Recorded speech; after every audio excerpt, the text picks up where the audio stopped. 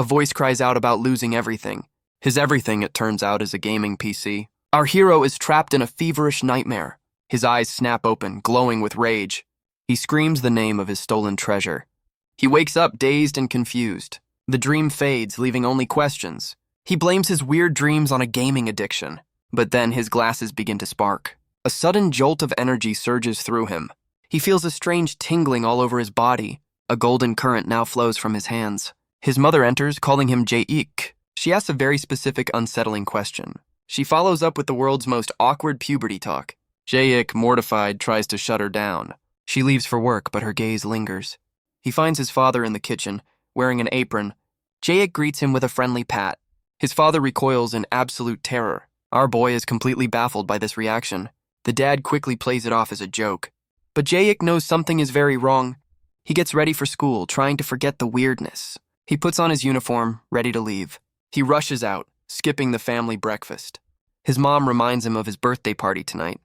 The moment the door closes, their faces go blank. They whisper that their son still has no idea, and the breakfast his father made was never meant to be eaten. Jae-ik walks to school, pondering his parents' strange behavior. He concludes it's just passive-aggressive nagging about his studies.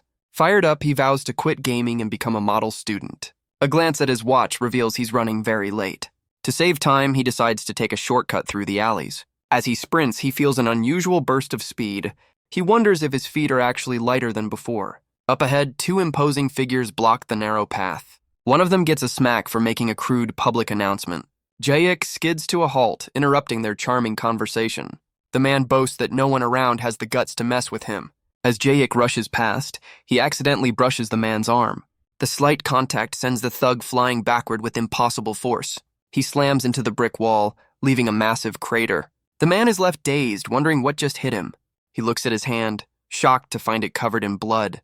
His friend calls out to a bewildered Jae-ik. The remaining thug corners our boy, demanding an apology. He grabs Jae-ik, accusing him of a full-on shoulder check. The injured man protests, but his friend sees a chance for a shakedown. He demands Jae-ik pay for his friend's hospital bills. Suddenly, a brilliant pillar of light descends from the heavens. A winged angelic being materializes in the sky above. Her golden eyes lock onto the scene, having found her target. Down below, Jae-ik nervously offers up his lunch money. The thug snatches the cash, demanding a much larger sum. He threatens to go after Jae-ik's parents for the money. Even the injured man tells him to stop, but the bully won't listen. As Jae-ik tries to leave, the thug aims a vicious kick. But a strange energy surges through the thug's eye, stopping him cold. The thug howls in pain, wondering if he just kicked solid rock. Before he can react, Jae-ik is caught by the winged woman. He looks up, completely lost in the sudden chaos. The angelic being smiles, having finally found her charge. She holds him protectively as ethereal feathers drift through the air. The thugs can only stare, debating her angelic fashion choices. But she cheerfully introduces herself as his personal guardian angel. The bully cracks his neck, unimpressed by the divine intervention. Her smile vanishes, replaced by a cold, judging stare. She declares that she's here to make the wicked pay for their deeds. In a blur of motion, she launches herself toward them. She is here to deliver a dose of heavenly justice. She appears between the two thugs in the blink of an eye. She asks for forgiveness for their sins, but only after she's done. A redemption kick sends the first bully flying. She moves with blinding speed, a blur of white and gold. The second thug receives a rehabilitating punch for his troubles. He's left bleeding, wondering what he did to deserve this. The angel lists his first crime, revealing nature's secrets. As he protests, she clenches her fist, adding another charge. His final sentence is an uppercut for the crime of public loudness. She sends him into the sky, proclaiming the power of a good thrashing. Dusting off her hands, she declares her work complete. The two thugs lie defeated, contemplating their life choices. The angel turns to Jae-ik with a triumphant grin. She solemnly identifies him as the ultimate Abraxas, then cheerfully calls him by his actual name in school. He's stunned until she points to the name tag on his uniform. But her knowledge, she explains, goes far beyond that. A scan reveals his power is only 8% activated, currently human tier. Convinced this is all a gaming prank, he asks if she tracked his IP address to find him. She explains her job is to be his support, which only confirms his theory they were duo partners. He bluntly tells her he's quitting gaming, and that she should probably stop cosplaying in public. Our hero lectures that game skills don't work in real life, conveniently ignoring the two guys she just wrecked. After a quick glance at the defeated thugs, he awkwardly admits that maybe they do work sometimes. Heir completely misreads the situation, convinced he's recalling epic battles from a past life. Desperate to escape the weirdness, he thanks her and tries to make a run for school. His attempt to lecture her only makes Heir admire him more for being so mature. Their conversation is interrupted by another student whose powerful entrance shatters the very air around her. The story then cuts to the imposing gates of his school, ominously named Purgatory High.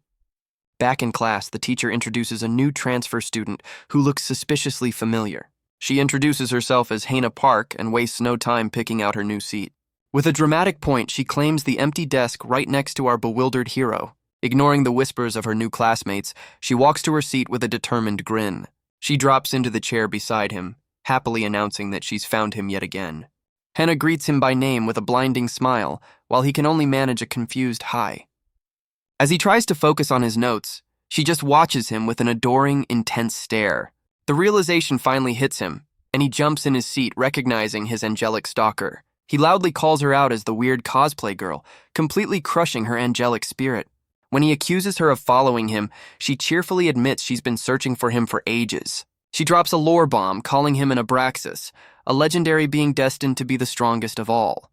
He can only stare back in confusion, questioning the bizarre title she just gave him. She excitedly explains OTT means over the top, comparing him to a legendary card from a game. Our hero, however, is completely unconvinced by her gamerspeak explanation. He bluntly asks if she has a gaming addiction, but she just says he hasn't awakened yet. He glares back, clearly thinking she's the one who needs a reality check. Hannah promises that very soon, his own body will prove her right by revealing its true power. He's left wondering what kind of true power a normal high school kid could possibly have. Later in art class, she warns him that his power is bound to emerge, no matter how hard he tries to hide it. And as he looks at his own artwork, he realizes with horror that she might be right. Back in art class, Jae-ik's hand moves with a mind of its own.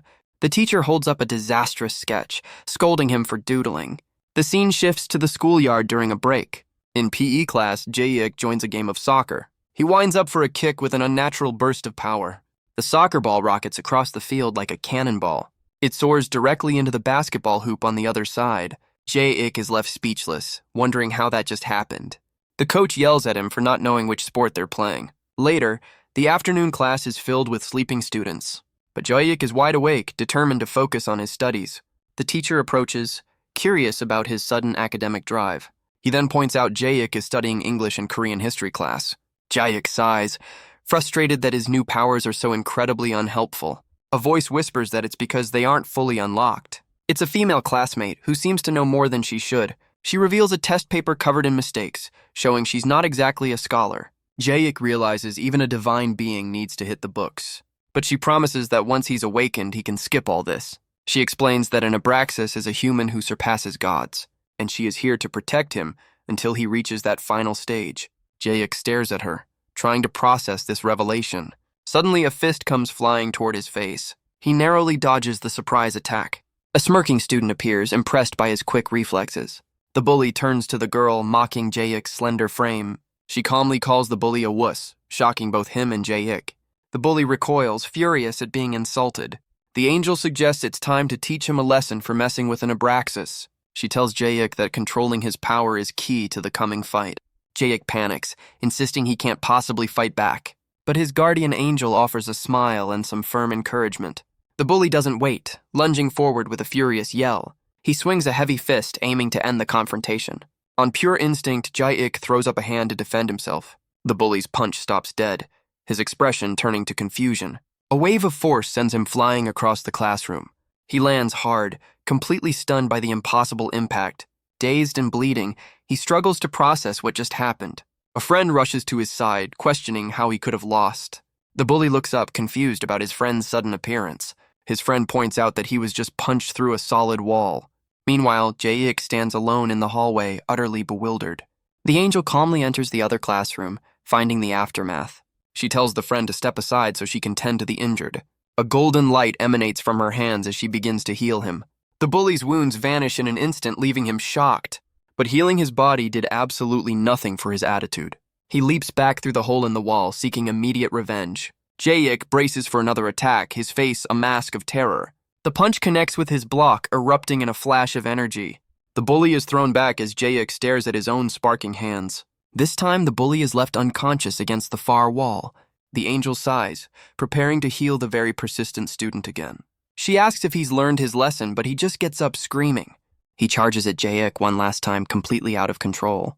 But something inside our boy finally snaps. A strange power freezes the bully in his tracks, his face filled with fear. Surrounded by a dark aura, Jae-ik unleashes his own attack. He moves with blinding speed, finally taking control of the fight. But before Jae-ik can land a blow, the angel intervenes. She intercepts the bully, taking control of the situation. A single, powerful slam ends the fight for good. For the third time today, she begins the healing process. The bully wakes up dazed, thinking he's a cartoon character. The angel rushes to Jae-ik, who is convulsing with dark energy. His eyes are glowing red, a sign that something dangerous is awakening. Just then, the bully's friend arrives, ready for round 2. The angel unleashes a wave of purifying light to calm them down. The two troublemakers are suddenly filled with wholesome thoughts. They've been instantly reformed into eco-conscious model citizens. With her work done, the angel dusts off her glowing hands. She then turns her attention to the massive hole in the wall. A wave of restorative energy seals the damage completely. Jae-ik comes to, confused about the miraculously repaired classroom. The angel touches the wall, sensing the lingering power. She realizes his awakening is progressing far too quickly. She grabs Jae-ik, her expression turning deadly serious. She warns him that he's awakened the waves of evil within, and that this surge of power has alerted those who dwell in darkness. Elsewhere, a demonic sigil flares to life, sensing the new power. A powerful being stirs from the shadows, its eyes glowing red. The demon sets out to find the source of the disturbance. Meanwhile, the original thugs from the alley return with their boss. She's a loan shark, and she's furious about her boy's failure. Her underlings are shamed for losing to a high school kid. They arrive at the school gates, intent on getting payback. The boss's eye twitches, sensing an unusual presence. She spots a mysterious man walking calmly down the street. The demon smirks, having finally located his target. The thugs stare, noting the stranger's horns and expensive clothes. The demon asks if he's found Purgatory High, ignoring the loan shark. He introduces himself with a sinister grin, a devil named Scarple. The loan shark's boss flinches, shocked by his declaration. But her shock quickly dissolves into mocking laughter. She finds his claim to be a devil utterly ridiculous. With a flash in her eye, she claims to be a devil herself. She's Ushi-jim, the local loan shark known as the Little Devil. The demon leans in close and calls her a complete wuss. Ushi-jim is enraged, her professional pride deeply wounded. Scarple reconsiders, suggesting she must be an undercover imp instead. He even provides a helpful and deeply insulting bestiary entry. Furious, Ushi-jim declares she's bringing out her ultimate weapon. Her underlings shudder in fear, knowing what's about to happen. She prepares to unleash a technique of pure, unadulterated terror. The demon watches with mild interest, curious about her second form. Her ultimate move turns out to be a disturbingly cutesy pose. The psychic damage alone is enough to stagger her own men. She reveals her true power, baiting an attack to file a lawsuit. The strategy is so infuriating, even her own crew wants to hit her. The demon remains completely unfazed by her bizarre legal trap. Her thugs, however, now worship her as the pinnacle of evil. She continues her strange performance, fawning over the demon. Her expression contorts into something truly unsettling. She doubles down on the act, trying desperately to get a reaction. One of her men finally snaps, but is held back by his friend. She taunts the demon one last time, but he just stares back coldly. Elsewhere, Jae-ik is sprinting away from his guardian angel. She easily catches up, grabbing him as he tries to flee. He finally breaks, screaming that she has ruined his peaceful life. He shoves her away, yelling that her being an angel is exactly the problem. He questions the logic of a divine being attending high school. He finally confesses that he's terrified of everything that's happening. The angel tries to comfort him, offering to share his inescapable burden. She offers a simple solution to his complex fears: friendship. Jae-ik seems genuinely confused by the very idea of them being friends. She points out that as classmates, it's the most logical thing to do. With a sudden burst of energy, she invites herself to his birthday party. He's taken aback, wondering how she knew about the party. She reminds him that guardian angel is a pretty comprehensive job title. She offers him an angel's blessing as a gift, a promise to fulfill his dreams. The offer hangs in the air, making Jae-ik consider the possibilities. He finally relents, but not without setting a ground rule. His one condition: she can't tell his parents she's an angel, She enthusiastically agrees, hopping onto his back in celebration. Her eyes begin to glow with a golden light as she prepares for takeoff. In a flash, she rockets them into the sky, much to Jaeik's horror. He panics about being seen, but her solution is simply to increase their speed. Down below, Scarple watches the spectacle while Ushijime continues her performance. The demon leans in close, his glowing eyes fixed on the loan shark. He finishes his sentence, calling her adorable with a sinister whisper. A strange sensation washes over her, a feeling of burning from within. The demon's words manifest as a psychic blow, striking her down. She sinks to her knees, defeated by a single terrifying compliment. Dazed and broken, she struggles to comprehend the attack. Her loyal underlings finally react, rushing forward to defend their boss. Scarple calmly states he won't attack them, snapping his fingers with a dark flourish. Instead, he simply aggravates all their pre-existing medical conditions at once. He even throws in a new ailment, musing that true evil is in the details. His crimson eyes narrow, a perfect picture of refined malevolence. Scarple looks up, recognizing the faint trail of an angel in the sky. He floats effortlessly above the ground, his mission clear. With a smirk, he mocks their amateur mistake of leaving a trace. As he flies off, the thugs below have a sudden, profound realization about life. The scene shifts to a quiet apartment building at dusk. Jaeik and his guardian angel land with a flash of light. She gently sets him down right in front of his apartment door. He immediately scolds her for the reckless flight, but she's just excited for the party. Jaeik begs her to act normal and keep the wings hidden inside. His father opens the door, noticing his son is shaking from the cold. The angel barges in, introducing herself as Hina, Jaeik's brand new friend. The father's face twitches, a flicker of recognition in his eyes. Hina's eyes glow, locking onto him with an icy, knowing glare. The father breaks into a cold sweat, clearly terrified by her presence. He stammers that everything is fine as she quietly tells him to stay in character. He awkwardly asks how Jaeik made a friend, who then fumbles for an explanation. The father presents a stunning birthday cake, surprising Jaeik. He explains that this birthday is a special one, a statement with a hidden weight. Just then, the doorbell rings, and Jaeik wonders who else could be there. A dark, unfamiliar silhouette waits on the other side of the door. It's Scarple, holding a gift and crashing the party as a future classmate. Both Hina and the father react with pure, unadulterated shock. Jaeik is just confused by the stranger who doesn't even know his name. Scarple smoothly recovers, throwing an arm around our boy like an old friend. The father makes a hasty retreat to the kitchen as Jaeik goes to change. The moment he's gone, the dad's friendly facade shatters into pure rage. A massive blast of energy sends the demon flying through the apartment. Scarple is thrown out the window, plummeting towards the street below. The angel's eyes flare with power as she prepares to act. She launches herself toward the broken window, ready to join the fray. Hina hovers outside, accusing the demon of trying to corrupt the boy. Scarple dismisses her claims with a fiery glare. He argues that Jaeik's power surge is a direct result of evil's influence. Drawn by the noise, Jaeik cautiously peeks out from his room. He jumps back, startled to see his father standing calmly in the kitchen. Jaeik rushes to the broken balcony, yelling at them to stop their fight. He begs them to stop making a mess, while Scarple offers to fix it. His fix involves summoning demonic steel bars, which is not helping. With a flash of light, the window is restored, as the father watches in horror. Hina warns Scarple to back off, but he claims modern devils are quite polite. He even brought a gift, unlike some angels he could mention. He opens the box, revealing a crystal orb that can show the future. Jaeik is captivated by the offer, while Hina remains deeply suspicious. Meanwhile, the dad makes a strategic retreat into the shadows. Scarple grins, inviting Jaeik to discover his ultimate destiny. His crimson eyes glow, promising a glimpse into the unknown. The orb flares to life, posing the ultimate question of good versus evil. A rapid, blurry vision flashes before their eyes. The trio is left completely baffled by the high-speed preview. Jaeik complains that the vision was faster than his online lectures. He stares at a distorted image, wondering if his future is just blurry. Scarple decides to give the orb a little demonic adjustment. A dark, menacing silhouette now fills the vision, much to his delight. Hina has seen enough, interrupting the viewing with a powerful slap. The demon is sent flying as she calls him out for his cheap tricks. Scarple recovers, now in a more demonic form, mocking her hypocrisy. Hina's own form shifts as she warns him that her patience is wearing thin. But it's Jaeik who finally reaches his breaking point. He screams at them for turning his birthday party into a disaster zone. He begs them to stop before his dad sees, completely unaware of the truth.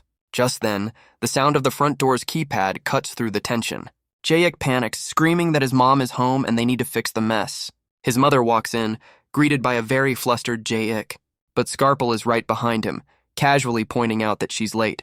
She freezes, recognizing the demon who warns her not to break character. She plays along, welcoming the uninvited guests with a very forced smile. The dad reappears with the cake, trying to salvage the world's most awkward party. The result is a deeply uncomfortable silence around the birthday cake. His father breaks the silence, asking for a way to light the candles. Scarple's eyes gleam with a particularly unhelpful idea. He offers a solution straight from the underworld, a ball of pure hellfire.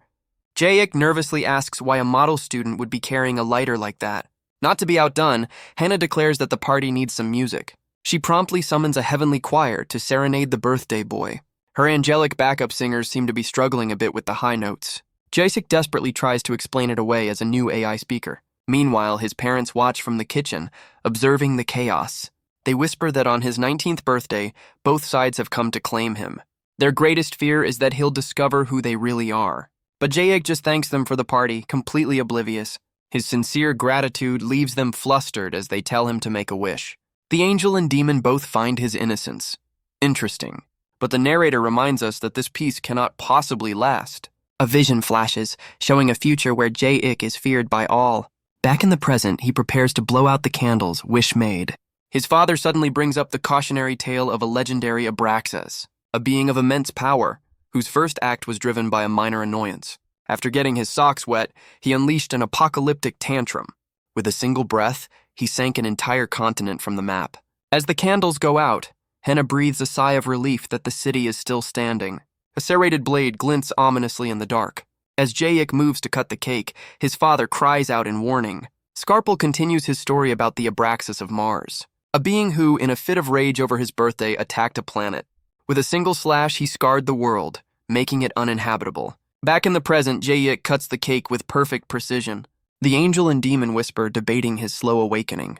They decide his birthday wish will reveal his true path.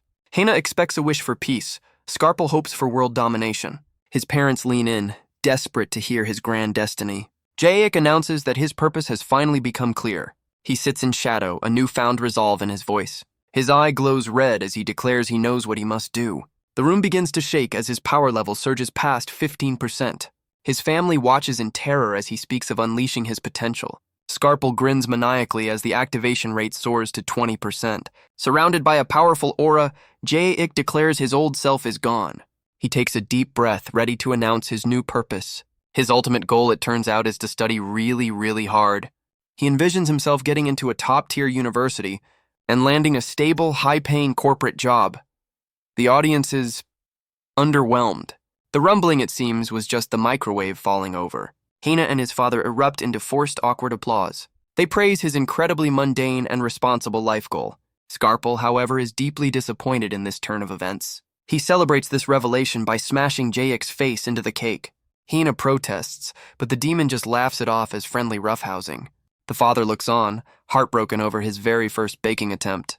Jae-ik, covered in frosting, heads off to clean himself up. Scarple scoffs, unimpressed by the boy's slow progress and reflexes. Scarple wonders if there are other conditions for the boy's awakening. He snaps his fingers, realizing they've forgotten the ultimate sign. With a flourish of demonic wings, he declares Jae-ik is destined for darkness. Hannah counters with her own angelic light, insisting his wings will be white. She argues his noble wish proves he's on the path of good. But Scarple reminds her of the evil energy he sensed from the boy. He explains that Jae-ik has two sets of wings, one good, one evil. Hannah refuses to believe it, certain the good in him will prevail. She vows to prove him wrong, as Jae-ik's parents look on in despair. The celestial beings turn to the parents, giving them new orders. They will both continue guiding Jae-ik, one toward light, the other to shadow. The parents protest, reminding them their 19-year contract is up. But their service has just been officially and non-negotiably extended.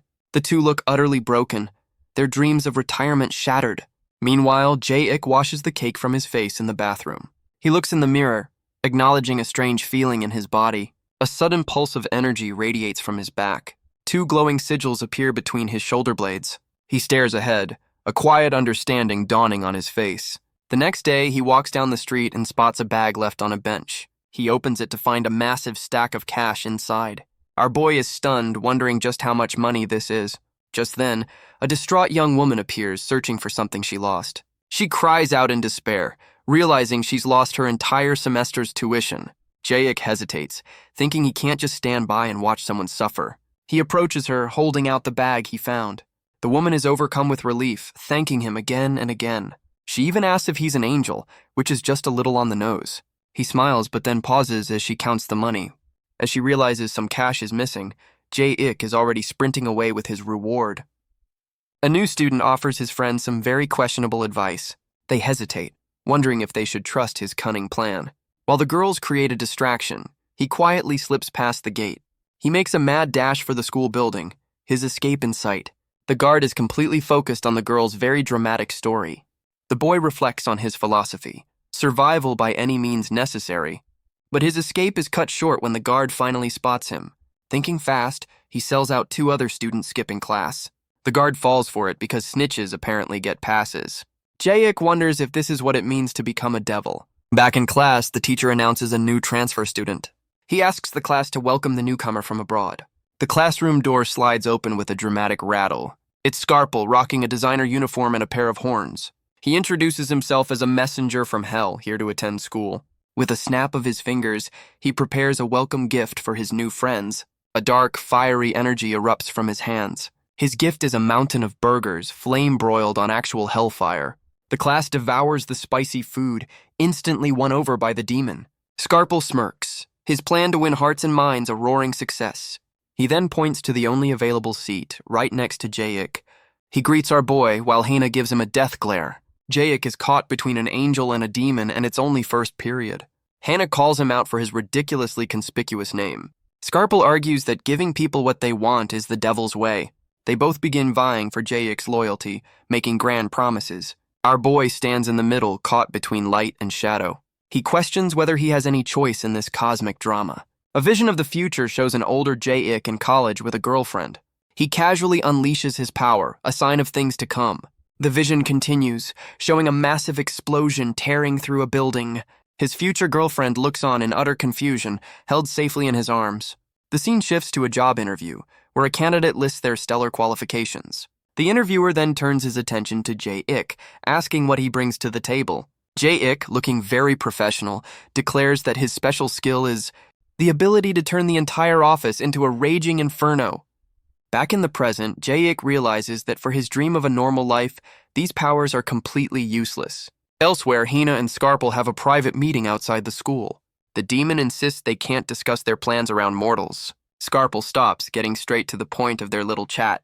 He demands that Hena hand over Jae-ik to the forces of darkness. She refuses, declaring that the boy is heaven's last hope. Scarple's face twists into a shadowy grin as he mocks her naivety. Hannah's eyes glow, believing the demon has walked right into her trap. But a dark sigil flares to life beneath her feet, revealing his counterplan. Demonic chains erupt from the ground, binding the angel completely. Scarple waves goodbye, pleased with his morning's work. He leaves her behind, off to help Jae-ik make his choice. The scene shifts to a quiet hallway inside the school. A new student with an eye patch walks past, minding his own business. Scarple appears, immediately taunting the student with a very specific insult. He leans in close, repeating the word until the student's temper begins to fray. The student slams his fist against the wall, only to find it impossibly hard. Scarple continues his psychological attack, pushing the boy closer to the edge. A nearby student's innocent craving for sushi becomes an accidental trigger. The eye patch-wearing student snaps, grabbing the boy in a rage. Even a conversation about a wisteria tree sets him off. Apparently, he has very sensitive ears. He throws the poor student out the window, completely losing control. Scarple laughs, enjoying the chaos he's created with a single word. But a brief flashback shows a shy girl asking him if he likes flowers, hinting at a softer side. The eye patch student tries to play it cool as a girl offers him flowers. But her kind words about the hydrangeas only seem to make him tremble. He collapses, admitting that the insult has completely broken him. He rages against the monster who taunted him, feeling utterly powerless. A hand reaches down, offering a solution to his despair. Scarple offers him the chance to wield the very same kind of power. The student looks up, desperate to know how to get it. A demonic light reflects in his tear-filled eye. The demon explains the terms. A simple deal is all it takes. The red glow of a predator's eye fills the screen. The boy panics, assuming he has to sell his soul for a bargain price. But Scarple isn't interested in souls. He just wants the boy to get revenge. Fueled by rage, the student clenches his fist and accepts the offer. A dark energy flows from the demon, entering the boy's mind. He screams as demonic power surges through his body. The transformation is agonizing, a baptism by hellfire. A new tattoo appears on his hand, marking him as the #1 thug. He roars, declaring himself the strongest man on earth. Scarple calmly corrects him, downgrading his title to strongest in the province. The newly empowered student celebrates his newfound confidence. Elsewhere, Jaeik stands on a rooftop, contemplating his own destiny. He looks to the sky, thinking about the awakening he never asked for. He reveals the sigils on his back, useless for his dream of a good career. With a solemn look, he decides his future will not be dictated by fate. He cues up a very dramatic song on his phone for the occasion. His grand gesture involves pulling out a pain relief patch. He slaps it on his shoulder, ready to cast off his metaphysical chains. With 2 patches covering his sigils, he declares his own kind of awakening. He needs a good test score, not superpowers, to live a normal life. With grim determination, he vows to lock his powers away for good. He pushes open the rooftop door, ready for a new beginning. This, he declares, is the path he has chosen for himself. But his quiet moment of resolve is immediately interrupted. The demon's new champion bursts through, his eyes glowing with rage. Jaeik tries to de-escalate, asking if he's okay from studying too hard. The student's only answer is a fist crackling with dark energy. He lands a devastating blow, accusing Jaeik of looking down on him. The impact sends our boy's glasses flying as he coughs up blood. He's thrown backward, right off the edge of the school roof. A cloud of dust marks his brutal landing on the ground below. From above, Scarple watches the chaos he's unleashed. His plan was simple: use a trigger to awaken Jaeik's evil waves. He smirks, confident that his little experiment will be a success. Elsewhere, Hina is still bound by demonic chains. She feels the surge of dark power, wondering what's happening. Back on the roof, the empowered student leaps down to finish the fight. He lands with enough force to crack the pavement. Jaeik struggles to his feet, his body battered and bruised. But a strange, cold aura now surrounds him, his eyes glowing blue. The student hesitates, surprised by this sudden transformation. Jaeik insists he doesn't want to fight, his voice strained. But his attacker recounts his humiliation, his pride deeply wounded. He glares, his rage burning brighter than ever. With a roar, he charges forward for another attack. This time, Jaeik stands his ground, ready for the impact. The student mocks him for trying to play the hero. He demands Jaeik fight back with the same power as before. Jaeik finally unleashes a counterattack of his own. His fist connects squarely with the student's jaw. The force of the blow sends his opponent's head snapping back. The student unleashes a furious barrage of punches. But Jaeik just stands there, trying to talk him down. He pleads with the boy, asking him to stop the fight. His attacker is stunned that his blows have absolutely no effect. Jaeik notes that the punches barely even tickle. From above, Scarple observes the one-sided beatdown. He concludes that Henna's influence has made the boy far too soft. Deciding to intervene, he spreads his demonic wings. He seizes control of the student, manipulating him like a puppet. The boy screams as a new, uncontrollable power surges within him. Scarple gives his new pawn a little demonic push. The student's body contorts, overwhelmed by the dark energy. He roars, transforming into a horned, monstrous version of himself. His eyes now glow with a malevolent red light. Jaeik can only watch, confused by the sudden power-up. A flash of red appears in his own eye, a sign of his awakening. The transformed student lands a devastating punch. Jaeik finally flinches, admitting that one actually hurt. His opponent grins, reveling in his newfound strength. He grabs Jaeik, taunting him for his weakness. He follows up with a powerful blow to the gut. He lifts our boy into the air, ready for another strike. A brutal knee sends Jaeik reeling backward. The impact sends him flying across the pavement. But he gets up, his expression now cold and determined. The student celebrates, convinced he's the strongest there is. Just then, Hina arrives on the scene, looking furious. She sees Scarple controlling Jaeik, forcing him into the fight. She kicks off her slipper, preparing to deliver some justice. A trash disposal kick connects squarely with the demon's face. Scarple's hand snaps, unleashing tendrils of dark energy. The energy strikes his puppet, severing the connection. Scarple hits the ground, impressed she broke free so fast. She lands, calling his trap amateurish at best. But the demon sees through her tough act, noting her fatigue. In a flash, he closes the distance between them. He catches her in a chokehold, taking advantage of her weakness. The demon tightens his grip, trying to subdue her. He lifts her effortlessly, mocking her previous attack. But Hina wasn't caught. She was waiting for an opening. A powerful kick sends the demon reeling across the rooftop. He lands hard, stunned by her powerful counterattack. She declares that his cheap tricks are getting predictable. Scarple just smirks, impressed by her resilience. He then prepares another, more powerful spell. This time, demonic chains shoot out, binding her completely. She struggles against the chains, questioning his very specific hobby.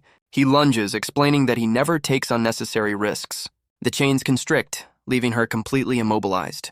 But a massive surge of power erupts from below. It's Jae-ik, unleashing a wave of energy that shatters the chains. The sheer force of his rejection sends them both flying. They land in a heap, taken out by a kid who just wants to be normal. Jae-ik stands in the aftermath, his voice quiet but firm. He declares once more that all he wants is a normal life. Scarple tells Hina this is proof of the darkness within him. He explains that Jae-ik must embrace his evil to truly awaken. The transformed student is enraged by Jae-ik's wish. He screams that if Jae-ik won't use his power, he should give it up. With a final roar, he launches one last desperate attack. The transformed student winces, his face contorted in pain.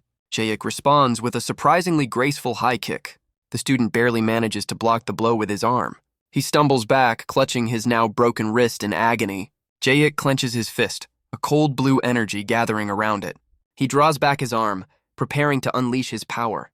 With a furious cry, he slams his fist into the ground. The concrete shatters on impact, sending debris flying. A massive shockwave erupts, shaking the entire rooftop.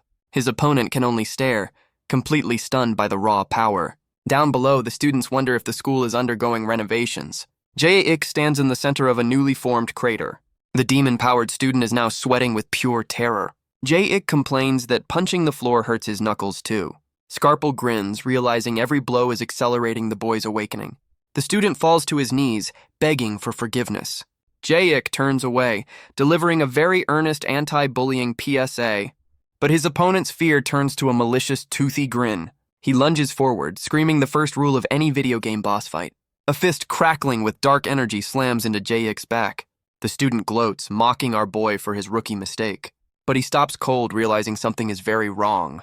Steam rises from Jae-ik's back. The punch had absolutely no effect. Jae-ik turns slowly, his eyes glowing with an icy blue light. The student stumbles back, unable to believe his attack failed. Scarple cackles, delighted that his plan is finally bearing fruit.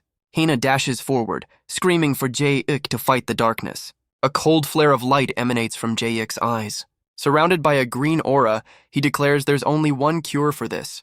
The transformed student can only watch, paralyzed by fear. A dark green aura erupts around Jae-ik as he winds up for a punch. Hina screams for him to stop, warning that he's becoming dangerous. The demon-powered student can only shield his face in terror. Jae-ik declares this is for those who won't accept peace. Hina throws up a shield, protecting the student from the incoming blow. The impact unleashes a massive wave of concussive force. She pleads with him, insisting he has to stop this madness. But Jae-ik just grits his teeth, lost in his own power. Scarple watches with a snack, noting the activation rate has hit 41%. The numbers continue to climb, a terrifying countdown to disaster. As it hits 45%, Henna's desperate shield begins to crack. The barrier shatters into 1,000 pieces of light. The student grabs Hina, trying to shield her from the blast. But she shoves him aside, taking the brunt of the force herself. A massive explosion engulfs the entire rooftop in light. Jae-ik stands in the aftermath, declaring his peaceful life is over. His eyes flash, announcing he's made a 179-degree turn. Hina breathes a sigh of relief that he hasn't gone full evil just yet. But she knows he's already far too powerful to control. Her shields, she realizes, are now completely useless against him. As the student gets up again, Hina prepares for another round. Jae-ik watches them with a cold, unfeeling gaze. She summons a mega shield, a desperate attempt to hold the line, but it shatters instantly, throwing her backward. Jae-ik charges forward as Scarple celebrates the release of his evil waves. Hina powers up, her entire body glowing with divine energy. She unleashes her ultimate defense, a massive Giga Shield. Jae-ik meets it with a furious barrage of unrelenting punches. This, Scarple notes, is the last-minute Wildcat train skill. It's a sign that Jae-ik is losing all reason and control. The activation rate surges past 50% as he pummels the shield. He's completely lost in a blind, destructive rage. With a final, deafening clang, the Giga Shield is obliterated. Hina is thrown across the rooftop, unable to stop his assault. Sprouting her wings, she tries to regain control of the situation. She catches the demon-powered student, realizing he's just a victim. He thanks her for saving him, still dazed from the chaos. She asks if he's okay, still calling him a wuss out of habit. He protests the nickname, but she's too tired to care. She pushes him to safety, warning that Jae-ik is about to turn evil. Hina launches herself toward Jae-ik, begging him to stop his rampage. But Jae-ik is lost in his own mind, feeling a strange new sensation. He stands between two paths, feeling desires he's never known. He wonders if this is the feeling of his powers finally unleashed. A dark fire burns behind his eyes as he embraces the power. His face contorts, a manic grin spreading across his lips. Suddenly, a hand grips a glowing hilt, apologizing for what's to come. Hina drives a strange object into his back to stop his rampage. The surge of power instantly vanishes, replaced by a new thought. He decides that winning fights is for losers. Real winners win at life. The dark energy dissipates as he slumps forward, completely pacified. She used the legendary straw of calm down man. Yes, really. Scarple rushes in, furious that she used such a cheap trick. Jae-ik is left reeling, completely baffled by the sudden mood swing. But Scarple grabs the other end, refusing to let her win so easily. A new wave of rage washes over Jae-ik, even stronger than before. The demon whispers in his ear, urging him to embrace his true nature. It turns out the straw is collapsible, designed to dig out deeper anger. He's caught in a psychic tug-of-war between angel and demon. The other student can only watch, realizing he's in a different league. The student smirks, still convinced he's the #1 thug. But the tattoo on his hand now reads, "No 285 nerd." Reality hits hard. Jae-ik is caught in a mental war, torn between rage and reason. His eyes flash with a sudden, profound understanding. A wave of energy erupts, pushing everyone away from him. He realizes that if these powers came to him, he can also let them go. Hina and Scarple watch as his activation rate plummets in real time. He embraces the light, declaring he has achieved non-possession. The celestial beings are stunned. He's mastered a legendary skill of nothingness. A calm, composed Jae-ik now looms over his defeated opponent. He explains he's traded his useless powers for a new one. His ultimate ability, it turns out, is the power of positive thinking. The student is moved to tears, asking if he can truly be forgiven. Jae-ik helps him up, and the two walk off as reformed best friends. Hina is delighted by this outcome. Scarple is just disgusted. She beams with pride, impressed he chose the path of an angel. The demon can't believe Jae-ik has the power to control his own awakening. The two new friends wave goodbye, promising to greet each other with a smile. Later that evening, Jae-ik arrives home, happy and at peace. His parents greet him as he shares he had an eye-opening day. He clenches his fist, promising to make the most of his life. But as he walks past, his parents' friendly faces fall. Their expressions turn cold, their true nature showing through. The father gushes over how pure his son is, but the mother is not convinced. Her eye glows with a sinister red light, a plan forming in her mind. She opens a drawer, revealing a book bound with a demonic skull. Stepping onto the balcony, she pulls out an old flip phone. The phone rings, its cheerful tune about making hell a better place. A demonic servant on the other end complains about the interruption. She declares she's calling the boss. Scarple is clearly too soft for this job. A voice from the depths of hell confirms the request has been accepted. Deep within an endless abyss, a lone figure has been imprisoned. This is the lowest level of hell, a place for the truly irredeemable. And now, a voice from the mortal world is calling out a name. She is summoning a being known only as a hellbound destroyer, a creature whose sole purpose is to leave nothing but ruin in its wake. She calls out his name, Mercurochrome, declaring him free at last. From behind the bars of his eternal prison, a single red eye gleams. The armored demon stirs, questioning if his freedom is finally real. Back in the apartment, Jae-ik's father is having a complete meltdown. He can't believe his wife has just summoned a Satan-grade devil. He argues that their 19-year plan has failed, but this is going too far. He pleads with her, genuinely worried for Jae-ik's safety. But she crushes his finger, reminding him their job isn't to prevent harm. She accuses him of getting attached, of letting foolish sentiment interfere. He stares at his injured hand, stunned by her absolute coldness. As she fumes with demonic energy, he begs her to lower her voice. They both freeze, realizing their argument was not as quiet as they thought. Jae-ik stands in the doorway, having overheard every single word. Elsewhere, a quiet city intersection begins to rumble ominously. The asphalt cracks and shatters as something pushes up from below. A massive silhouette erupts from the ground with explosive force. A pillar of dark energy marks the arrival of a new player. The armored demon lands, his glowing eyes scanning the new world. Mercurochrome, the daredevil destroyer, breathes the surface air at last. He roars, feeling a surge of power he hasn't known in centuries. His glowing eyes narrow, ready to unleash untold destruction. His internal scanner helpfully labels everything as destructible. It's a target-rich environment, but his summoner gives him a mission. Capture J-Ik first, then he can have his fun. Mercurochrome begins his march, noting she never said he had to bring the boy back alive, but the destroyer's grand entrance is met with a chorus of angry car horns. He brandishes a massive scythe, unconcerned with mortal traffic laws. His philosophy is simple. If you block his way, you will be destroyed. He unleashes a massive blast of energy, declaring he doesn't believe in legends. The beam carves a path of utter devastation straight through the city. He stands in the wreckage, dismissing the Abraxas as an overblown myth. He plans to write a new legend, one where he comes out on top. Back in the apartment, J-Ik struggles with the truth he just overheard. His parents try to play it off, claiming it was just a TV show plot. But J-Ik isn't buying it, screaming for his father to tell him the truth. The father breaks instantly, bowing and confirming he's not his real dad. The mother is furious, but her husband just whimpers that he's a terrible liar. She flinches, knowing there's no way to talk their way out of this. J-Ik turns to her, his voice heavy, realizing she isn't his mother either. Her silence is all the confirmation he needs. He slowly takes off his glasses, his expression hardening. A strange aura surrounds him as he demands to know everything. His parents can only watch as his latent power makes the room shake. The mother sighs, finally resigning herself to telling the whole story. She begins her tale long ago when heaven and hell were at war. A stained glass window illustrates the endless conflict between the two realms. The war dragged on for 1,000 years, leaving nothing but ruin. To end it all, they agreed to a final duel between two champions. J-Ik yawns, asking for the 5-sentence version of this epic lore dump. She informs him that was merely the introduction. She names the champions, the archdevil Baal and the archangel Seraphim. Their legendary fight would be known as the Duel of the Valhalla Rift. J-Ik shushes his father, who gets defensive over the archangel's name. In a flashback, the archdevil Baal taunts his opponent before their battle. The archangel Seraphim appears, ready to answer with the power of light. Their final attacks collide in a blinding explosion of energy. But even after 1,000 years, their brutal duel was far from over. The battle raged on, shattering the very foundations of their world.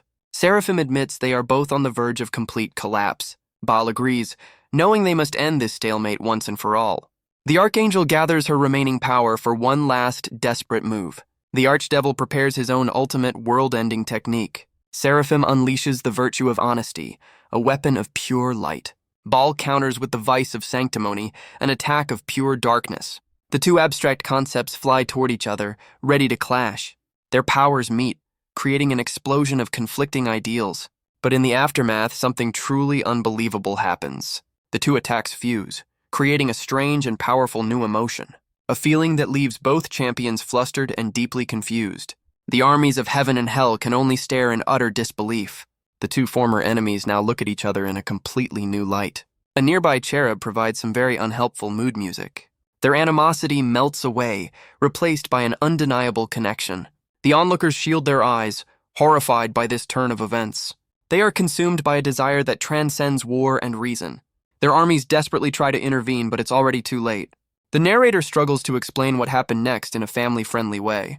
J-Ik's father tries to shield him from the awkward details of the story, but his mother insists that at his age he should know the truth. She continues, explaining that the inevitable finally took place, and from that union of light and darkness a child was born. J-Ik is left speechless, realizing he is that very child. But his father taps his shoulder, revealing the story isn't over yet. J-Ik listens intently, his world completely turned upside down. Elsewhere, a group of thugs wonders about the source of all the commotion. Ushijime and her crew survey the destruction, contemplating a career change.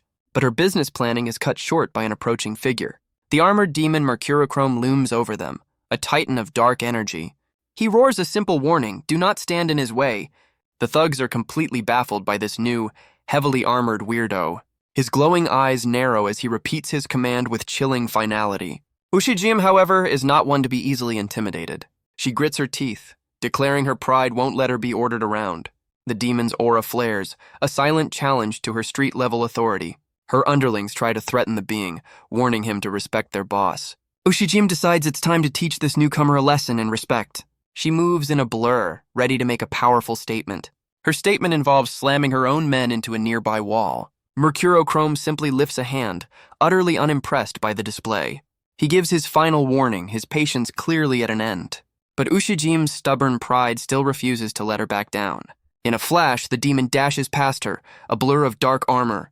He offers her a place beside him, and she surprisingly accepts. He asks for directions, and she politely tells him to go around the block. The demon clenches his fist, deeply offended by the concept of a detour. He raises his scythe, screaming that "go around" is not in his vocabulary. A massive blast of energy obliterates the building blocking his path. He stands in the rubble, declaring he only moves in a straight line. When there is no road, he explains, a strong person makes one. Ushijime is instantly converted, having witnessed true, unadulterated power. She abandons all pride, admitting she's drawn to overwhelming strength. With manic devotion, she rushes to follow her destructive new idol. The demon roars again, this time telling her not to stand in front of him. She immediately kneels, offering to be his human navigation system. He accepts, and she begins crawling ahead, guiding the destroyer on his path. The mother continues, explaining why he's been important from the start. She believes she's the only one who can tell the story properly. His father adds that news of his birth spread like wildfire. It sparked whispers of an ancient prophecy about the ultimate Abraxas, a being destined to awaken at 19 and become invincible. The prophecy's final question: would he choose the angels or the devils? But many dismissed the tale as nothing more than an old legend. In the highest courts, the debate raged on, fueled by disbelief. The devils declared their intent to claim the child for themselves. The angels protested, arguing the boy would stand with the light. They claimed he was a product of love, destined for heaven. The devils countered that he was born of desire, a future champion of hell. The argument is reenacted with a little too much dramatic flair. Jaek asked them to skip the dinner theater and get to the point. Unable to agree, the two sides decided to forge a contract. A pact was made. 2 preservers would watch him until he turned 19.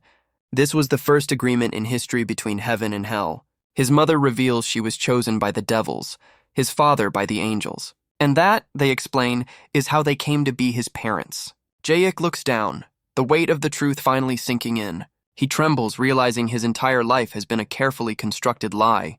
A wave of power erupts as he screams, his world shattering around him. His father cowers, but his mother remains cold, daring him to rage. She knows that once Mercurochrome arrives, this will all be over. Elsewhere, the destroyer continues his march, led by his new guide. She points to their destination, stirring a memory of crossing the Styx.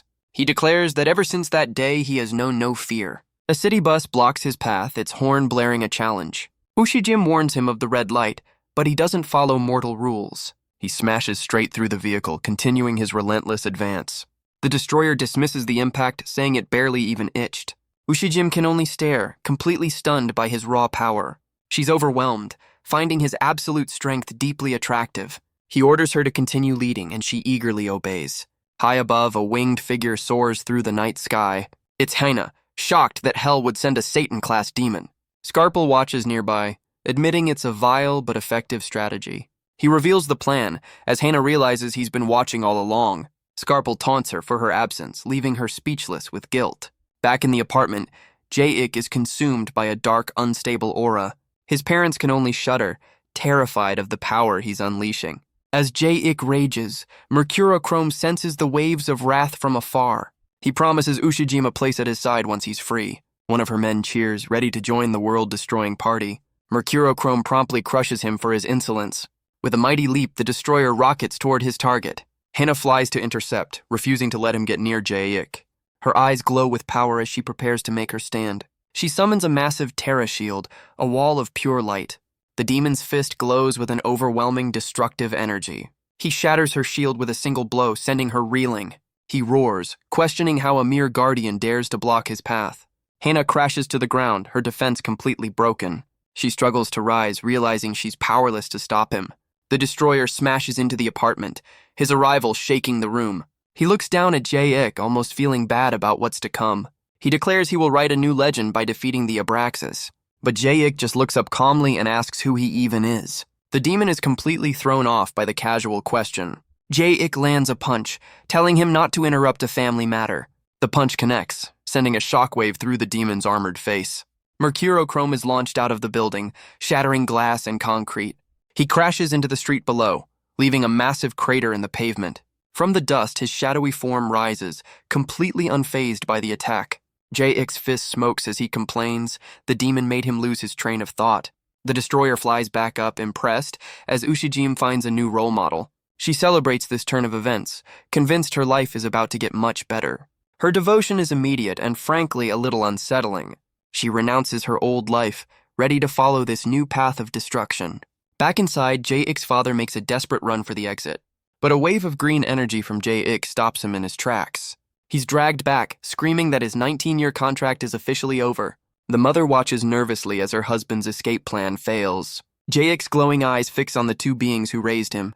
He reaches out, his power extending toward them both. The mother is stunned, realizing his powers are evolving at an alarming rate. They're both lifted into the air, begging him not to destroy them. The father panics, confessing they were just pawns following orders. He tries a more emotional approach, reminding Jae-ik of their past. He tearfully admits he truly tried to be the father Jae-ik deserved. The mother, however, is furious at his sentimental outburst. Her own rage flares as she accuses him of finally being honest. The two then start screaming at each other, demanding a divorce mid-abduction. Jae-ik's voice cuts through the chaos, ordering them to stop. He unleashes a wave of force, telling them not to fight in front of him. The blast sends his foster parents flying out of the apartment. He stands alone in the wreckage, a figure of immense, uncontrolled power. Floating outside, the two quickly apologize for their behavior. Hina and Scarpel watch from afar, noting his power is skyrocketing. Hannah realizes with dread that this is getting far too public. Hannah looks down, her eyes confirming her worst fears. A crowd has gathered below, witnessing the impossible destruction. She knows they have to erase this entire event from history. Scarpel, ever the team player, wishes her the best of luck. She gives him a swift kick, ordering him to deal with the other demon. He complains about her methods, but is happy to be out of cleanup duty. Frustrated, she prepares for the massive citywide task ahead. But she steels herself, ready to do what must be done. She soars over the ruined city, ready to make the ultimate sacrifice. With a cry, she unleashes a wave of restorative energy. Meanwhile, Scarpel drags the unconscious destroyer away from the scene. He opens a swirling portal, a one-way ticket back to the underworld. He unceremoniously dumps the demon back where he came from. With a casual wave, he sends his regards to the big boss downstairs. High above, Hina pours every last ounce of her power into the spell. A pillar of light explodes, blanketing the entire city. The damage is undone in an instant, the city made whole again. The people below are left dazed, their memories of the chaos wiped clean. A bus driver dismisses the destruction as just a bad dream. The entire city returns to a state of perfect, mundane normalcy. The crowd's panic is replaced with simple, everyday confusion. But the massive spell has taken a heavy toll on the angel. She feels dizzy, her energy completely and utterly spent. Her body gives out, her consciousness beginning to fade. She hangs motionless in the sky, completely vulnerable. Her wings of light dissolve and she plummets toward the ground. A fallen angel, helpless as she falls from the heavens. But Scarpel appears, catching her just before she hits the ground. He looks down at her, cynically wondering if this is some kind of trap. He knows he has a very unbelievable story to tell, if anyone were to ask. Scarpel holds the unconscious angel, noting her fall would be very convenient. A sinister grin spreads across his face as he mocks her weakness. His crimson eyes gleam, a silent reminder that he is, after all, a devil. With a flourish, he sends her on a very literal trip to hell. Back at the apartment, a single light burns in the quiet night. Inside, Jae-ik stands amidst the wreckage, his foster parents cowering. The father offers a terrible pun as an apology, earning a glare from his wife. Jae-ik's hand reaches down, picking up a shattered picture frame. He stares at it, the weight of 19 years of lies crashing down.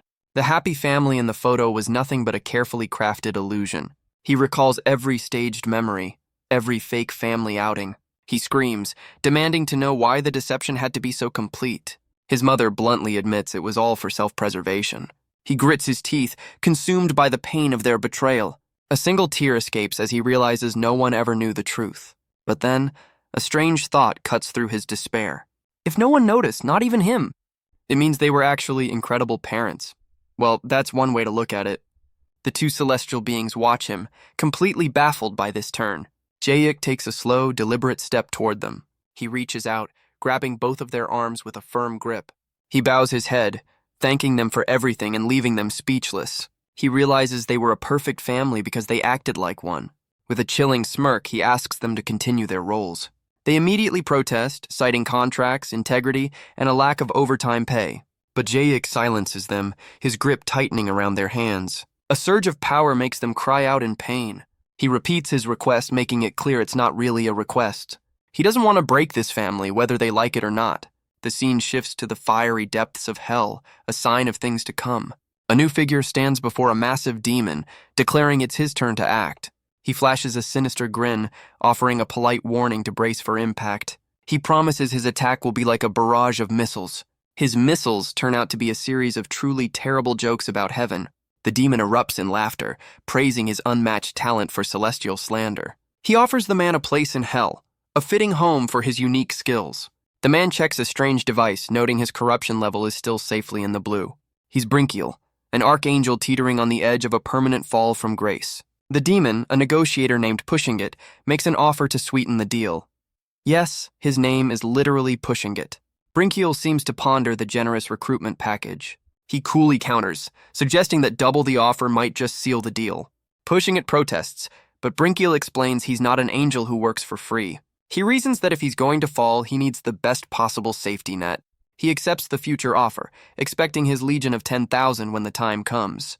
For now, however, he still has some angelic duties to attend to. Brinkiel walks through hell, critiquing the decor like a disgruntled interior designer. He continues his review, complaining about the lack of amenities and the awful smell. In the distance, he spots a group of small, shrieking creatures. A pair of local imps look up, surprised by the visitor. They immediately recognize him as an angel and demand to know his business. One of them screams for the others to attack the intruder. Brinkiel casually trips the first charging demon without even looking. He sends another one tumbling, chiding them for attacking their future boss. A simple kick sends one of the imps flying through the air. Another is booted away with effortless, almost bored precision. He gracefully dodges an incoming attack, moving like a shadow. He lands a powerful blow, lamenting the lack of experience points from these low-level mobs. The impact sends a shockwave across the cavern floor. The imps are left in a defeated smoking heap on the ground.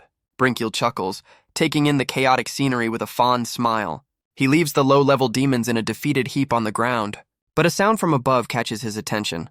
A lone figure plummets into the fiery depths of hell. Brinkiel looks up, wondering if an angel is actually falling from the sky.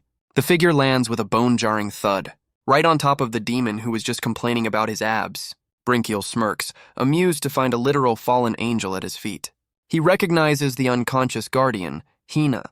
He correctly deduces that she must have failed her mission, which means his own time to act is fast approaching. The story flashes back to a time before the mission even began.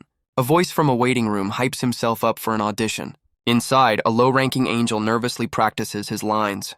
A devil intern peeks in, wondering if this is the right place. The two are horrified to learn they're working together. A voice from a speaker suddenly calls them to attention. They've been chosen to act as parents in the human realm.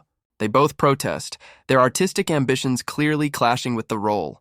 But the speaker offers them a deal, a 19-year gig for a promotion. The promise of career advancement gets their immediate attention, and the mention of bonus points seals the deal completely. Fired up, they vow to become the greatest actors in history. Back in the present, they sit in awkward silence at the dinner table. Jayik watches TV, completely oblivious to their inner turmoil. He finds a report on crashing stock prices absolutely hilarious. His laughter only makes his foster parents more uncomfortable. The father makes a desperate dash for the kitchen to escape. In his panic, he accidentally crushes a chair with his angelic strength. Jayik calmly declines the water as his mother sighs in frustration. The father struggles with the chair, calling his son considerate. Jayik compliments the fish cake, asking for it again tomorrow. His mother nervously admits it was delivery, but agrees to his request. He then cheerfully admits his room is a mess, baiting a classic mom lecture. But she just tells him to do as he pleases, as he leans in with a stern look. The foster mother can't even meet his gaze, clearly intimidated. His eyes glow as he demands her cooperation in maintaining their happy family. Later, his parents wash dishes in a deeply uncomfortable silence. The father whispers that their plans have failed, since their son now hits like a truck. But he smirks, revealing he also called for secret backup. She scoffs, certain that no amount of backup can handle him now. A sudden flash of red light startles her from her thoughts. The father grins with a truly unsettling demonic expression. She calls him out on the creepy face, which he claims was completely involuntary. The scene shifts to the pristine, sunlit halls of the heavenly realm. A winged figure descends gracefully from the sky. He unceremoniously drops the unconscious Hina onto the floor. She slowly begins to stir, battered and confused. Dazed, she wonders if she's died and gone to heaven. A voice confirms she's an angel who spent all her power, calling her a kind half-wit. She recognizes him as a first-class archangel, but he looks away awkwardly. A voice from the heavens corrects her.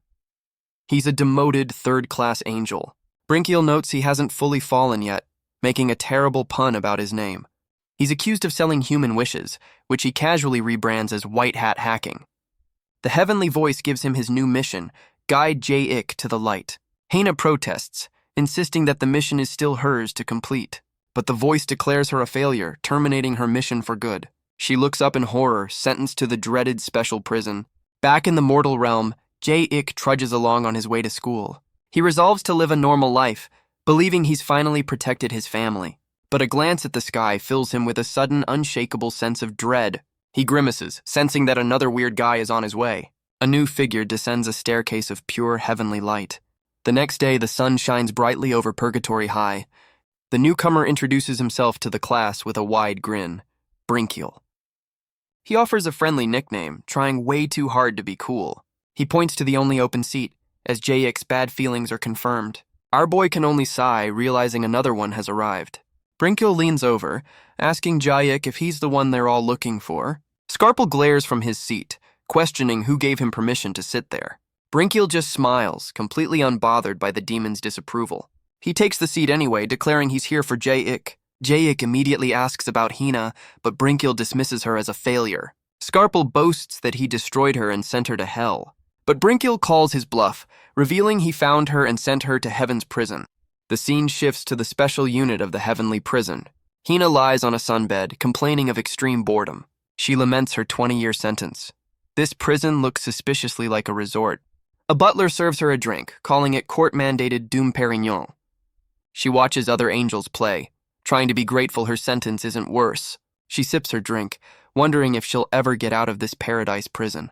Back in class, the teacher warns everyone about his strict no-phone policy. Brinkiel mocks Scarple's lie as Jae-ik realizes Hina is truly gone. He feels a strange pang, admitting to himself they were getting close. A sudden thought strikes Scarple, a light bulb flickering above his head. He asks how an angel entered his realm, but Brinkiel claims to have a permit.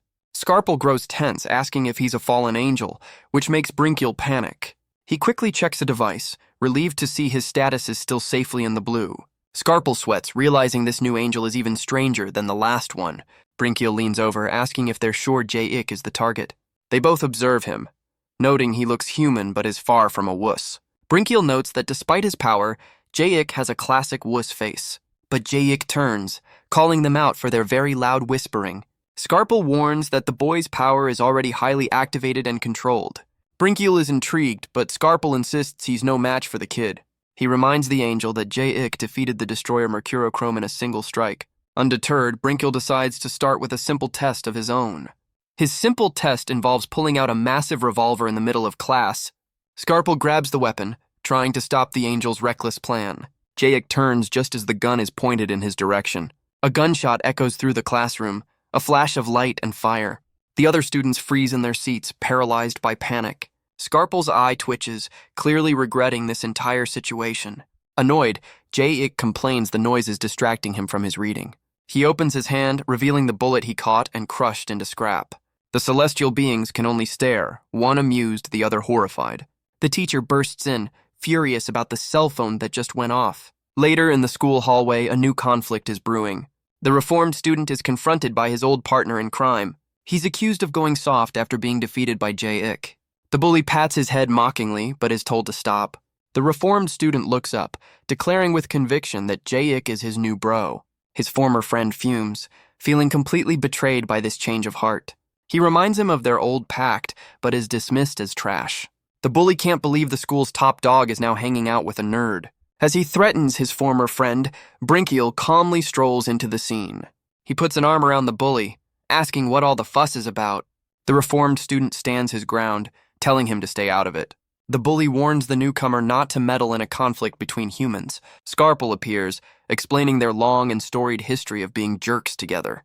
Brinkiel just smiles, claiming that settling conflicts is his area of expertise. Brinkiel offers a surprisingly insightful analysis of the bully's crisis. The bully is amazed, begging the angel for a solution to his problem. Brinkiel gives a confident thumbs up, declaring the problem solved. But the bully erupts, realizing he's been given a lot of talk and no answers. Scarple had already planted the seeds of betrayal in the second in command. He claims he was just offering an opportunity, not driving a wedge. Brinkiel decides to offer his own brand of empowerment to the other boy. Fueled by the angel's words, the school's number 2 gets ready to fight. The school's number 1 is equally provoked, preparing for a showdown. The two former friends are now locked in a battle for the top spot. Scarple and Brinkiel watch the chaos they've created, looking quite pleased. Brinkiel finds the fight boring, a classic case of high school drama. Just then, Jae-ik walks down the hallway looking utterly exhausted. He sees the brawl, dismissing it as a childish scuffle. With a sigh, he grabs both of them, stopping the fight instantly. He lifts them effortlessly, telling them to stop blocking the hall. Their feet dangle helplessly, their fight completely forgotten. The two bullies can only stare, realizing they're floating in midair. Jae-ik then lectures the celestial beings for being too loud in class. Brinkiel watches him go, noting his power only appears when provoked. Scarple admits his own attempts to trigger an awakening have failed.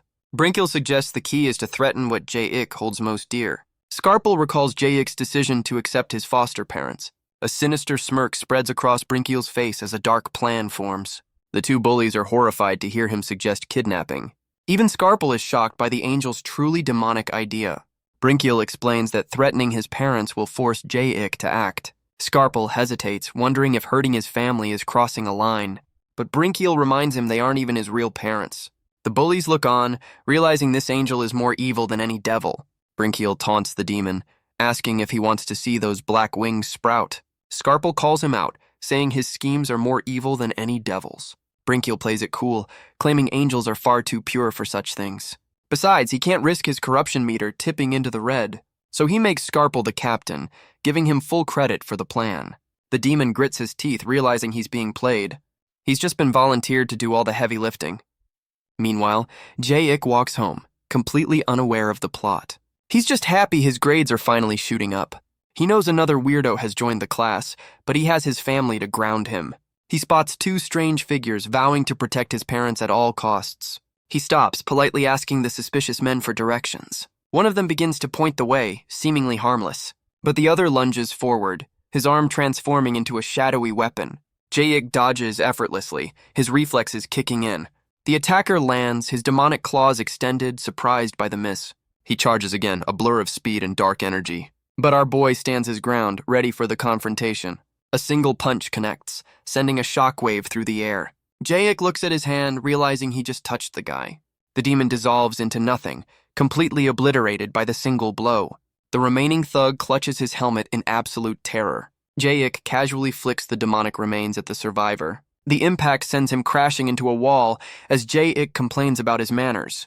He dusts himself off, noting the helmet was surprisingly fragile. The unmasked demon shudders, wondering why he wasn't warned about this power. Jae-ik just notes that the guy has a pretty busted face. He dismisses the creature as a low-level grunt. A helpful bestiary entry confirms his low-level status.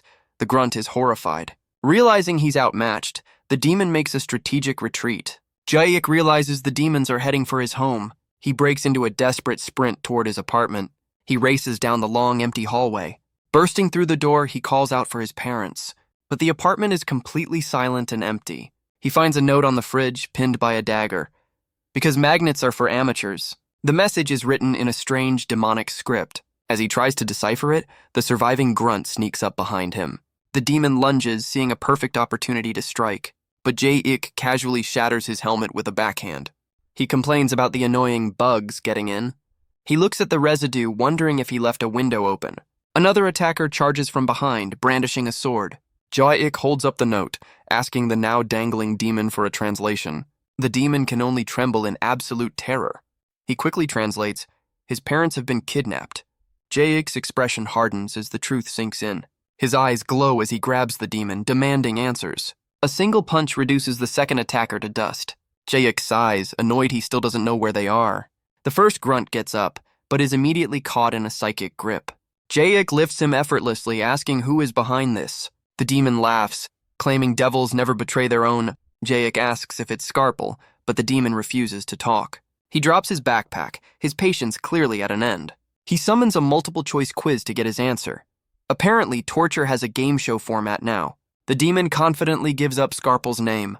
Jae-ik grits his teeth, his anger finally boiling over. He grabs the demon, betrayed by the one who acted like a friend. His eyes burn with rage, vowing never to forgive this betrayal. A wave of pure power erupts from Jae-ik's body. His eyes glow with rage as he seethes over Scarpel's betrayal. But his anger is cut short by a sudden, crucial realization. He forgot to ask where his parents were being held. He scans the room, spotting the last surviving grunt hiding in the shadows. The reptilian demon gulps, knowing he's been caught. A psychic blast sends the creature flying across the room. Jae-ik lifts him with a wave of his hand, confirming the demon heard everything. He offers a simple deal. Talk, and no one else gets hurt. The demon panics, quickly sending the location to Jae-ik's phone. He then tries to give directions with all the clarity of a GPS in a tunnel. Jae-ik's aura flares as he tells the demon he knows what he wants. He clenches his fist, declaring they made a huge mistake. He roars that he will find Scarpel and make him pay for this. But his mercy comes with a price. A full deep clean of the apartment. He turns to find the demon has vanished, leaving only a dark stain. Elsewhere, an abandoned building serves as the perfect villainous lair. Jae-ik's foster parents are tied up, surrounded by Ushijim's crew. Her men are confused, reminding her she's a loan shark, not a kidnap shark. Ushijim explains she received the order in a dream, controlled like a puppet. The foster parents beg to be dealt with quickly, before they can be rescued. They smile, realizing this is their one-way ticket out of their contract. Just then, the warehouse doors are slammed open with a deafening crash. Jae-ik bursts in, screaming that he's here to save his parents. His parents, however, look absolutely devastated by this rescue. From the shadows, Scarpel emerges. Pleased the plan is working perfectly. Brinkiel is with him, impressed that Jae-ik arrived so quickly. The angel smiles, explaining that revenge is the ultimate human motivator. Scarpel reminds him he's a devil, and taking orders from an angel is humiliating. Brinkiel calls it a redistribution of labor, which is corporate speak for, you do all the work. Ushijim grits her teeth, ready to face the incoming threat. But it's Jae-ik who steps forward, his focus absolute. He walks past her, his eyes fixed on his true target. With each step, the ground seems to tremble beneath his feet. Suddenly, a monstrous hand bursts from the concrete floor. It latches onto his ankle as he jumps back in surprise. He's thrown off balance, a new creature crawling from the floor. He realizes he's surrounded by an army of low-level grunts. The demonic creatures leap forward, ordered to block his path. One latches onto his back, a shrieking, unwanted passenger. Its red eyes gleam as it digs its claws into his shoulder. With a furious swat, Jae-ik sends the creature flying. Another one lunges as a dark pattern spreads across his arm. The creature opens its maw, ready to take a very personal bite. But its terrible breath is its undoing as Jae-ik swats it away. He recoils in disgust, having made contact with the slimy beast. Another grunt grabs his leg, trying to drag him down. He effortlessly kicks it away, sending it tumbling through the air. He finds himself riding a larger demon, complaining about its clinginess. With a roar, he lifts the creature into the air with his power. He brings his hands together, crushing the demon into nothing. He looks at the residue, annoyed by the persistent pests. But for everyone he defeats, more crawl from the ground. From above, Brinkiel questions the strategy of using such weak foes. Scarpel explains that a swarm of gnats is far more irritating than a dragon. Down below, Jae-ik is already getting annoyed by the endless assault. The plan is to wear down his composure with sheer numbers. They hope to harass him until his anger finally explodes. But in a matter of seconds, Jae-ik stands over the remains, finished. Scarpel can only stare, shocked that the swarm was defeated so easily. Ushijim trembles, realizing she's just a grunt in a much bigger, scarier game. A moment of clarity hits her as she questions her new career in kidnapping. She decides this path is not for her, vowing to snap out of it. But Scarpel appears, offering a fresh dose of demonic influence. A dark aura consumes her, her brief redemption arc officially over. She transforms, now a horned creature ready to unleash hellfire. Meanwhile, Jae-ik's parents are now dangling helplessly from the ceiling. The transformed Ushijim gloats, promising them a slow and painful end. Her own men question the wisdom of provoking an already enraged demigod. Scarpel explains the difference between a bad guy and an irredeemable one. It's not just about the crime, it's about adding pointless cruelty on top. Jae-ik's aura flares as he declares this act completely unforgivable. But his parents scream for him to stop, insisting they're perfectly fine. Even Ushijim's crew agrees that this has gone way too far. The loan shark is lost in her new role, unable to stop the corny villain lines. With glowing eyes, Jae-ik promises he will save them no matter what. His parents beg him not to, screaming they can just die and go home. Brinkiel is unimpressed, as Scarple panics that the boy is about to explode. The angel suggests a more direct threat might be needed to push him over the edge. Scarple is stunned by the sheer game-changing genius of the idea. He praises the angel's devilish plan, who quickly checks his corruption meter. Scarple decides to outsource the job, summoning a new monster to the fight. A massive tooth-filled worm erupts from the concrete floor. Jae-ik's eyes narrow, his focus now on the new, writhing threat. Ushijim has another crisis of conscience, realizing this is not what she signed up for. The giant worm looms over the dangling foster parents, ready to strike. But the two celestial beings are overjoyed, seeing their shuttle home has arrived. They see its gaping maw as a one-way tunnel straight to the underworld. The foster mother, however, points out a slight problem with that plan. Jae-ik launches himself forward, sprinting to stop the monster's attack. His parents scream for him to stay away, their escape plan ruined. But Jae-ik dashes forward, his eyes glowing with protective rage. He soars through the air, ignoring their desperate pleas to stop. With a powerful leap, he intercepts the massive demonic worm. Its jaws clamp down, but he holds them open with sheer force. The foster parents can only stare, baffled by their son's intervention. The monster's jaw cracks under the immense pressure of his grip. It writhes in agony, its body contorting in a silent scream. Spikes erupt from its skin as it struggles against his hold. The worm's horrifying maw opens wide, ready to swallow them whole. But Jae-ik's hands, now dark and clawed, hold the beast at bay. Surrounded by shadows, he complains about the monster's terrible breath. His glowing eyes are fixed on the two beings he calls family. He tells them their ride home has arrived, turning their words back on them. From the rafters, Scarple and Brinkiel watch in utter disbelief. The scene shifts to the heavenly prison, which looks suspiciously like a 5-star resort. Hana is served a gourmet salad she definitely did not order. She begs the butler to stop, but he insists he cannot.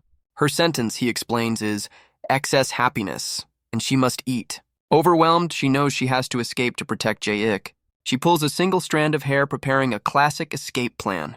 With perfect timing, she calls the butler back to her table. She points to the hair in her salad, feigning disgust. As the staff panics, she uses the chaos to make her escape. She sprints toward the glowing barrier that marks the prison's edge.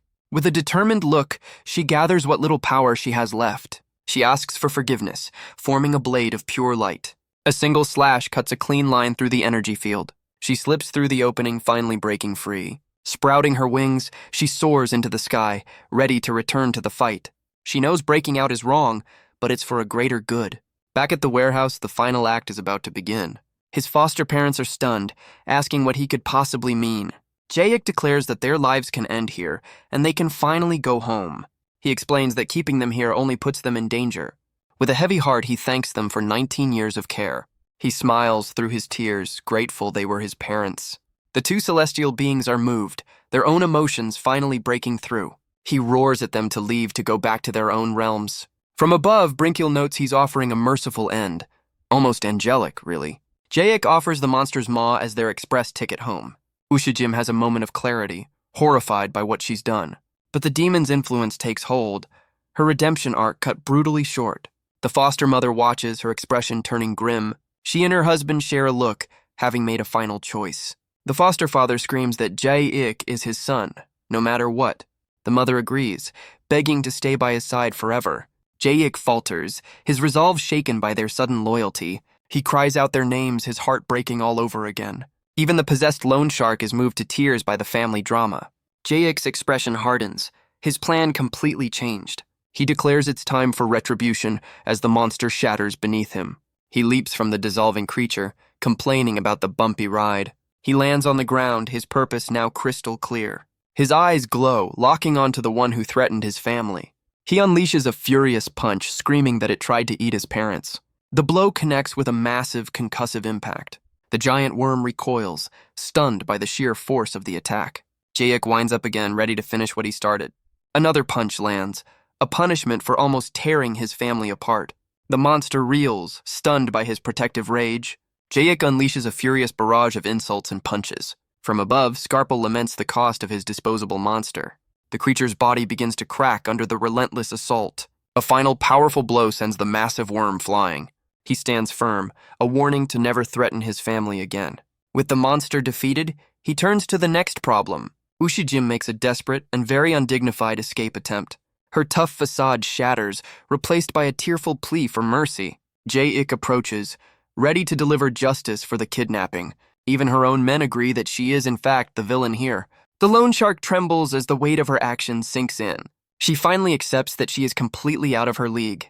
But Brinkule appears, offering her a second chance at relevance. He offers her a taste of his power to even the odds. A wave of angelic energy flows into the terrified loan shark. She screams as the overwhelming power consumes her body. The angel watches, perhaps a bit surprised by the result. He quickly checks his meter, pulling back before he falls from grace. A new empowered figure lands before awaiting Jae-ik. It's Ushijim, transformed by the combined celestial power. 2 sharp horns now sprout from her head. She revels in her newfound strength, ready for a real fight. But Jae-ik is done with the monologues and takes his stance. His eyes glow, promising to make her pay for her crimes. He clenches his fist, gathering a wave of concussive force. She scoffs, daring him to bring his best shot. He moves in a blur, his arm a streak of motion. A single, devastating punch connects with her midsection. She slams into the wall, admitting that one definitely hurt. But Brinkule appears behind him, offering a friendly message. He cheerfully informs Jae-ik that he locked his front door for him. Jae-ik is confused by the gesture, but offers a quiet thanks. The angel checks his meter, relieved his good deed kept him from falling. He then turns his attention to the defeated loan shark. With a smile, he offers her another dose of angelic power. Ushijim roars, feeling twice as strong and ready for round 2. She gets in Jae-ik's face, boasting that she might be stronger now. A powerful punch connects squarely with our boy's jaw. She celebrates landing the first successful strike of the fight. Jae-ik, however, looks more annoyed than hurt by the blow. Meanwhile, his parents are still just hanging out, wondering about dinner. But the punch had an effect. Jae-ik's vision begins to blur. Ushijim mocks him, telling him to give up his title. Jae-ik looks up, noting her complete lack of remorse. He grits his teeth, recalling a lesson from history class. He declares the only cure for peacebreakers is a thorough beatdown. The first punch is for his mother, as Ushijim boasts about her resilience. The second is for his father, a blow she can't seem to block.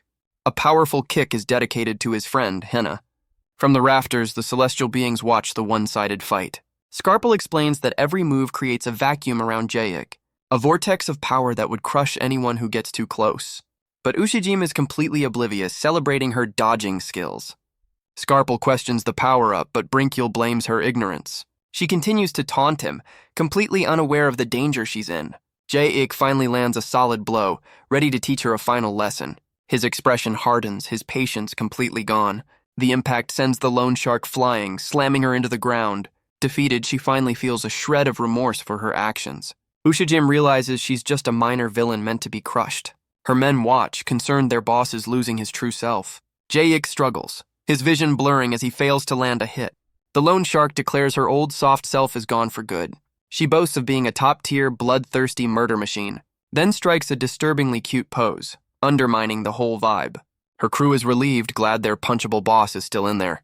Jae-ik has had enough, dashing forward to end the bizarre act. He unleashes a massive blast of green energy from his hand. The beam of power soars across the warehouse. Ushijim casually leans aside, mocking his terrible aim. The blast just grazes her head, leaving a fresh bald spot.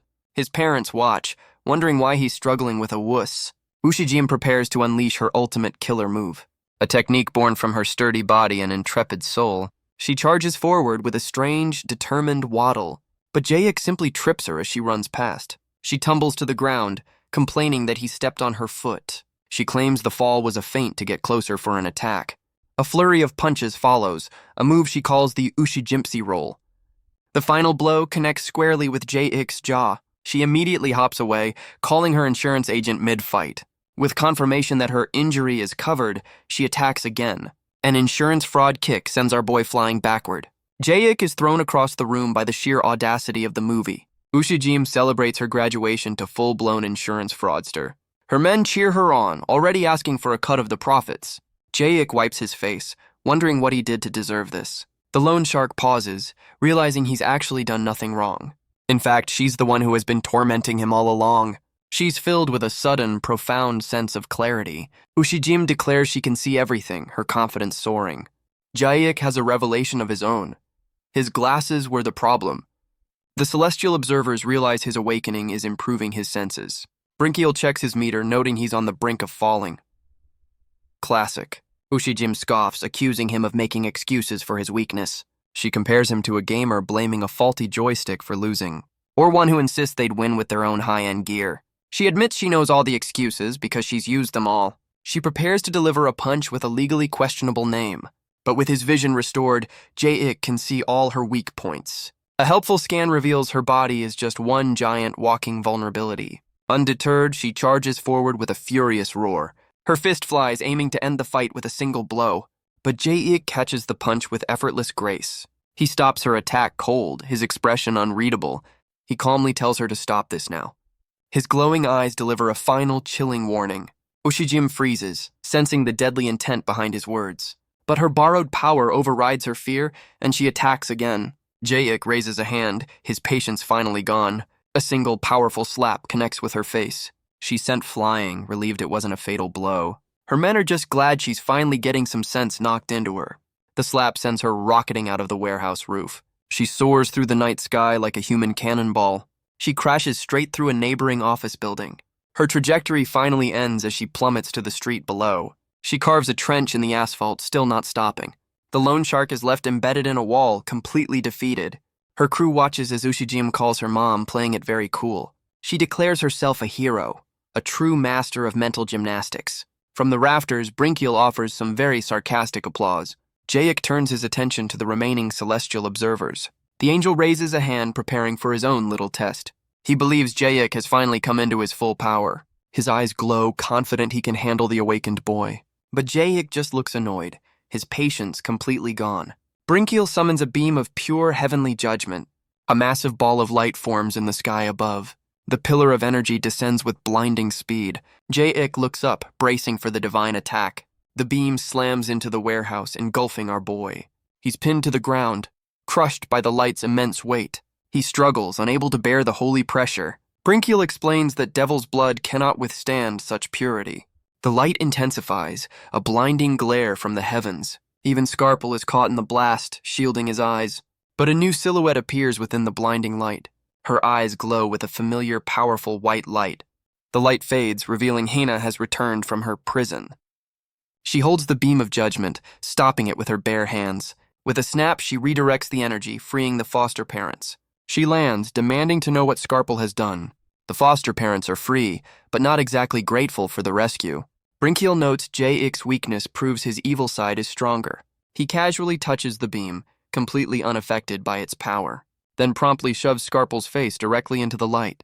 Hina looks around, realizing Jae-ik has vanished in the chaos. Scarpel is left writhing on the ground, consumed by holy fire. A flashback shows a blue-haired man being pulled into a strange portal. A brilliant flash of light erupts from the ground. A subway train crashes violently into a station platform. The scene shifts to a quiet, ordinary subway station. Commuters wait patiently as the train doors hiss open. The blue-haired man stumbles out looking disheveled and humiliated. He breathes a sigh of relief, thinking he's escaped a trip to hell. To avoid paying, he tries to sneak through the ticket gate behind someone. The other passenger gives him a withering glare for the attempt. The blue-haired man sweats, his cool facade beginning to crack. Suddenly, another glowing portal opens right beneath his feet. He panics, realizing he's crossed some kind of cosmic line. He's dragged down into the floor as the other passenger watches. As he's pulled under, a small locket slips from his grasp.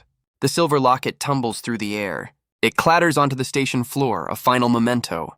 The locket reveals a gauge, its needle dangerously close to the red. The onlookers can only stare, completely baffled by the scene. The first passenger delivers a very literal PSA about fare dodging. Back in the present, Jae-ik is sent flying by the beam of light. He crashes hard, the impact rattling his entire body. The holy energy pushes him through the very fabric of reality. The ground rumbles, heralding his arrival in a new place. A massive explosion of light marks his sudden appearance. Jae-ik lands on his feet, battered but conscious. He looks around, spotting the Eiffel Tower and wondering if he's in Jeju. He realizes the beam pushed him through the earth, concluding he's in hell. He accepts his fate, covered in dirt and ready for the underworld. But a familiar voice suddenly calls out his name. A new, pale-skinned figure greets him with a fanged smile. The woman mocks his geography skills as Jae-ik demands to know who she is. She calls herself an angel, but Jae-ik's memory returns with a jolt. He panics, his plan to run west from Paris earning a look of pity. Luckily for him, she just happens to have 2 plane tickets ready to go. She ushers him along, reminding him that his parents are still in danger. Back in Korea, the pillar of heavenly judgment still burns brightly. A crowd gathers below, their phones out to capture the divine spectacle. Hina realizes she's been left to handle the cleanup all by herself. She begins damage control, giving one man a memory-cleansing scalp massage. The crowd disperses, suddenly convinced it was just a trick of the light. Scarpel appears, but he's not exactly forthcoming with information. Deciding to handle one crisis at a time, she turns to the pillar of light. She launches into the sky, leaving a very unhelpful Scarpel on the ground.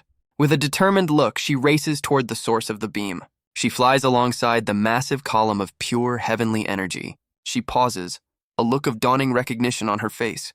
This isn't just any light. It's the power of a first-class archangel. The scene flashes back to Brinkiel's very undignified fall from grace. He plummets straight into hell, landing before a massive throne. He lands with a thud, taking a seat he definitely wasn't invited to. The demon Pushingit greets him, mocking his demotion to 3rd class. Brinkiel begs for help, claiming his fall was just a silly mistake. But Pushingit explains there's no deal for an angel who's already fallen. The angel's desperate pleas are met with a wall of demonic silence. He explains that in hell, a fallen angel is just damaged goods. Brinkiel makes a last-ditch offer, promising an army of angel grunts. But the demon reminds him that helping angels isn't really his thing. The angel's usual silver tongue seems to have lost its charm. Pushingit tells him to enjoy his new throne, a permanent seat in hell. He then stands, pointing out that unlike Brinkiel, he isn't trapped.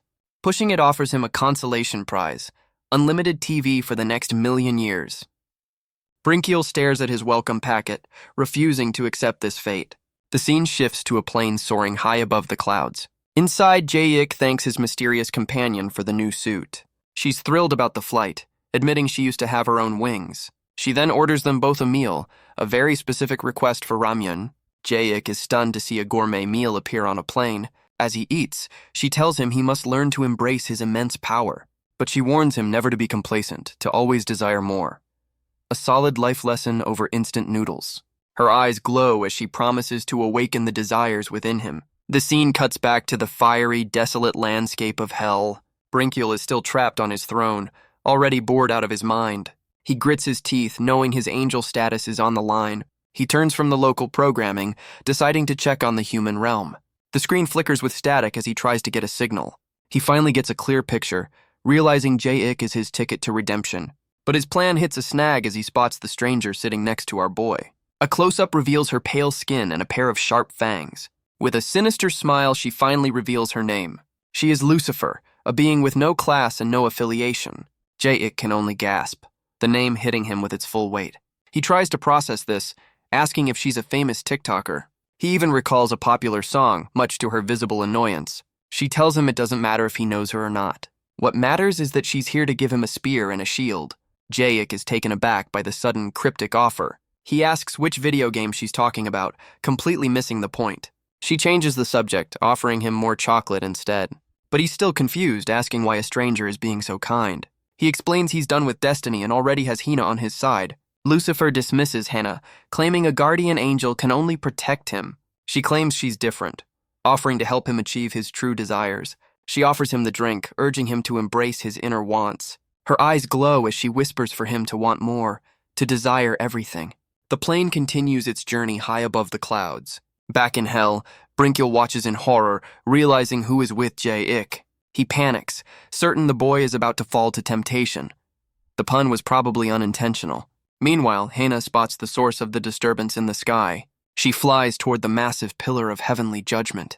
The beam originates from a massive, floating celestial structure. It appears to be some kind of massive, skybound weapon. A hand inside the structure adjusts a control dial. Hina knocks on the cockpit window, trying to get the pilot's attention. A pink-haired woman opens the hatch, surprised by the visitor. Hina politely asks her to turn off the city-destroying beam of light. The pillar of judgment finally dissipates into the clouds. The woman apologizes, admitting she just forgot it was on. Hina suddenly recognizes her as a first-class archangel named Misha. But Misha explains she's retired, living a quiet life among the clouds. Hana asks if she's also searching for the legendary Abraxas. Misha scoffs, claiming she doesn't believe in legends, just dragons. She explains she only sent the beam because another senior angel requested it. She has no interest in Jae-ik, claiming she doesn't even know his name. In fact, there's only one person she's truly looking for. Her eyes glow as she vows to find and destroy the embodiment of evil. Hannah looks up at the ship's scope and Misha offers her a look. It's a legendary scope that can find anyone on the ground. Hannah immediately asks if they can use it to find Jae-ik. Misha is shocked, certain a human would have been vaporized by the blast. But Hannah knows it'll take more than that to stop our boy. Misha's interest is suddenly piqued by the boy's impossible survival. Hannah gets a very bad feeling about this sudden, intense curiosity. The scene shifts to a quiet hospital late in the evening. A group of thugs marches down the hall, their leader looking grim. In a hospital bed lies Ushi-jim, the loan shark, looking worse for wear.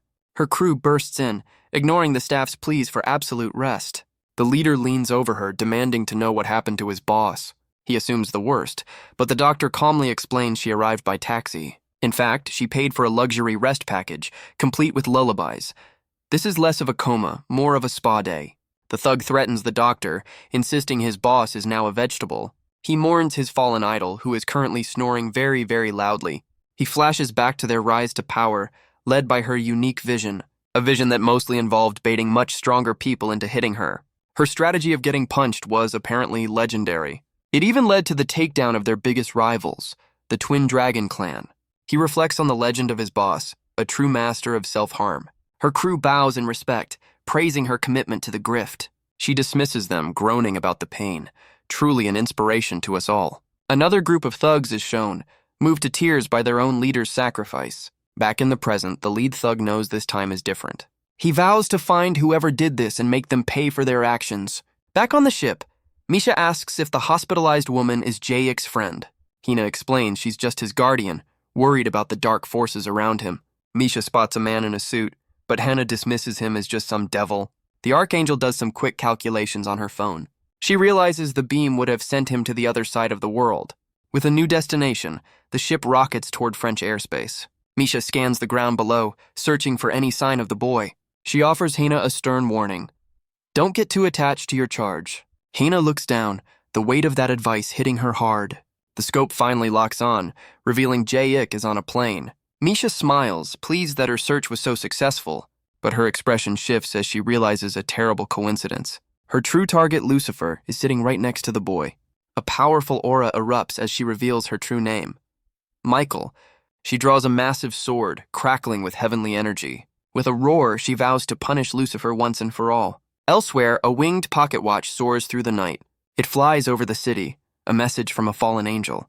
The watch lands perfectly in Scarpel's waiting hand.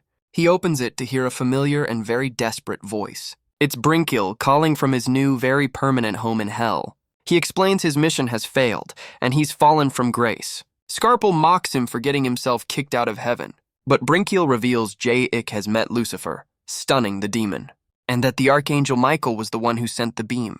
The real problem, he explains, is that Michael has found Lucifer. He recalls a past encounter with the legendary archangel. She saw right through him, calling him a celestial fence-sitter. She spoke of another angel just like him, one who had fallen, and she vowed that if she ever found him, it would be his end. Brinkill sweats, remembering the chilling weight of her words. She warned him that she was watching his every move. Her justice, she declared, makes no exceptions for anyone, which is angel speak for I will absolutely destroy you. Back in hell, he admits he's never known such fear. He reveals that Michael has been hunting Lucifer for ages. Scarpel realizes their meeting will spark an all-out war. High above, Michael streaks across the sky, sword in hand. On the plane, Lucifer's eyes flash, sensing the approaching doom. The plane is rocked by a sudden, violent turbulence. Outside, a spear of pure light streaks past the wing. Michael glares, realizing her target has sensed her approach. Inside, Lucifer makes a subtle, almost dismissive gesture. The plane swerves, narrowly dodging another explosive blast. The passengers panic as the pilot announces the turbulence. Lucifer realizes she's been exposed for far too long. Michael raises her sword, crackling with divine lightning. Her eyes glow, ready to bring the entire plane down. But Henna appears, shielding the plane with her own body. Michael's gaze remains cold, her resolve unshaken. She brushes Hina aside, declaring that justice requires sacrifice. Hina is horrified by the Archangel's ruthless logic. Michael warns her not to get attached, calling this personal. Back in hell, Brinkill explains the true danger of that spear. He warns that if it hits the ground, it will cause a massive explosion. Scarpel realizes this means a little Armageddon is imminent, an event that will wipe out over a third of all life on Earth. He reveals this is how the dinosaurs died. Lucifer dodged the spear. Scarpel smirks, seeing this as a win-win for the underworld. Brinchial sighs, forgetting he was talking to a literal devil. Scarpel asks if there's a way to boost those extinction numbers. He's thrilled, seeing a fast track to a major promotion. Brinchial offers a deal, promising a secret for his help. His watch can measure the probability of the spear hitting. He orders Scarpel to intervene and stop the impact. The demon sprouts his wings, ready to accept the mission. He's willing to trade a small apocalypse for a much bigger one. High above, Michael prepares to unleash her ultimate weapon. She launches herself from the plane, hurling the spear toward Earth. Lucifer rises, telling Jayik she has an uninvited guest. Outside, the archangel Michael glides toward the plane's fuselage. She draws her massive sword, its blade crackling with divine power. Michael bursts into the cabin, much to the flight attendant's horror. Her eyes burn with rage as she screams Lucifer's name. Lucifer greets her old acquaintance with a casual, fanged smile. But the archangel is not here for a friendly reunion. She swings her blade, cutting straight through the pleasantries. Lucifer dodges, her body dissolving into a cloud of shadows. She taunts Michael, explaining she can go anywhere she pleases. The archangel swings again, vowing to hunt her to the ends of the earth. With a final taunt, Lucifer's form dissipates from the plane. She reforms outside, revealing a set of shadowy, spider-like wings. Elsewhere, Scarpel rockets through the sky on his own urgent mission. He checks the watch, shocked the impact probability has soared to 79%. The Spear of Judgment continues its fiery descent toward the planet. The needle hits 85%, a clear and terrifying sign of impending doom. The weapon streaks toward a snow-capped mountain range below. Scarpel dives, gathering his own power to intercept the attack. He sprouts a pair of brilliant, almost angelic-looking wings. With a surge of power, he snatches the spear from the air. He sighs in relief, seeing the probability drop back down to 50%. Back on the plane, Michael makes another very dramatic exit. She soars into the sky, ready to confront her ancient rival. Jayik, meanwhile, has a very important question for the flight staff. He's devastated to learn his ramyon has been officially canceled. Outside, the two ancient beings clash in a flurry of sparks. Lucifer tries to reason with her, but Michael's rage is absolute. Suddenly, a third figure appears, stopping their blades cold. It's Jayik, floating in midair, demanding they stop so he can eat. The two ancient beings stare, wondering how a human can just float in midair. Jayik, however, is just annoyed, telling them to stop making a fuss in the aisle. Lucifer explains that his power is far beyond human, a level even archangels can't reach without wings. Our boy is just confused, wondering why he can't feel the floor beneath his feet. He looks down, and the reality of his situation finally hits him. His cool composure shatters into pure, unadulterated panic. As he plummets, Lucifer notes that he's clearly not at his full capacity yet. She moves to save her friend, but Michael intercepts, questioning the very concept. As their blades clash, Lucifer boasts that Jayik will soon be her devoted follower. She offers a confident wink, daring the archangel to bet against her. Michael's eyes glow with rage, threatening to silence that wicked tongue for good. Meanwhile, Jayik continues his very long, very undignified fall from the sky. A streak of light flashes past him as he tumbles through the air. It's Hina, swooping in to catch him just in the nick of time. He slowly comes to, recognizing his guardian angel has returned. With her charge safe, Hina flies them both away from the chaos. Back in the sky, Michael prepares another powerful, sweeping attack. She lunges forward, her eyes burning with righteous fury. Her blade meets Lucifer's defense in a blinding clash of power. Lucifer blocks the blow, her expression still cool and collected. Holy energy crackles against the shadowy blade, a stalemate in the sky. The impact erupts in a massive explosion of light and dark energy. Michael throws a projectile, which Lucifer narrowly dodges. The archangel's expression is one of grim, unwavering determination. Lucifer reforms, admitting she was right to keep her distance from the zealous angel.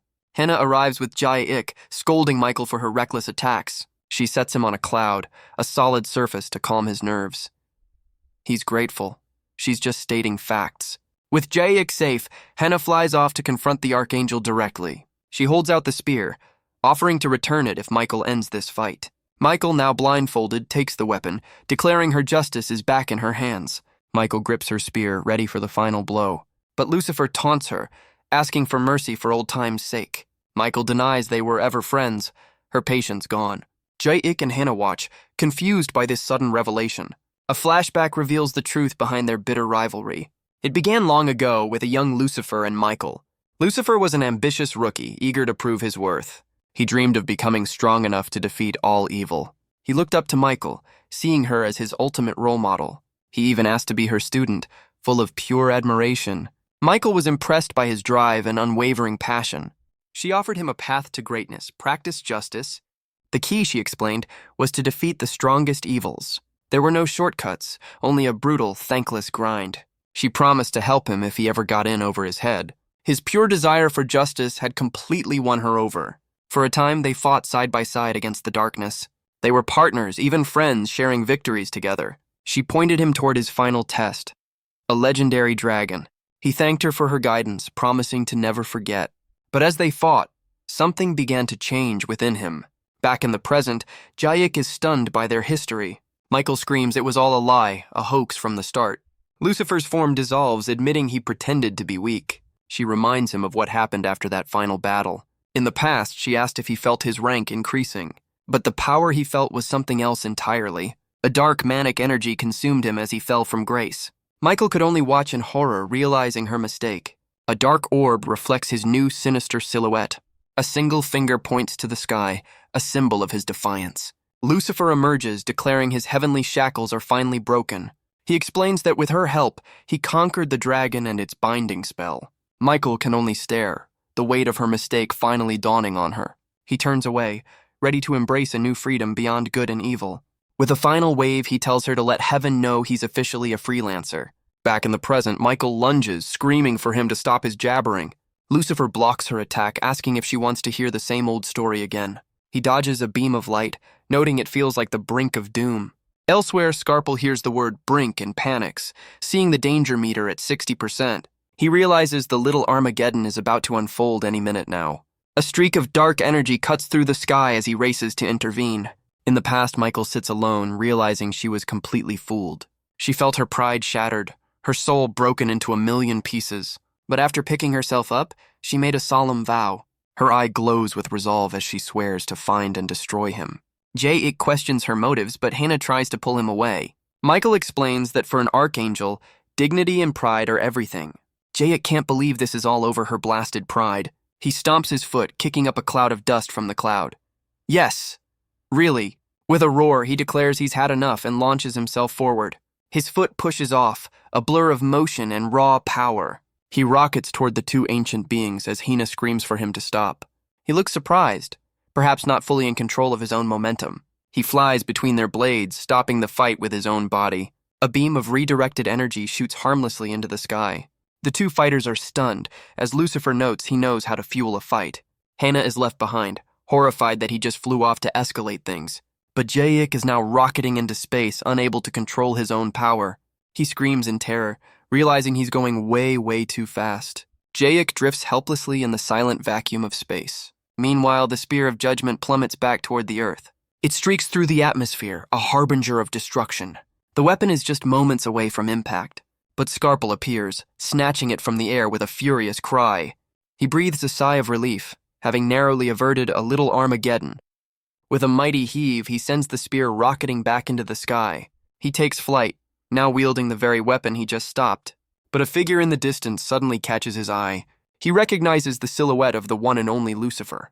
The demon's eyes widen, realizing his ultimate idol is right there. It turns out Scarpel is less of a villain and more of a superfan. A flashback reveals Lucifer has been his phone's wallpaper for a long time. He's been following his idol's career with #level devotion. All this time, he's dreamed of becoming a great devil just like him. Overcome with emotion, he flies up and offers himself to his hero. Lucifer turns, and Scarpel immediately regrets his choice of words. He quickly changes his offer, presenting the spear instead. He gushes about being a fan, asking for an autograph in exchange for the weapon. Lucifer accepts the gift, then asks for the starstruck demon's name. Scarpel stands at attention, completely floored by the personal recognition. Back in orbit, Jayik continues his unplanned spacewalk. He begins to fall, pulled back into the planet's gravity. But he stops his descent, finally gaining control of his flight. He looks down, his expression now cold and determined. A voice explains that in space, no one can hear you monologue. A glowing silhouette, he rockets back toward the fight below. He re-enters the atmosphere like a human meteor. Michael senses this, furious that her spear has been touched. Lucifer holds the weapon, offering a surprisingly peaceful truce. Michael seethes, questioning his right to wield justice. But Lucifer counters that justice is defined by its wielder. He offers a chilling, confident smile. He swings the spear as Michael dodges the attack. The archangel's eyes glow, her resolve unbroken. Lucifer moves in a blur, a shadow against the sky. Michael closes the distance, ready to strike him down. She hovers above, a vision of righteous fury. Their weapons meet in a deafening, powerful clash. She warns he can't handle the spear, but he's certain he can. Michael unleashes a flurry of attacks, her form a blur. She spins through the air, a whirlwind of divine power. Lucifer offers to drop the spear, right onto the planet below. She grips her sword, vowing to end him before he can. But a new figure rockets toward them from above. It's Heir, screaming that he's finally mastered flying. Took him long enough. He flies between them as they both prepare to deliver justice. Lucifer turns the spear on Michael, ready to give her a taste of her own medicine. The archangel is enraged by his mockery of the word. She raises her sword, preparing to block the incoming blow. But Heir throws himself in the way, taking the full impact. His eyes widen in shock as the holy weapon pierces him. The light fades from his eyes, his body going limp. He plummets from the sky, impaled by the spear of judgment. He falls toward the mountains, a silent, tragic descent. His face is still, his consciousness completely gone. Hannah dives after him, desperate to stop his fall. She races toward him as Scarpel watches from below. The demon realizes with horror that the spear cannot touch the ground. Hannah looks down, confused by Scarpel's sudden panic. Scarpel dives, his claws outstretched to intercept the falling spear. But another hand grips the weapon, crackling with holy energy. Scarpel breathes a sigh of relief, certain he's averted disaster. He plans to deliver the spear to Lucifer, but then he glances down. He's horrified to find he's only holding the shaft. The spearhead is gone. He realizes Hannah wasn't saving Heir, she was just retrieving the weapon. High above, Michael looks on, completely baffled by this turn of events. She turns, realizing the essence of her justice has vanished. Hannah soars downward, her wings of light spread wide. She declares that she is the only one who can truly protect him. Her purpose is clear, to shield him from all harm. She recalls her most important duty as his guardian angel. A guardian who fails, she believes, is unworthy of the title. With grim determination, she promises to save him no matter the cost. She catches his unconscious body, a holy sigil glowing behind her. She looks down at the wound where the spear pierced his chest. But she's stunned to find the wound has healed and the spearhead is gone. From above, Michael finally understands what has happened. She realizes Heir's body has completely absorbed her divine power. Elsewhere, a desperate voice calls out from the depths of hell. It's Brinkiel, still trapped on his throne, screaming for Scarpel. He panics, knowing he'll be blamed if a little Armageddon begins. Suddenly, he feels a strange sensation as his bindings begin to crack. The golden chains shatter, releasing him in a burst of dark energy. He falls to his knees, wondering how the spell broke on its own. He realizes the power of judgment has weakened as the ground rumbles. A massive pillar of fire erupts from the lava below. A fiery demon emerges, roaring that hell's restraining power is fading. Brinkiel realizes Michael, the one who imprisoned this beast, is now weaker. A new archdevil, Angelmois the Great, rises from the flames, finally free. The archdevil roars, telling Brinkiel to warn his former captor. He stomps the ground, declaring that vengeance will be his. With a furious cry, he calls for all the damned to rise up. A hand claws its way out of the fiery ground. Brinkiel pulls himself up, noting he almost fell off the brink. Yes, he really went there. The souls of the condemned rise around him in a fiery torrent. Angelmois unleashes them, telling their rage to guide their way. Back in the sky, Michael readies her sword to finish Lucifer. But Lucifer nervously calls for a timeout. She attacks, declaring justice doesn't take breaks. He dodges, telling her to look behind her for a surprise. Michael halts her attack, her eyes widening in disbelief. A massive, stone-like titan with glowing eyes looms over them. The titan roars, recognizing his two greatest nemeses. Lucifer begins a dramatic monologue about humanity's fear of giants. Michael calls him out, and he admits he gets weird around titans. The titan winds up for a massive punch, screaming insults. Lucifer dodges the blow, commenting on the titan's foul mouth. He tries to reason with the giant, reminding him of their past. He clarifies they were once on the same side of evil. The titan responds with a massive wave of fire, clearly not in a talking mood. A massive blue dragon appears as Michael realizes her power is fading. Lucifer asks if all their prisoners are free, but she says it's only their shared ones. Back in hell, Angelmois revels in his newfound freedom. But he declares this is no blessing. They were all wronged.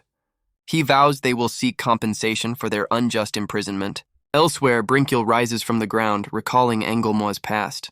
The Titan claps as Michael complains that starting Armageddon is her job. Lucifer appears, revealing Engelmoi is leading an invasion. Michael wonders if he was their prisoner, but Lucifer thinks others are involved. Lucifer offers some unsolicited grooming advice to the roaring Titan. The giant responds with a massive, world-shaking punch. His fist descends with the force of a meteor. The impact shatters a mountain, leaving a gaping crater. Lucifer suggests they team up just for old time's sake. Michael agrees to postpone her vengeance for a moment, but she refuses to form an alliance with an evildoer. She flies toward the Titan, declaring she doesn't need justice to judge him. Her own resolve will be more than enough to win this fight. With a determined cry, she charges into the fray alone. The Titan catches a bolt of lightning she hurls at him. She lands a powerful slash across the back of his neck. The Titan complains as Lucifer notes that giants make people do weird things. He realizes that if Michael is handling the Titan, that leaves him to deal with the massive dragon all by himself. Elsewhere, Hina holds the unconscious Jae-ik as a new threat lands. She's horrified, knowing these creatures should be locked away in hell. She desperately tries to wake Jae-ik, pleading with him to get up. In a dark void, a voice asks who he is, calling him her baby. He argues he's old enough for a license, not a lullaby. A hooded figure appears, offering him a chance brought by fate. Jae-ik stares, a sudden impossible thought crossing his mind. He asks with a trembling voice if she is his birth mother. He looks on, a single angelic wing forming in the darkness. But the figure corrects him. She's not his mother, she's spicy pork. The vision clarifies with a flash of light, a spicy pork rice bowl. The words echo in his mind as he remains unconscious. He suddenly springs up, screaming the name of his favorite meal. Hannah is stunned it worked as Jae-ik tries to explain his dream. But she cuts him off, knowing they don't have time for dream analysis. She points to the horizon, where a new army of monsters approaches. Their leader, Engelmoi, rallies them to clear a path for their revenge. Jae-ik suggests they fight, but Hannah warns against judging by appearances. She explains they might be victims of the very justice they serve. The word justice resonates within Jae-ik, igniting a golden light in his chest. He transforms, a scorching fire urging him to punish the approaching horde. Elsewhere, the Titan Engelmoi rages at the archangel Michael. She declares that absolute evil can never be redeemed, a very black and white worldview. The Titan roars back, promising to tear her apart for what she's done. She dodges his massive hand, a blur of light and fury. A powerful slash of her sword cuts deep into his arm. She tells him to accept his fate. He was always meant to lose. Meanwhile, Lucifer faces the massive, newly freed dragon. He tries to reason with it, asking why he's the only target. The dragon's only answer is a chest glowing with fiery rage. It unleashes a massive torrent of destructive dragon breath. Lucifer dodges, complaining the beast is just trying to steal his XP. Back on the ground, Engelmoi urges his followers to remember their pain. He tells them to unleash their rage and hold nothing back. But the archdevil is already winded, clearly out of practice. As he pants, he senses a strange presence nearby. He feels a shadow following him, closing in fast. It's Brinkiel, the fallen angel, dashing into the fray. He launches a sweeping kick at the massive demon's leg, but he's stunned to see the creature dodged his attack. Engelmois mocks the cheap trick, completely unimpressed. He demands to know why the angel is following him.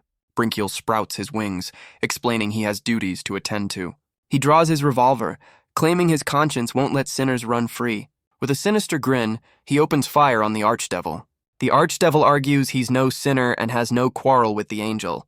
But Brinkiel keeps his aim steady, citing his angelic duty to stop escapees. Engelmois points out the hypocrisy, since they both just broke out of hell.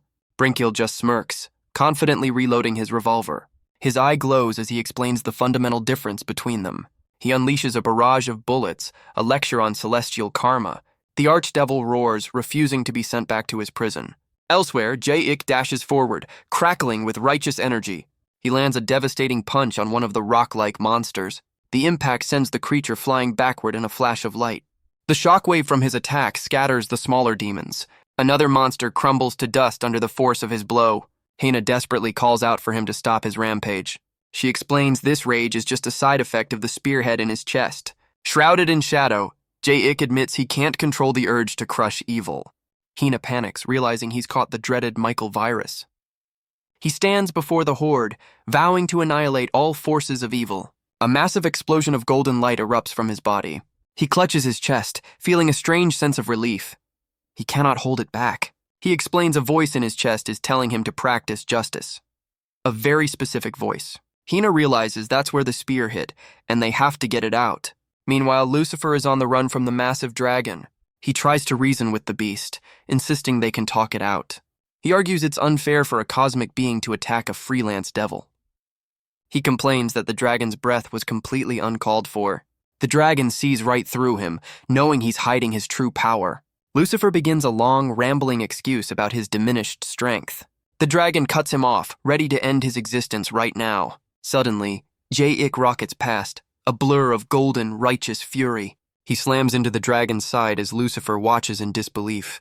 He declares that as justice dictates, he will condemn all absolute evils. His fist glows with a brilliant golden light. He unleashes a furious barrage of punches on a very confused Lucifer.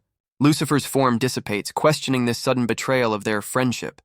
Jae-ik's eyes glow, vowing that annihilation is the only future for evildoers. Lucifer sighs, noting the Michael virus is strong in this one. Jae-ik grabs his arm, but Lucifer warns that even touching his knuckle could be fatal. Suddenly, Scarple swoops in, rescuing his idol from the danger. Fanboy goals achieved. The massive dragon roars, furious that Jae-ik has turned his back on it. Jae-ik turns, his gaze now fixed on the much larger threat. Elsewhere, Michael charges the Titan, declaring he's ignored too many warnings. Angelmos catches her blade, ready to face his judgment. She lands a powerful slash across the Titan's massive arm. The blade cuts deep, but the wound is just a minor inconvenience. Another slash connects, this time with the Titan's leg. She taunts him, explaining she was merely showing mercy before. The Titan roars that she can cut his limbs, but she'll never stop him. But Michael knows his secret. His severed limbs grow back. A dark spot appears where his arm was cut. A new, smaller hand begins to sprout from the wound. She knows a full recovery takes time, and she plans to exploit it. With a determined look, she charges in to press her advantage. A powerful blow lands squarely on the Titan's head.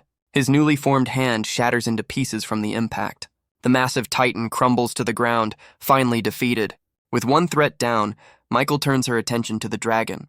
But she's stunned to see Jae-ik already confronting the massive beast. Our boy admits he should have thought before acting, blaming his inner Bluetooth speaker. He decides he must be his own judge of good and evil. Engulfed in a golden flame, he wonders what he is truly becoming. Hina rushes forward, screaming Jae-ik's name in terror. But Michael stops her, impressed by his rapid activation. She lectures Hina, warning her not to overstep her bounds as a guardian. Engulfed in flames, Jae-ik declares his reawakening has begun.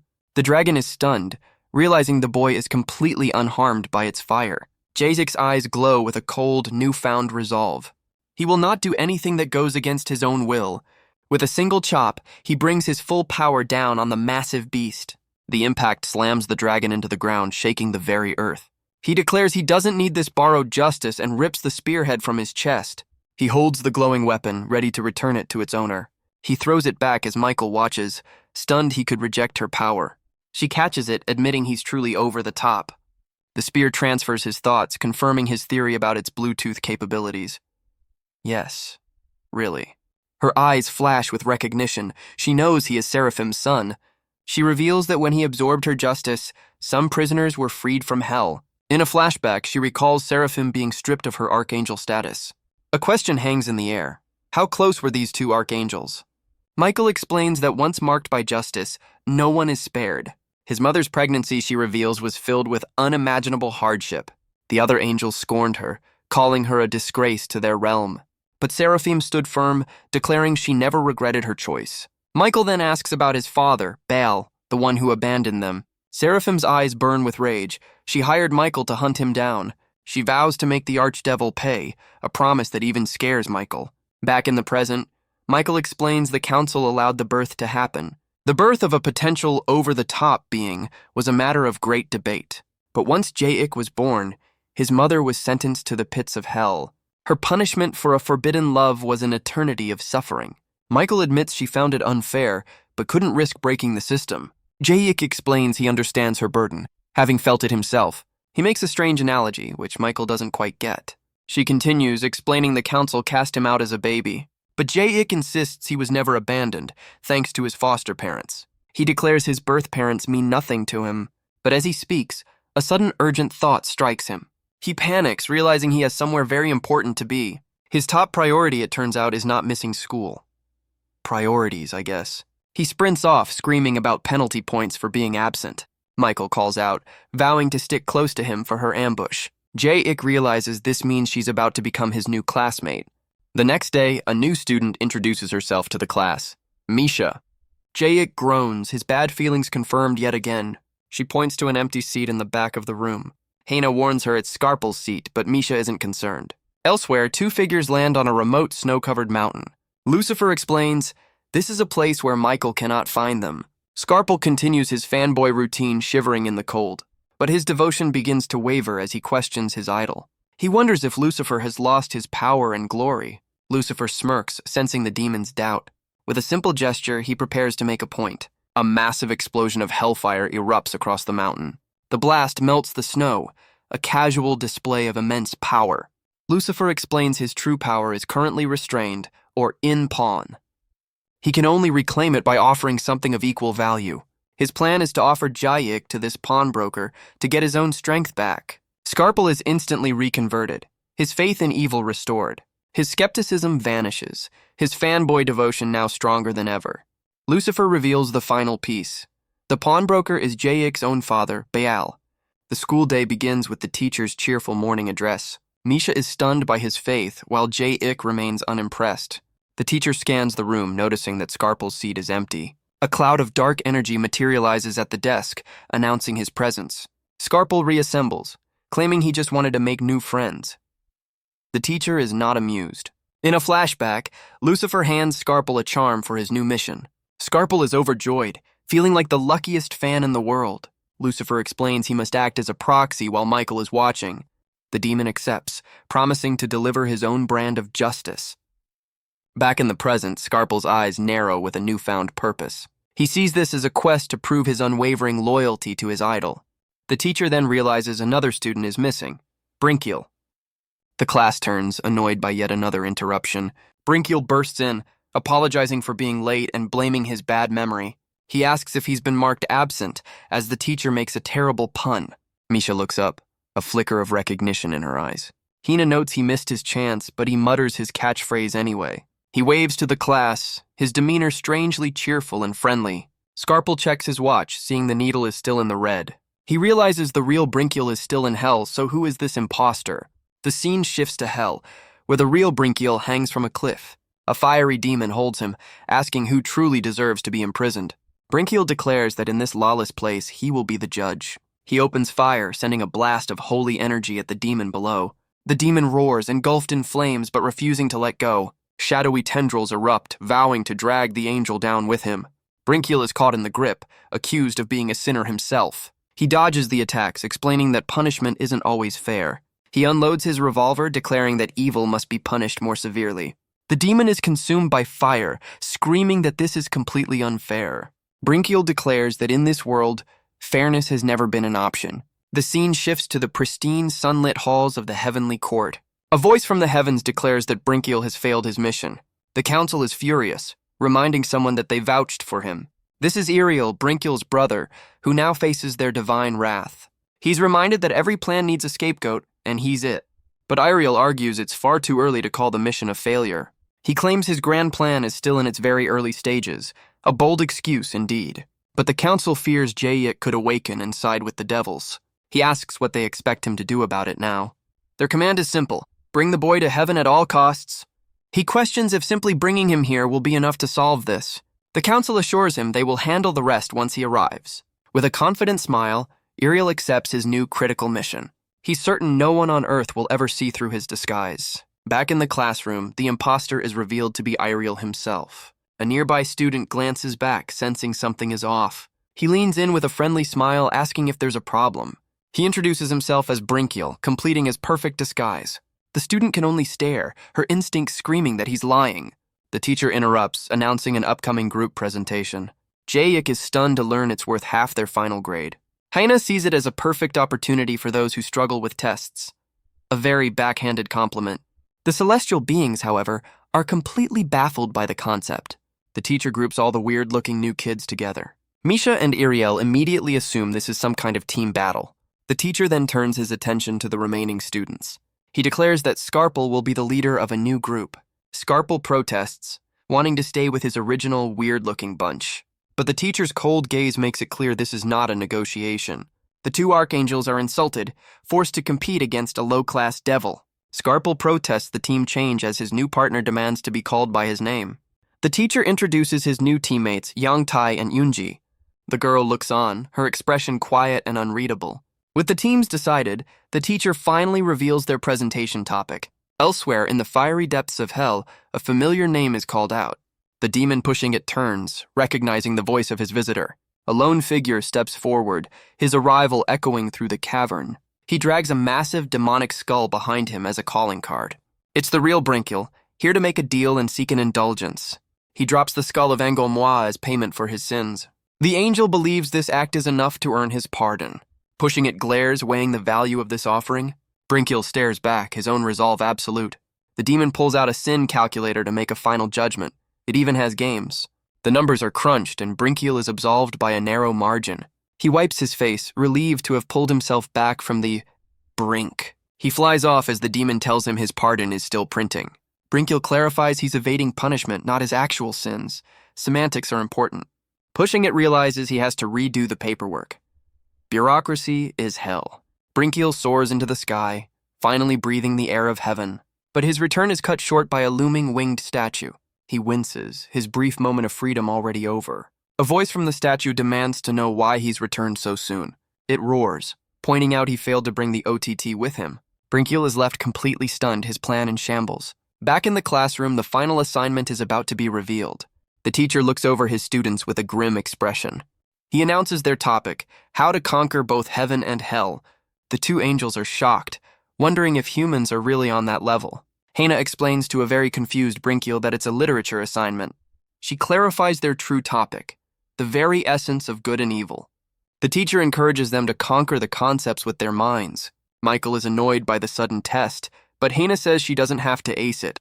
She clarifies that as Jayik's guardian, she has to help him succeed. Michael questions her dedication, feeling she's getting too involved. She reveals she knows Hina broke out of prison just to protect the boy. Michael demands to know her true motive, since it isn't driven by hatred. A sudden realization hits the archangel. She asks if it's love. Hana turns away as Michael insists she's fallen without even noticing. Just then, Jayik appears, startling his guardian angel. Hana is left completely flustered, questioning her own feelings for a human. Jayik grabs her hands, excited to be in the same group. He asks for her help, vowing to make the best presentation ever. Hana blushes, feeling a strange fever from his touch. Jayik declares only she can help him achieve his dreams. His academic dreams, of course. Her heart pounds, wondering if this is some new form of flirting. He leans in close, asking if she can hear his heart beating. She reaffirms her duty as his guardian, her resolve clearly wavering. But a new fear takes hold. She can't control these feelings. From the side, Yunji watches with a cold, intense glare. Elsewhere, a new team meeting is called to order. Yunji tells her teammates this is about more than just their grades. Scalpel declares himself leader, their mission to spy on Jayik's group. Youngtae immediately rejects his authority, not caring about the outcome. Scalpel suggests they just get rid of their third member. Teamwork is hard, but Yunji offers to help, claiming she's good at surveillance. She adds that she's also an expert in sabotage. The two boys are won over, impressed by her devious spirit. Yunji realizes she wasn't the only devil on the team after all. Yunji watches her rival, vowing to do anything to get rid of Hina. Elsewhere, Michael discusses the school project with Iriel. He finds it insulting for two top-ranked archangels to do a human quest. Michael summons her spear, noting that humans lack trust, a philosophy she demonstrates by attacking him without warning. Iriel is stunned, demanding to know why she'd attack a chief archangel. Her spear stops just short, quivering with divine energy. She confirms his identity, recognizing him as Archangel Iriel. Since her justice didn't strike him, she knows it's really him. He's not amused by the test. She holds the spear to his throat, questioning his presence here. He claims he's hunting Lucifer, but is being pressured by the Supreme Council. Michael connects the dots, a horrifying realization dawning on her. She accuses him of being the architect of Jayik's entire life. Iriel's sinister grin confirms it. He's the mastermind behind it all. In a flashback, a heavenly voice offers him support for his mission. He seems to confirm his own name, as if playing a part. The voice offers him an army and prepares the Archangel's throne. He looks upon the legendary seat of ultimate power. He sits down, finding it surprisingly easy to claim. He reflects that he's never had this chance before. With a smirk, he decides his first act will be to eliminate Brinkiel. The story shifts to Brinkiel's perspective, recalling that same throne. He admits he's always coveted the seat for himself, but as the firstborn, his twin brother Iriel ascended instead. He could only pretend to be happy as his brother took all the glory. He tried to convince himself that freedom was a better prize, but his brother could summon him back to heaven at any time. Iriel warns him from the throne, refusing to tolerate his corruption. Brinkiel retorts that without a throne, he has no dignity to lose. A solid burn. Iriel demotes him, placing him under strict surveillance with endless duties. Brinkiel recalls his brother's command from the heavenly throne, but in his mind, he's the one in charge now. He imagines usurping Iriel's power and sending him on a mission, but in reality, the council orders Iriel to go to the human realm. He protests, but is told to fulfill his duty just like his brother. Some jobs are just non-negotiable. Back on Earth, a streak of light soars over the city. It's Jayuk, making his way home from school.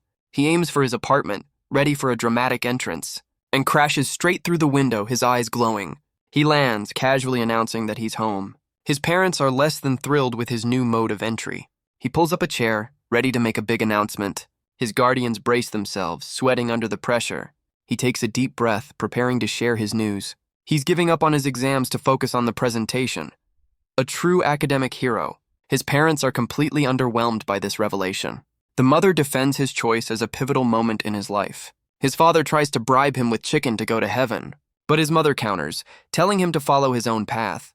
They bicker over his future as Jayuk sits in silence. He finally speaks, declaring they are his true family. Elsewhere, the father reports his failure to a higher power. Iriel is unimpressed but respects Jayuk's resistance to fried chicken. He orders the father to lure Jayuk outside for a walk. The father hesitates, clearly nervous about the new plan. He glances around, a bead of sweat on his brow. From another room, the mother is also on the phone.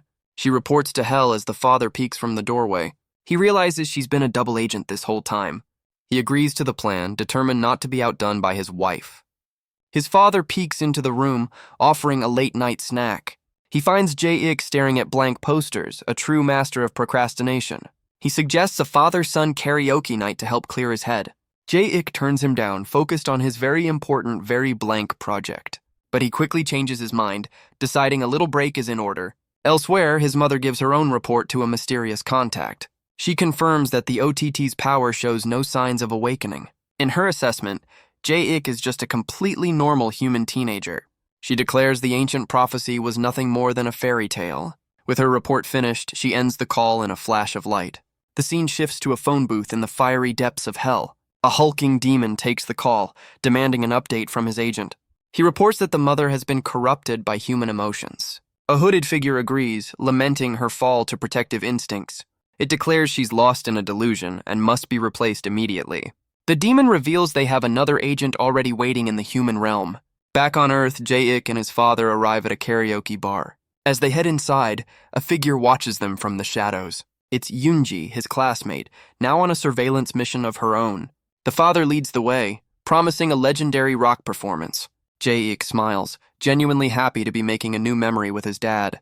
But inside, another player has already taken their position. Iriel signals to Michael, who seems less than thrilled to be here. His eyes glow with resolve. Operation Capture the OTT has begun. The scene shifts to a movie set, where an actress finishes a dramatic take. The crew applauds as she wraps up for the day. In her dressing room, she gets an unexpected call for a new mission. She smirks, intrigued by her new assignment, seducing a target. On a nearby rooftop, Iriel gives Michael her final order. A massive sword of light slams down, marking the start of their plan. Michael asks if her glowing spear will be a sufficient marker. On a rooftop, Iriel agrees her justice is the perfect beacon. The spear creates a pillar of light, marked by an angelic seal. He explains this will be their contact point for the final trap. Meanwhile, Jayuk and his father happily enter the karaoke bar. But Jayuk stops, sensing an unfamiliar presence. Brinkiel stands in the hall, greeting them with a confident smile. The father makes a joke about him being held back a grade, a real icebreaker. Brinkiel leans in, recognizing the father's rank from a higher office. Jayuk cuts in to protect his dad as Michael peeks from a room. He's surprised to see her, and she awkwardly plays along. She leads them into a private room, ready to spring the trap. Brinkiel watches them go, offering one last song before their summons. But he's startled by the sudden appearance of his twin, Ariel. He sees both archangels, realizing this can't be a coincidence. He charges forward, screaming his brother's name in fury. A powerful blast sends him hurtling out of the building.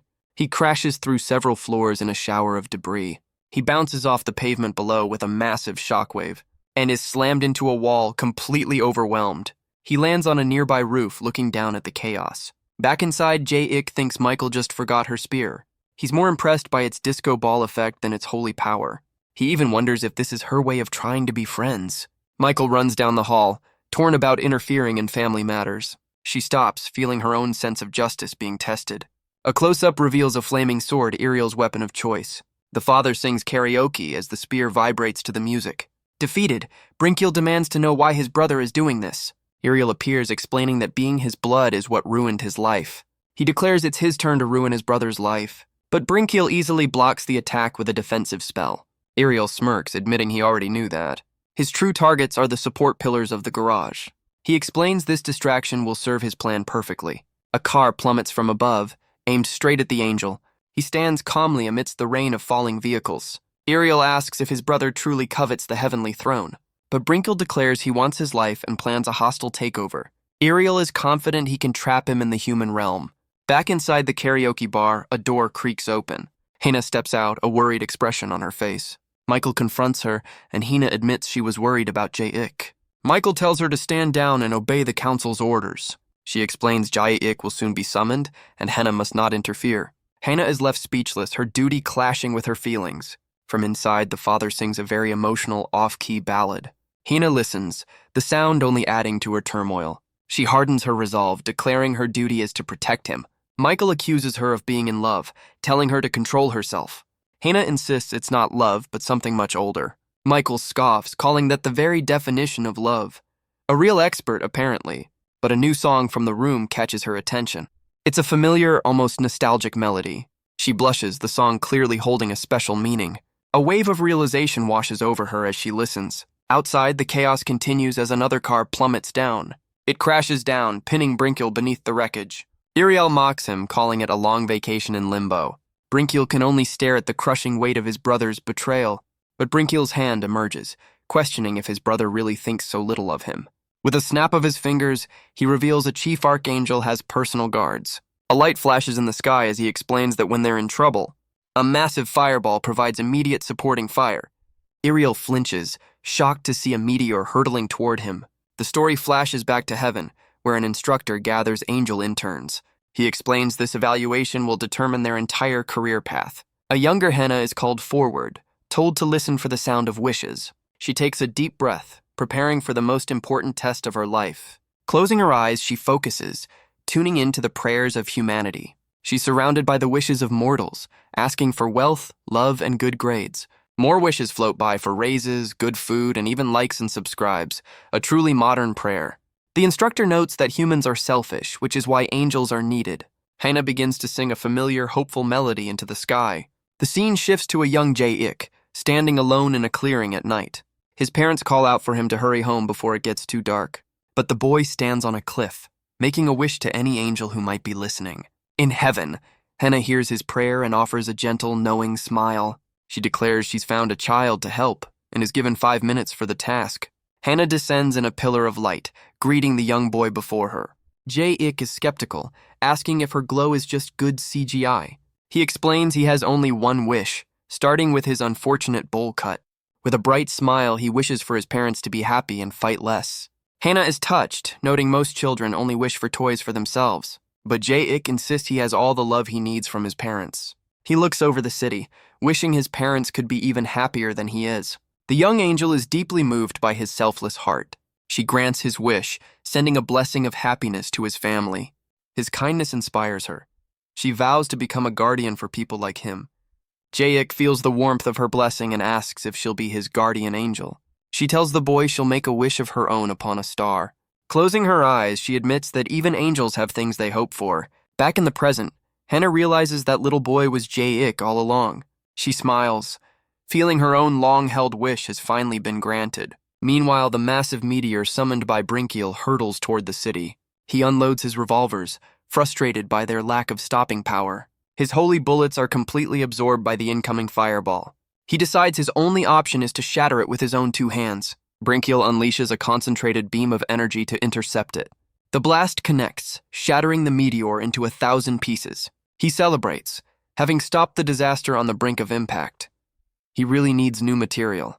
The wreckage of cars continues to rain down around him. Iriel appears, scolding his brother for daring to defy his will. He reaches out a hand, questioning Brinkiel's challenge to his authority. The sky above them darkens with an ominous, swirling storm. A massive bolt of divine lightning strikes down from the heavens. The blast slams into Brinkiel, pinning him to the rooftop. Iriel floats down, reminding his brother he's just an errand runner. He declares their fates are separate, his patience finally gone. He turns to Michael, asking if their plan is ready to proceed. Michael confirms it is, as Hannah watches in absolute horror. Iriel snaps his fingers, confident his mission is nearly complete. The pillar of light above the karaoke bar intensifies. Inside, Jayek's father sings his heart out to a cartoon theme song. The light suddenly flares, beginning to pull them both inside. They're sucked into the beam, screaming as they're teleported away. The scene cuts to a convenience store on the first floor. Jayek's mother tries to buy something, but accidentally asks for the wrong red item. After drinking an energy drink, she literally begins to float. So that's what they mean by gives you wings. The story then shifts to the building's underground parking garage. Ushijim's right-hand man, 1 Yard, vows revenge on Jae-ik. But he's suddenly caught in the golden light of the summons. He's not alone. Several others are pulled into the celestial vortex. Hina screams Jae-ik's name, trying to stop Michael's plan. But it's too late. She can only watch as Hina dives in after him. The guardian angel throws herself into the light, vowing to follow. Inside the beam, she sees Jae-ik and his father being pulled away. She's shocked to find another classmate, Yoonji, caught in the trap. 1 Yard overhears Jae-ik's name, his eyes locking onto his target. Everyone tumbles through the vortex, a chaotic mess of bodies. Hina ignores the others, her focus solely on reaching Jae-ik. She bumps past Eunji, who is sent spinning by the impact. Yoonji recognizes her rival, her expression turning to fury. Her face contorts with rage. This is the last straw. A flashback reveals Yoonji's long-held crush on Jae-ik. She'd been his classmate for a while, waiting for the right moment. She spotted him on the street, ready to make her move. She was about to confess her feelings and ask to be friends.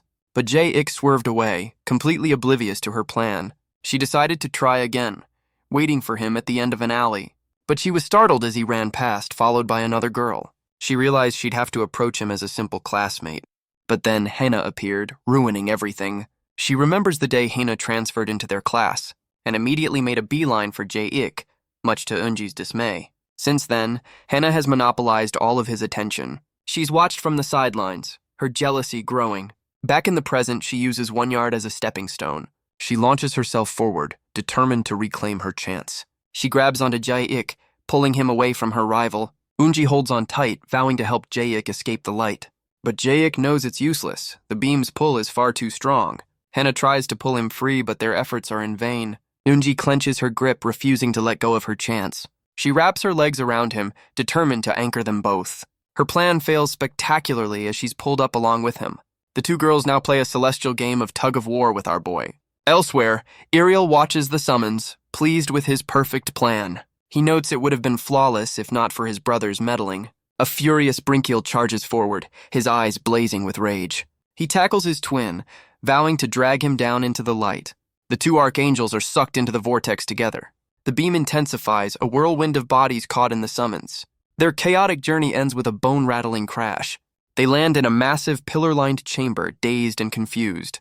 Hina, Yoonji, and 1 Yard slowly get to their feet. Jae-ik rushes to his father's side, who lies unconscious on the floor, but a shadowy hand reaches out, its target now in sight. 1 Yard grabs Jae-ik by the throat, lifting him into the air. He accuses Jae-ik of ruining his boss's life, calling Ushijima a saint. An interesting take on the word. 2 massive angel statues loom as a voice notes the many suspects. 1 Yard looks around in disbelief, wondering if he's actually made it to heaven. Debris rains down as the 2 archangels make their grand entrance. The statues call out to Iriel, confused by this unexpected turn of events. They're stunned to see 2 identical figures standing before them. Iriel declares he is the one and only, much to Brinkiel's fury. Hina and Eunji are less than impressed by the tacky Supreme Council statues. Iriel desperately tries to convince the council that he's the real one. Brinkiel counters, claiming he is the true successor to the heavenly throne. The The statues can only stare, completely unable to tell the twins apart. The council dismisses the identity crisis, focusing on the real issue. Hina steps forward, declaring the OTT is not among them. She insists they're just ordinary humans, as One-Yard agrees his honest life has paid off. The council demands to know who she is to speak for them. Yoonji seethes as Hina introduces herself as a junior-ranked angel. The council scoffs, but Hina prepares to lie for Jae-ik's sake. They demand she swear on her angelic status that she speaks the truth. Hina lies through her teeth, claiming the OTT legend is just a myth. She glances at Jae-ik, trying to sell her story about ordinary humans. The council seems to agree, sensing no great power from the boy. But both archangels shout in protest, pointing directly at Jae-ik. The council notes that if the two Ariels agree, it must be true. But they also sense a much higher power coming from someone else. Their gaze falls on One-Yard, wondering if he is the true OTT. The twins panic as Hannah desperately tries to downplay Jae-ik's importance. She calls him a weak, run-of-the-mill human, much to his dismay. The council decides there's only one way to settle this: a test. The ground shakes as a massive structure begins to rise. A circular wall erupts from the floor, sealing them inside. The council declares a battle between their pick and the twins' pick. The arena is now complete, a coliseum with no exit. Jae-ik and One-Yard are trapped in the pit below, the others watching from above. The two opponents stare each other down, ready for the fight to begin. The twins take a seat, ready for a front-row view of the chaos. The council declares that one of the two will reveal his true power. Victory is the only way out. The winner will be crowned the OTT. One-Yard cracks his knuckles, thanking the heavens for this opportunity. Hina screams for Jae-ik to escape, but Brinkiel tells her it's a trap. Iriel confirms this is a sacred duel, as Yoonji realizes the statues are real. He warns them not to interfere. This is a ritual the council takes very seriously. Hina panics, realizing the council will take Jae-ik if he's revealed. The twins scoff, asking what she expected for the legendary OTT. They both pause, an awkward silence hanging between them. The two archangels are annoyed they can finish each other's thoughts. Yoonji mocks Hina's serious expression, unimpressed by her heroics. Hina tries to send a telepathic message, much to Yoonji's surprise. She warns Jae-ik to hide his power, but Yoonji just cheers him on. Jae-ik sweats, caught between two very different strategies. As One-Yard lunges, Jae-ik questions if his life was ever normal. The thug roars his motto, vowing to send Jae-ik to the hospital. His fist flies forward, but Jae-ik stands completely still. The punch stops just short as One-Yard realizes his target is gone. Jae-ik moves in a blur, creating multiple afterimages. He reappears behind the thug, having dodged with impossible speed. From the stands, Hana and Yoonji can't even follow his movements. The council statues detect no power, questioning his technique. The twins realize he's releasing his energy in controlled bursts. One-Yard screams in frustration, demanding that Jae-ik stop dodging. Our boy agrees to play along, deciding to let the thug wear himself out. He dodges another attack, feeling he may have overdone the swerve. He comes up with a new plan: move fast for just a millisecond. He puts it into practice, a perfect display of energy conservation. One of the twins explains he's moving just enough to stay off the radar. The archangel smirks, impressed by his fine-tuned control. One-Yard stops, his respect for his own boss growing even stronger. He taps his foot on the ground, preparing for his final move. His hand cracks the stone floor as he unleashes his ace in the hole. He explains his nickname comes from his lightning-fast close-range attacks. The blow grazes Jae-ik's cheek, a near-perfect strike. One-Yard is certain he at least made contact. A win is a win, I guess. From the stands, Hana gives a quick lesson on ancient units of measurement. One-Yard boasts that special training has extended his reach to 2 whole yards. The punch just barely brushes past Jae-ik's face, but One-Yard celebrates, thrilled he at least made contact with the collar. The council statues complain their sensors can't keep up with the frame drops. The twins watch from above, assuming Jae-ik must be getting tired by now. But in reality, he's just taking a casual stroll around the flailing thug. The council grows impatient, declaring this stalemate must end. A beam of light shoots from one of the statue's eyes. It slams into the arena floor with a powerful blast. The council announces they're shrinking the arena to force a conclusion. More beams fire down, cutting off the fighter's space. One-Yard panics, thinking the heavenly police have finally come for him. Jae-ik's father recognizes one of the archangel's voices. He realizes it's the same person he reported to over the phone. He bows to Iriel, but Brinkiel insists he's the one who deserves the apology. The arena is now a tiny platform, forcing them into close quarters. One-Yard grins, explaining that at this range, you never see the blow coming. He unleashes a powerful punch, aiming to end this now. But Jae-ik catches the fist with a single, effortless hand. 1 Yard is stunned, but quickly transitions into a grapple. He wraps his massive arms around Jae-ik, trapping him completely. With a powerful slam, he takes our boy down to the ground. Jae-ik is caught in a chokehold, his face pressed against the thug's arm. 1 Yard locks his legs, leaving no room for escape. He squeezes with all his might, declaring his total domination. He warns that the next sound Jae-ik hears will be his own spine snapping. The thug boasts that no one has ever managed to escape this hold. He applies more pressure, certain victory is just moments away. But he realizes Jae-ik is completely calm, almost uncomfortably so. Jae-ik calmly states he can't play along with this anymore. He unleashes his power, cracking the very ground beneath them. The arena floor shatters under the immense pressure. With no effort, he lifts the massive thug off the ground. He floats into the air, carrying his opponent with him. He admits that the two archangels were right about him. The council statues can only watch in stunned silence. Jae-ik finally declares that he is the legendary OTT, a bit of a dramatic reveal, but we'll take it. A brilliant aura erupts from his body, a beacon of raw power. 1 Yard's grip shifts from an attack to a desperate hold. A dark void opens below, and the thug screams in terror. The sheer force of his energy cracks the ancient statues. The council panics, their divine sensors completely overwhelmed. Apparently, heaven needs a GPU upgrade. Hena looks on, wondering why he chose to reveal his power. Jae-ik asks the council to send his friends back to Earth. He makes it clear he has no intention of joining their realm. Yoonji cheers him on as Hena glares, her plan in shambles. The council declares him their asset, refusing to take no for an answer. Jae-ik simply states he's going back to his own life. The twin archangels watch from the stands, enjoying the show. The statue's eyes begin to glow with a menacing light. They fire beams of judgment, calling his defiance an act of treason. He catches the beams, questioning their twisted logic. The council declares they show no tolerance for this evil.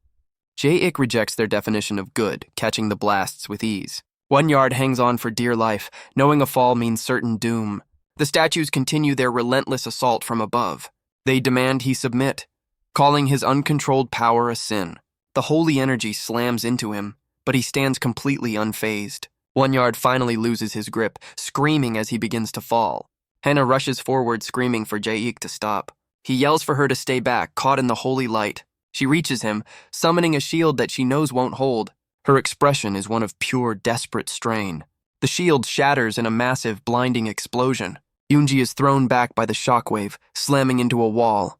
Jae-ik and 1 Yard are sent crashing into the arena's edge. He immediately asks if Hena is all right, his concern clear. But he feels the wall behind him begin to crack and splinter. The entire arena is collapsing under the strain of his power. His father loses his footing as the stands crumble away. He plummets into the darkness below, screaming in terror. Yoonji just scoffs, annoyed by all the dramatic screaming. Hena dives after him, her wings of light unfurling for the rescue. Jae-ik declares he is the master of his own life and rejects their judgment.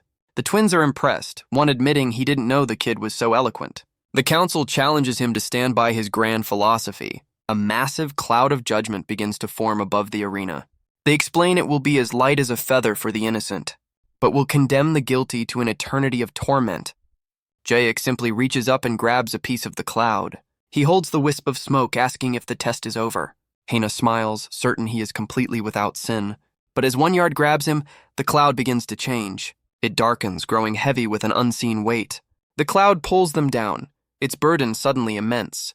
The council roars that he can't even bear his own sins. But Jae-ik grits his teeth, explaining it's not his sins. 1 Yard confesses that he, on the other hand, has sinned a lot. A truly helpful clarification. Yoonji watches, determined to help and not let Hina get all the credit. Yoonji watches the heavy cloud, wondering how she can help.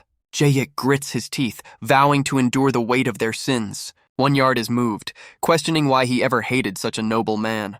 Yoonji decides to help, claiming her only crime is loving Jae-ik.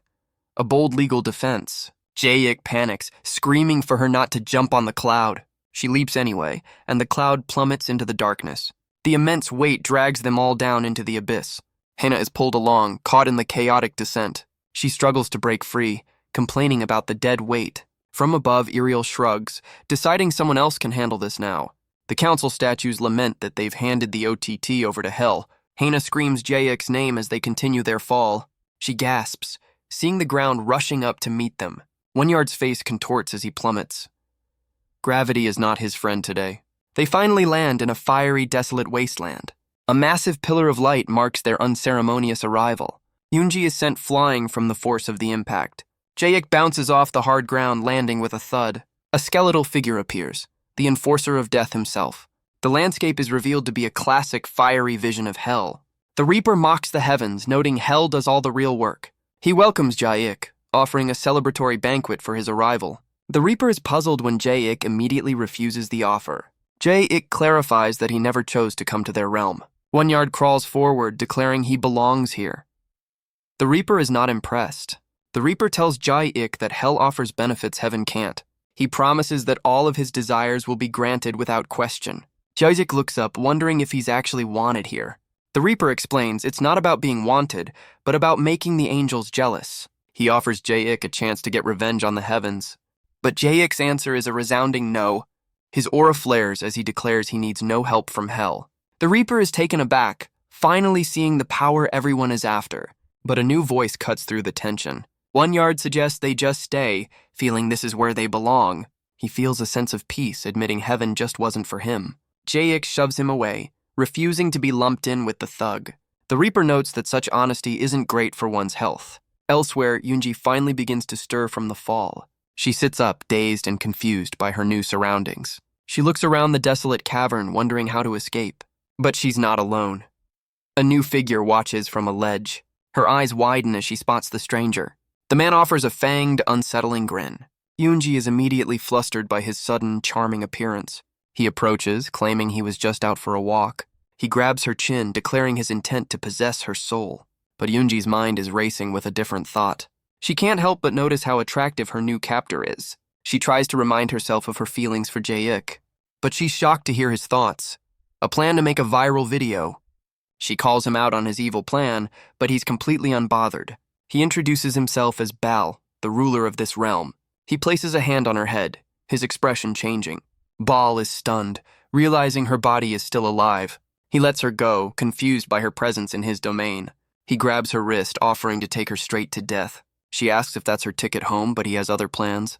He tries to charm her, promising a quick and painless end. Yoonji is left speechless by his casual talk of death. Jae-ik unleashes a powerful swing, telling the Reaper to stay back. The Reaper calmly explains the interview will continue after a brief dismemberment. Jae-ik calls out the Reaper for a cheap shot, accusing him of being evil. The Reaper casually admits that yes, he is in fact evil. He lunges forward, pleased that his reputation precedes him. But Jae-ik easily dodges the sweeping attack from the scythe. He feels his body is heavier here, wondering if hell has stronger gravity. He grabs onto a nearby rock pillar to steady himself. But the pillar snaps, a makeshift weapon now in his hands. He leaps forward as the Reaper offers some very unhelpful advice. The Reaper promises a quick end, a painless quartering of his soul. He brings the massive scythe down with incredible force. But Jae-ik blocks the blow, the rock pillar holding strong. The force of the impact sends him skidding across the ground. He questions the sudden change from recruitment to annihilation. He notes that even the flames in hell seem to burn hotter. Seems about right. The Reaper explains the scientific principles behind his hellfire. Just then, a new voice cuts through the tension. Baal points to Jae-ik, identifying him as the one who will end the Reaper. But as he looks closer, his expression shifts to one of shock. He's never seen the boy before, but his instincts are screaming. He realizes this is his own blood, his long-lost son. Yoonji is stunned, realizing this is Jae-ik's actual father. She asks for confirmation, and Baal admits he can feel it's true. Meanwhile, the fight continues, their weapons clashing once more. Baal watches, impressed by the fighter his son has become. Yoonji seems to agree, though for slightly different reasons. Baal dismisses the family reunion, confident his son can handle it. He tries to get the Reaper's attention, offering up his new captive. But the Reaper's schedule is full. He'll have to get back to them. Baal is unimpressed by the Reaper's evasive answers. Jae-ik demands to know why the Reaper is so intent on his destruction. The Reaper clarifies it's not murder, but a liberation of his soul. He explains they've prepared a new vessel to house his immense power. They've been preparing for his arrival, though this was a bit last minute. He even reveals they sent an agent to his school to find him. With a flourish, he presents the best that hell has to offer. A massive soulless husk of a warrior is revealed, a real fixer-upper. Jae-ik stares, a flicker of recognition in his eyes. The Reaper urges him to claim the body, but Jae-ik is not impressed. His assistant points out how much effort they put into polishing it. The soulless armor seems to blush under the praise. Yes, really. But then, a sudden realization hits someone. Yoonji realizes their plan is to trap Jae-ik in that ugly shell. She begs Bal to intervene, reminding him that's his son. But Bal dismisses her plea, calling it a mere human concept. Desperate, she claims Jae-ik is her boyfriend to spur him into action. The claim seems to have caught the Demon Lord's attention. He offers to harvest her soul, but calls her bluff immediately. Meanwhile, Jae-ik declares he's perfectly happy with his current look. The Reaper insists his mortal form is just a shell to be shed. He dodges another powerful swing, his reflexes sharp as ever. The ground trembles from the force of the missed blow. Through the dust, his silhouette stands firm and unbroken. He emerges from the smoke, his eyes glowing with defiance. The Reaper grows impatient with his heroic cliches. He unleashes a spinning attack, their weapons clashing once more. Jae-ik glances back, his expression unreadable. The Reaper asks again what he is, demanding an answer. Jae-ik looks down at the crumbling pillar in his hands. He tells the Reaper he has no reason to answer him. The Reaper lunges forward, ready to deliver the final strike. The massive blade swings down with incredible speed, but Jae-ik is gone, the attack hitting nothing but air. A new thought crosses his mind. Lucifer. From the sidelines, Bel wonders why Lucifer has appeared. The fallen angel offers a casual, almost mocking wave. Jae-ik recalls Lucifer's ability to dissolve into dust. He wonders if he can do it too, and his body begins to dissolve. The Reaper can only stare, completely caught off guard. A few seconds ago, the Reaper was certain of his victory, but his final strike passed through an empty space. He tries to play it off as a few practice swings, a likely story. But he's clearly shaken, unable to comprehend the miss. Lucifer is impressed, noting the boy's incredible talent. His work here apparently done, he turns to leave. Jae-ik knows that where Lucifer goes, Michael is sure to follow. He quickly runs through his growing list of problems. He realizes his current approach just isn't working. Deciding to take things one step at a time, he blocks the next blow. He apologizes, explaining that a little violence is now necessary. He slams his fist into the ground, shattering the rock below. The Reaper's skull cracks, feeling the pain deep in his bones. Bal explains that skill belongs to Lucifer, then proudly claims his son. He spots his classmate and his dad, adding another task to his list. Bal wonders who will deal with Yoonji now that Death is out of commission. A new voice explains he was only meant to be backup. A new challenger appears, Gamora, master of unbreakable chains. He throws a glowing collar, a new kind of trap. It snaps around Jae-ik's neck, trapping him instantly. Jae-ik's eye twitches, clearly annoyed by this new accessory, but with a surge of power, he rips the collar right off. Bal is impressed by the move as Yoonji watches in horror. The chains around his neck shatter into pieces. He stands completely unfazed, the trap utterly useless. But Gamora boasts that no soul can truly escape his chains. The chains reform, tightening their grip around his throat once more. He struggles against the unbreakable, magical bonds. The demon explains the hold is eternal, a trap with no escape. He even boasts that Lucifer himself failed to break these chains. But a new challenger enters the ring. Wonyard, the honorable thug. He lands a solid blow, calling out the demon for the cheap shot. Gamora seems unfazed as Wonyard explains he just missed his cue. He lectures the demon on the rules of honorable combat. Apparently, Hell has a rule book. He declares he can't fight Jae-ik while he's at a disadvantage. He grabs the chain, determined to free his opponent for a fair fight. He pulls with all his might, but the chain won't even budge. Defeated, he can only complain about his dishonorable foe. But Gamora has a very important question for the thug. He asks what makes Wonyard assume he's even a man. The revelation leaves both Jae-ik and Wonyard completely stunned. Gamora explains that high-ranking demons are beyond such concepts. He then begins a biology lesson that absolutely no one asked for. The demon is furious that his lecture has been interrupted. Wonyard realizes he may have just made a fatal mistake. Gamora unleashes a powerful blast, swatting the thug aside. The attack connects with devastating, explosive force. Wonyard is pinned to the ground, defeated by the very chains he condemned. Gamora reminds him of the lecture as Jae-ik looks on. With the distraction gone, he turns his attention back to his true prize. Gamora swings, promising to separate Jae-ik's soul from his body. The demon's eyes glow, filled with a cold, unwavering purpose. But his arm suddenly goes limp, a bad idea for him, not Jae-ik. From the sidelines, Wonyard mocks the demon's clumsy attack. Gamora glares, annoyed by the unsolicited commentary. Wonyard offers some very unhelpful advice on proper punching form. He even encourages the demon to use his other arm for the final blow. Gamora considers the advice, his gaze fixed on his remaining hand. This is getting weird. He winds up, confident that his chained target can't possibly escape. He unleashes a punch with blinding speed and incredible force. The blow rockets forward, a blur of pure destructive energy. The narration explains this is a nuclear fusion punch. Science is fun, even in hell. Yard realizes the fatal blow was aimed at him all along. A massive explosion engulfs the wall where the thug was chained. Jaek is sent flying by the sheer force of the shockwave. Baal and Yoonji watch as the cavern begins to collapse around them. Baal shoves Yoonji toward a nearby cave for her own safety. She lands inside, looking back at the chaos unfolding outside. Elsewhere, Jaek's father rushes to find cover from the blast. He pants, having survived the hermaphroditic fusion attack. A truly memorable biology lesson. Jaek looks up as massive rocks rain down from the ceiling. The debris crashes to the ground with a series of heavy thuds. The landscape has transformed into a river of molten lava. The soulless armor husk remains, waiting for its new occupant. The cavern is now a desolate wasteland of fire and rock. A small pebble clatters, a sign of the cavern's instability. Baal stands calmly amidst the falling debris, completely unfazed. He glances over at the fiery river, his expression unreadable. He walks along the edge as if taking a casual stroll through hell. With a flick of his wrist, he sends a rock into the molten flow. Jaek stands in the fiery wasteland, his resolve hardening. Baal tells him he has more than enough power to break the chains. With a new understanding, Jaek grabs the collar around his neck. His grip tightens, ready to unleash his true strength. His eyes glow as he prepares to shatter his bonds. He looks at the archdevil, finally stating he's his birth father. Baal casually admits it took him long enough to figure it out. He steps onto the lava, telling Jaek he's not forcing a relationship. He explains that despite their blood, they are two separate beings. Jaek agrees, seeing him as nothing more than a stranger. He clarifies that he feels no resentment and wants nothing from him. Baal walks away, accepting his son's decision without a fight. He turns back, a knowing look on his face. He admits he always knew this day would come. He's pleased to see the boy growing into the OTT he imagined. He explains that true evil lies in absolute unrestricted freedom. His eyes glow, urging Jaek to live by his own will and glory. A surprisingly motivational speech from the archdevil. He assures Jaek that being his son won't affect his life.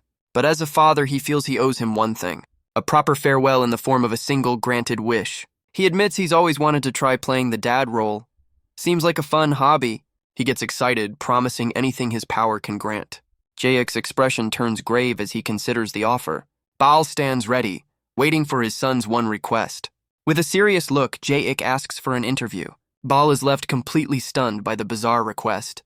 Of all the things to ask for, Jaek asks him to be a good dad for once and help his future. Suddenly, a flash of light fills the cavern. Hina flies in, asking if she's too late to help. Jaek points at Baal, telling her to get the camera ready. Baal freezes, completely stunned by the bizarre request. Hina is just as confused, her heroic entrance now feeling a bit awkward. The archdevil can only stammer, asking what he just heard. He collects himself, preparing to give his first ever on-camera interview. He launches into a passionate tirade against the heavens for the recording, but he immediately loses his nerve, awkwardly asking for feedback.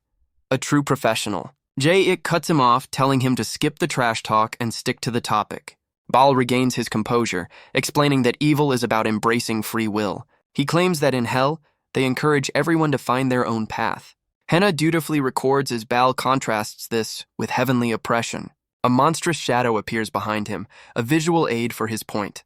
He roars that the peace offered by the heavens is nothing but hypocrisy. But Jaek calls cut, telling him he's getting off topic again. The archdevil tries again, explaining that evil offers chaos, which leads to growth. He declares this is the true engine of progress, and that's a wrap. Hina reviews the footage, admitting he's surprisingly photogenic. Baal asks if he's sure this is enough, offering citywide destruction instead, but Jaek simply states that the interview is all he needs. The archdevil seems genuinely disappointed by his son's lack of ambition. He laments such incredible power being used for a simple school project. He asks one last time if his fatherly duty has been fulfilled. Jaek looks at him with a steady, unwavering gaze. He rises to his feet, his decision made. He tells his father he had a happy life without him and plans to keep it that way. Baal listens, his own feelings hidden behind a calm mask. But he just chuckles, impressed by his son's independent spirit. Suddenly, Jaek and Hina begin to float off the ground. With a flick of his wrist, Baal promises to send them all home. Jae-ik is stunned, realizing his father can defy the very laws of hell. The archdevil raises a hand, ready to send them on their way. Jae-ik asks a simple question. If Baal is so powerful, why is he still here? The archdevil smirks, explaining he's not trapped. He stays because he likes it. Jae-ik grins back, realizing they're similar in that way. Baal chuckles, finally understanding his son's independent spirit. He raises a hand, offering a final, uncertain farewell. A last goodbye to the son he's only just met. He then turns to Hina, admitting he'd normally destroy a guardian angel. But he sends her back, trusting her to keep Jae-ik safe. Hina admits her duty is a heavenly command, but she stays by his side because she wants to. With a flash of light, she's sent on her way. A voice from the side wonders what that was all about. It's Yoonji, fuming that she overheard Hina's confession. Baal sends her away too, telling her to be nice to his son's friends. He then turns to Wonyard, offering him a spot in his figurine collection. The thug begs for his life, promising he's finally learned his lesson. Baal agrees, but asks him to send any other deserving thugs his way. A man's gotta have a hobby. With everyone gone, the archdevil notes things will be quiet for a while, but a new voice calls out, interrupting his moment of peace. A squad of demons arrives, reporting a major disturbance in the area. Baal casually explains that Death and Gamora just had a little brawl. The soulless armor husk floats aimlessly in the lava below. A voice from the armor calls him a liar, accusing him of protecting his son. The disembodied head of Gamora floats nearby, unable to do anything. A single skeletal hand emerges from the ground, the Reaper's last stand. The two disembodied parts agree to a temporary, very awkward merger. They form a new creature, a testament to Hell's terrible team-building exercises. Back on Earth, the group lands hard on a city rooftop. Jae-ik gets to his feet, asking Hina for one last favor. Her wings unfurl as she agrees, ready to do anything for him. He asks for one last flight, soaring through the city sky. Hina notes his flying has improved, a skill he learned in Hell. She looks on with an expression of pure, unadulterated pride. Their destination is a heavenly court, guarded by familiar statues.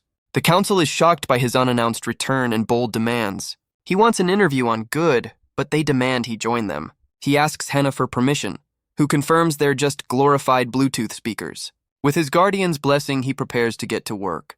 He delivers a powerful slap, ready to knock some sense into them. The holy marble cracks under the force of his blow. The statue crumbles as its partner screams about its quality craftsmanship. His hand glows, offering the last statue a chance to cooperate. The remaining statue begins to sweat, its confidence shattered. Jae-ik grins, unimpressed by the council's empty threats. A brilliant light shines down, a sign of the council's fury. The statue summons a massive gamma ray from the heavens. It gathers its energy, forming a dark, ominous sphere. The council unleashes a beam of judgment to destroy the boy. But Jae-ik just stands there, worried he forgot his sunscreen. Priorities, people.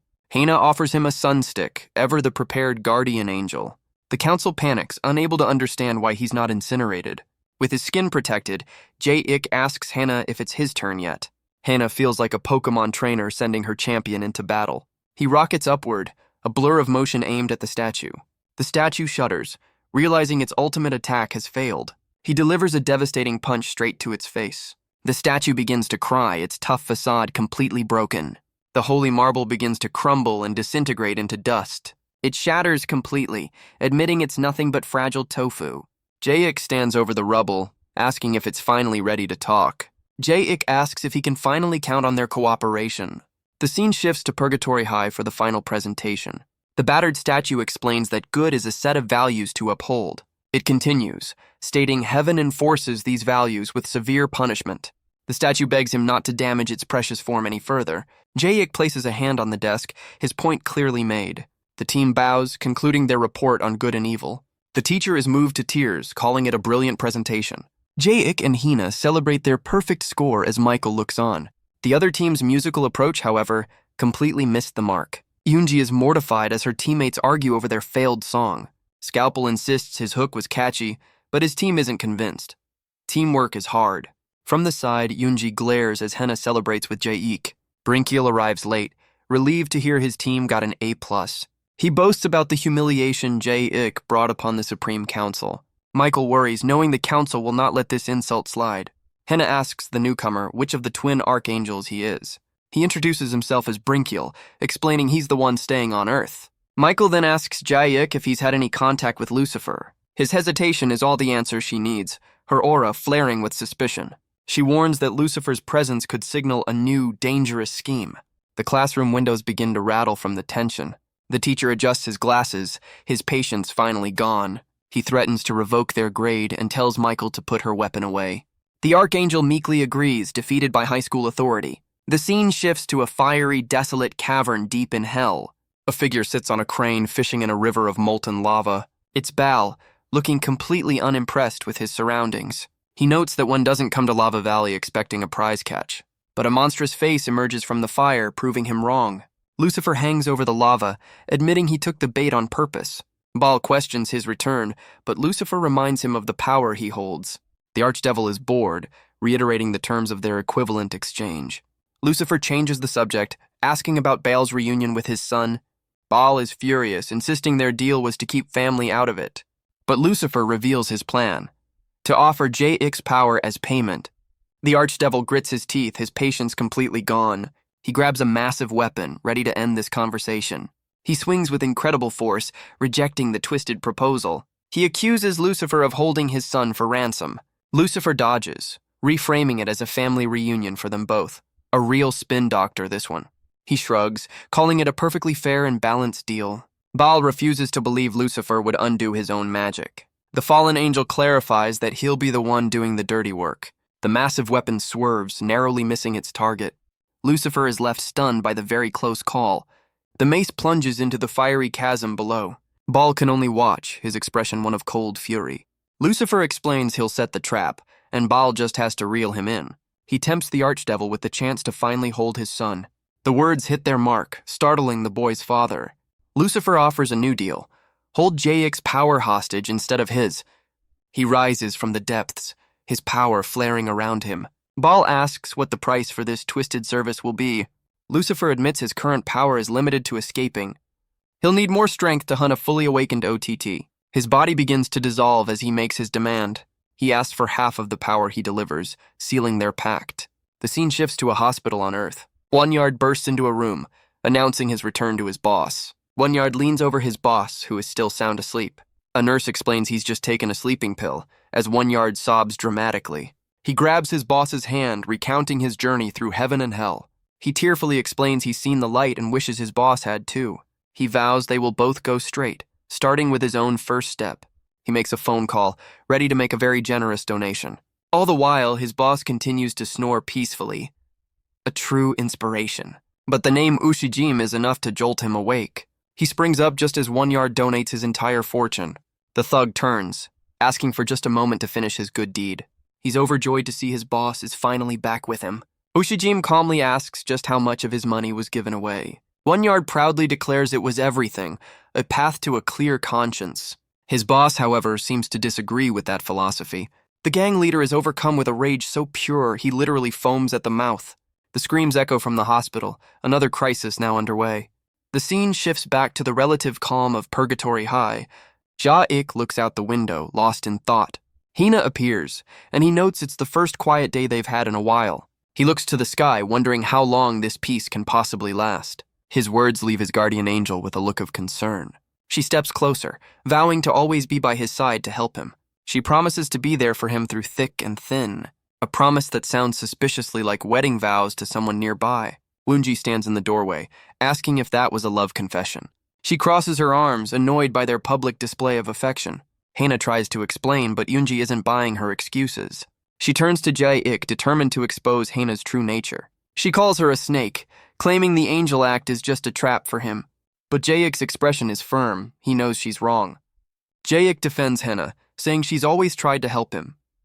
He adds that it didn't make much of a difference. Hana is left speechless, stung by his brutally honest assessment. Later, at a convenience store, she asks for a pack of something, but the clerk sternly reminds her that she's still underage.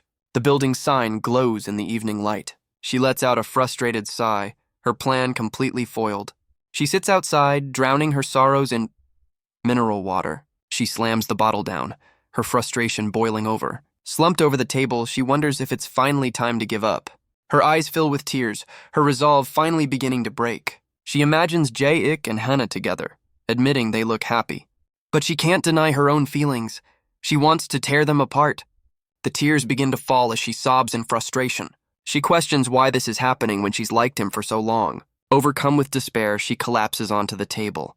But from the darkness, a voice notes the scent of human despair. A horned man appears, and she accuses him of enjoying her misery.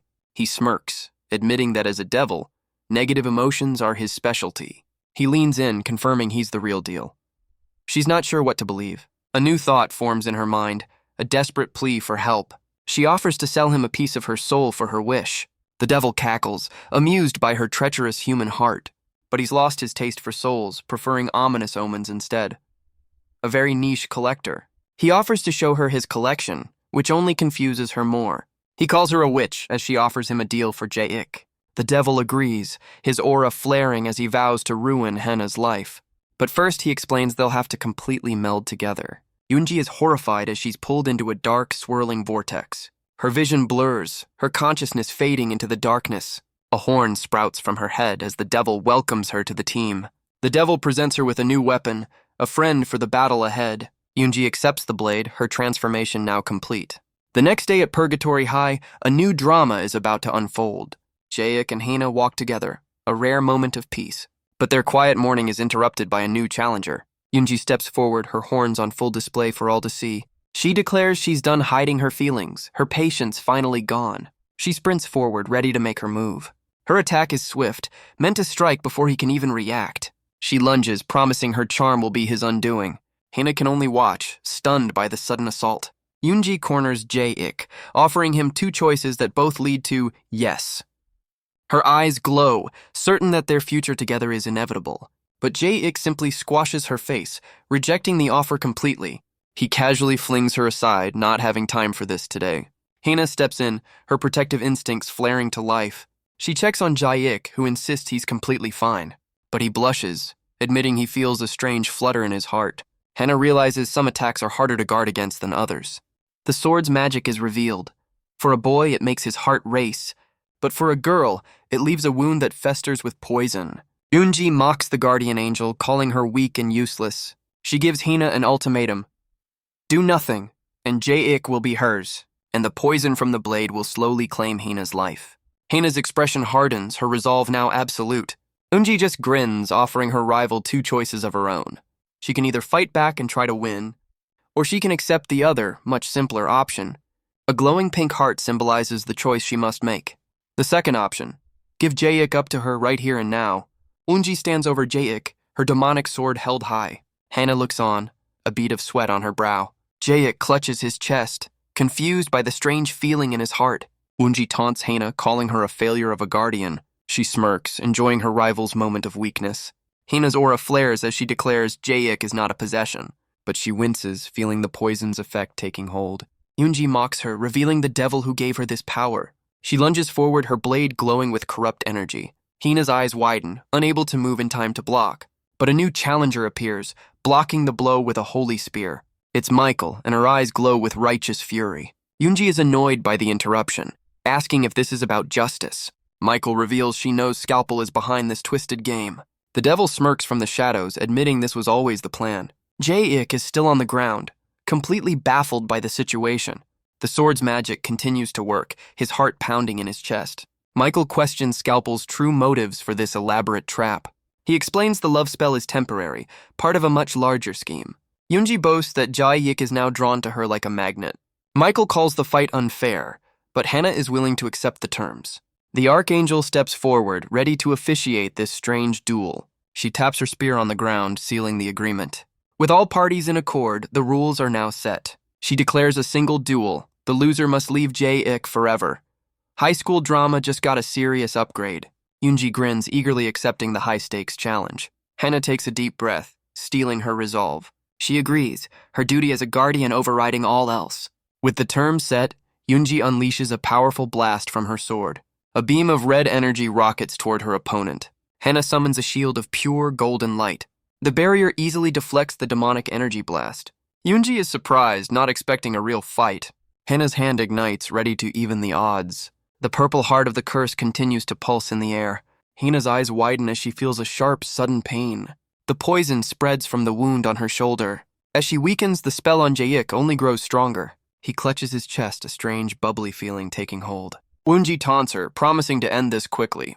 But Henna's hand glows with a brilliant, holy light. She forms a blade of her own, blocking the demonic sword. She declares that nothing will stop her from protecting him. Yoonji just smirks, enjoying the challenge. She walks forward, her own resolve now absolute. She unleashes a flurry of attacks, a whirlwind of dark energy. But a new student steps in, stopping the blade with one hand. Henna tries to warn Yoonji that she's being manipulated, but Yoonji insists this is her own choice, with a little nudge from Scalpel.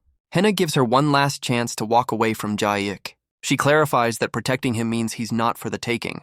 With her final warning given, the battle lines are drawn. Yoonji accepts, ready to go to war for her prize. The pink-haired girl claps, tired of all the dramatic trash talk. Meanwhile, Jae-ik writhes, still caught in the spell's grip. A simple thought bubble appears, a moment of understanding. From the ground, a shadowy form begins to rise. Scalpel emerges, commenting on Hina's surprisingly soft heart. Jae-ik struggles, the strange throbbing throwing him off completely. Scalpel promises the feeling will only get more intense from here. From a distance, Scalpel watches the duel unfold. He decides to accelerate his plan, a smirk on his face. With a twist of his hand, he manipulates the flow of time. The sun sets in an instant, plunging them into darkness. The two rivals continue their battle through the long night. And just as quickly, the sun rises on a new day. Michael realizes they've been locked in combat for hours. A new player arrives on the scene, her purpose unknown. She offers a confident, almost predatory smile. She declares she's here to carry out her new duty. Her expression is one of cool, calculated charm. Jae-ik stumbles forward, the love spell still in full effect. He clutches his chest, his heart pounding uncontrollably. Scalpel grins, seeing his plan is working perfectly.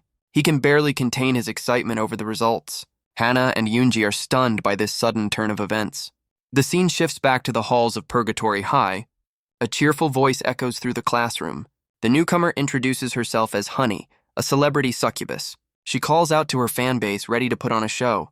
The entire class erupts, revealing they're all huge fans. She blows a kiss to the crowd, playing her part perfectly. She commands the room, her charisma overwhelming. Her fans literally form a bridge for her to walk on. Talk about dedication. Even the teacher is caught up in the frenzy, a true fanboy. He quickly snaps back to reality, embarrassed by his outburst. He tries to regain control, but the class is completely captivated. She steps forward, her presence commanding attention.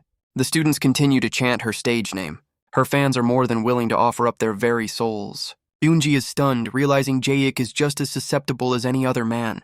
Michael notes that a succubus achieving this level of fame is highly unusual. Iriel explains that Brinkiel is now on the throne, so he came to see the drama firsthand. Henna is shocked that word of this has already reached the heavens. But seeing Jae-ik in full fanboy mode, Michael isn't surprised at all. Yoonji slams her fist on the desk in a fit of rage. She realizes her love spell completely backfired on her. She screams for Scalpel to undo the attack immediately. But the devil refuses, claiming it was a rare success he won't give up. Jae-ik stands in a daze, his fanboy gear still in hand. He screams, offering his very life to his new idol.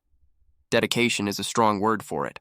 Hana and Yoonji realize the spell didn't work. He was already a fan. The scene shifts back to the halls of Purgatory High. Even the teacher is starstruck, taking a selfie with the new student. He thanks her for choosing their school, completely captivated. Jae-ik jealously watches from the doorway, booing the teacher. But Honey calls out his name, leaving him completely stunned. He's ecstatic to be in the same class, much to the envy of his peers. She asks him to show her around the school, playing her part perfectly. She leans in close, and Jae-ik immediately agrees to the tour. He even offers to show her the school's non-existent dungeon. As they laugh, Henna and Yoonji can only watch from the sidelines. Yoonji declares that this new development makes her rivalry with Hana pointless. Her demonic sword flashes, a sudden change of heart. The poison from Hana's wound is suddenly dispelled. Hina is left confused, wondering what just happened. Michael explains that she and Hina are calling a truce for now. Yoonji realizes her true goal is to win Jae-ik, not to hurt her rival. Hana offers a warm, approving smile at the new arrangement. A new day begins at Purgatory High, the battle lines redrawn. Jae-ik continues his tour, showing off the school gym. The succubus fans herself, complaining about the heat. She leans in close, her words dripping with insinuation. But she clarifies she just wants a basketball lesson. A likely story. From the stands, Scalpel knows Jae-ik's mind is his true weakness. He'll let temptation do the work, waiting for the inevitable fall. But his quiet observation is interrupted by two familiar faces. Hana and Yoonji have arrived, and they do not look happy. High above, a flock of birds takes to the sky. The succubus pauses, sensing a familiar presence nearby. The basketball bounces away as she feigns incompetence. She trips, landing directly on top of a very surprised Jae-ik. Just then, Hana and Yoonji burst through the gym doors. Yoonji holds her new ally back, trying to prevent a scene. She questions Hana's claim of hearing his racing heart. She points out the vibrations are coming from the floor itself. A horrifying realization dawns on her. Jae-ik is genuinely smitten. The scene on the court seems to confirm her worst fears. Even Hana is stunned, questioning if he's truly fallen for the succubus. Jae-ik awkwardly asks her to move, but she enjoys the proximity. She leans in, explaining her power works best at close range. Her eyes glow, unleashing the full force of her charm. A massive heart of pink energy envelops them both. The succubus mocks his struggle, enjoying her complete control. Jae-ik feels his very soul being drained by her power. From the doorway, Yoonji senses the overwhelming energy. She explains the balloon is the physical form of his affection. Hana is stunned by its size but refuses to believe it's real. The heart pulses violently, a sign of the spell's growing power. He collapses, a burst of energy erupting from his chest. From a nearby window, Scalpel watches his plan unfold. He's certain the succubus will have Jae-ik incapacitated in seconds. But a familiar voice screams a very familiar name in frustration. Michael's spear of justice rockets across the gym floor. A figure winces, caught in the blinding holy light. Lucifer dodges the blow, annoyed by Michael's persistence. Meanwhile, the heart of affection continues to float ominously. Hana and Yoonji can only stare, confused by the strange balloon. They glance at each other, a silent agreement passing between them. The two rivals leap into the air, both reaching for the prize. With a furious cry, they declare their temporary truce is officially over. The succubus watches from below, completely unimpressed by their efforts. With a powerful kick, she launches herself off the wall. She soars past them, easily closing in on her target. Hina unleashes a blast of energy, refusing to let her win. The succubus glares, her focus now absolute. Hina tackles her in midair, a blur of motion and fury. The guardian angel lands hard, the impact sending up a cloud of dust. She regrets her selfish actions, feeling she's failed her angelic duty. But the succubus grabs the heart, declaring Jae-ik now belongs to her. A sharp demonic tail whips through the air with incredible speed. It pierces the heart balloon, much to the succubus's surprise. She looks down, her victory suddenly cut short. The deflated heart lands on the ground as she mocks her rivals. She warns them to back off. The OTT's heart is her prize alone. But from the smoke, Yoonji emerges, calling her rude for being late. Her eyes glow with rage as she stakes her own claim on Jae-ik. Hina charges forward, declaring his heart is not a possession.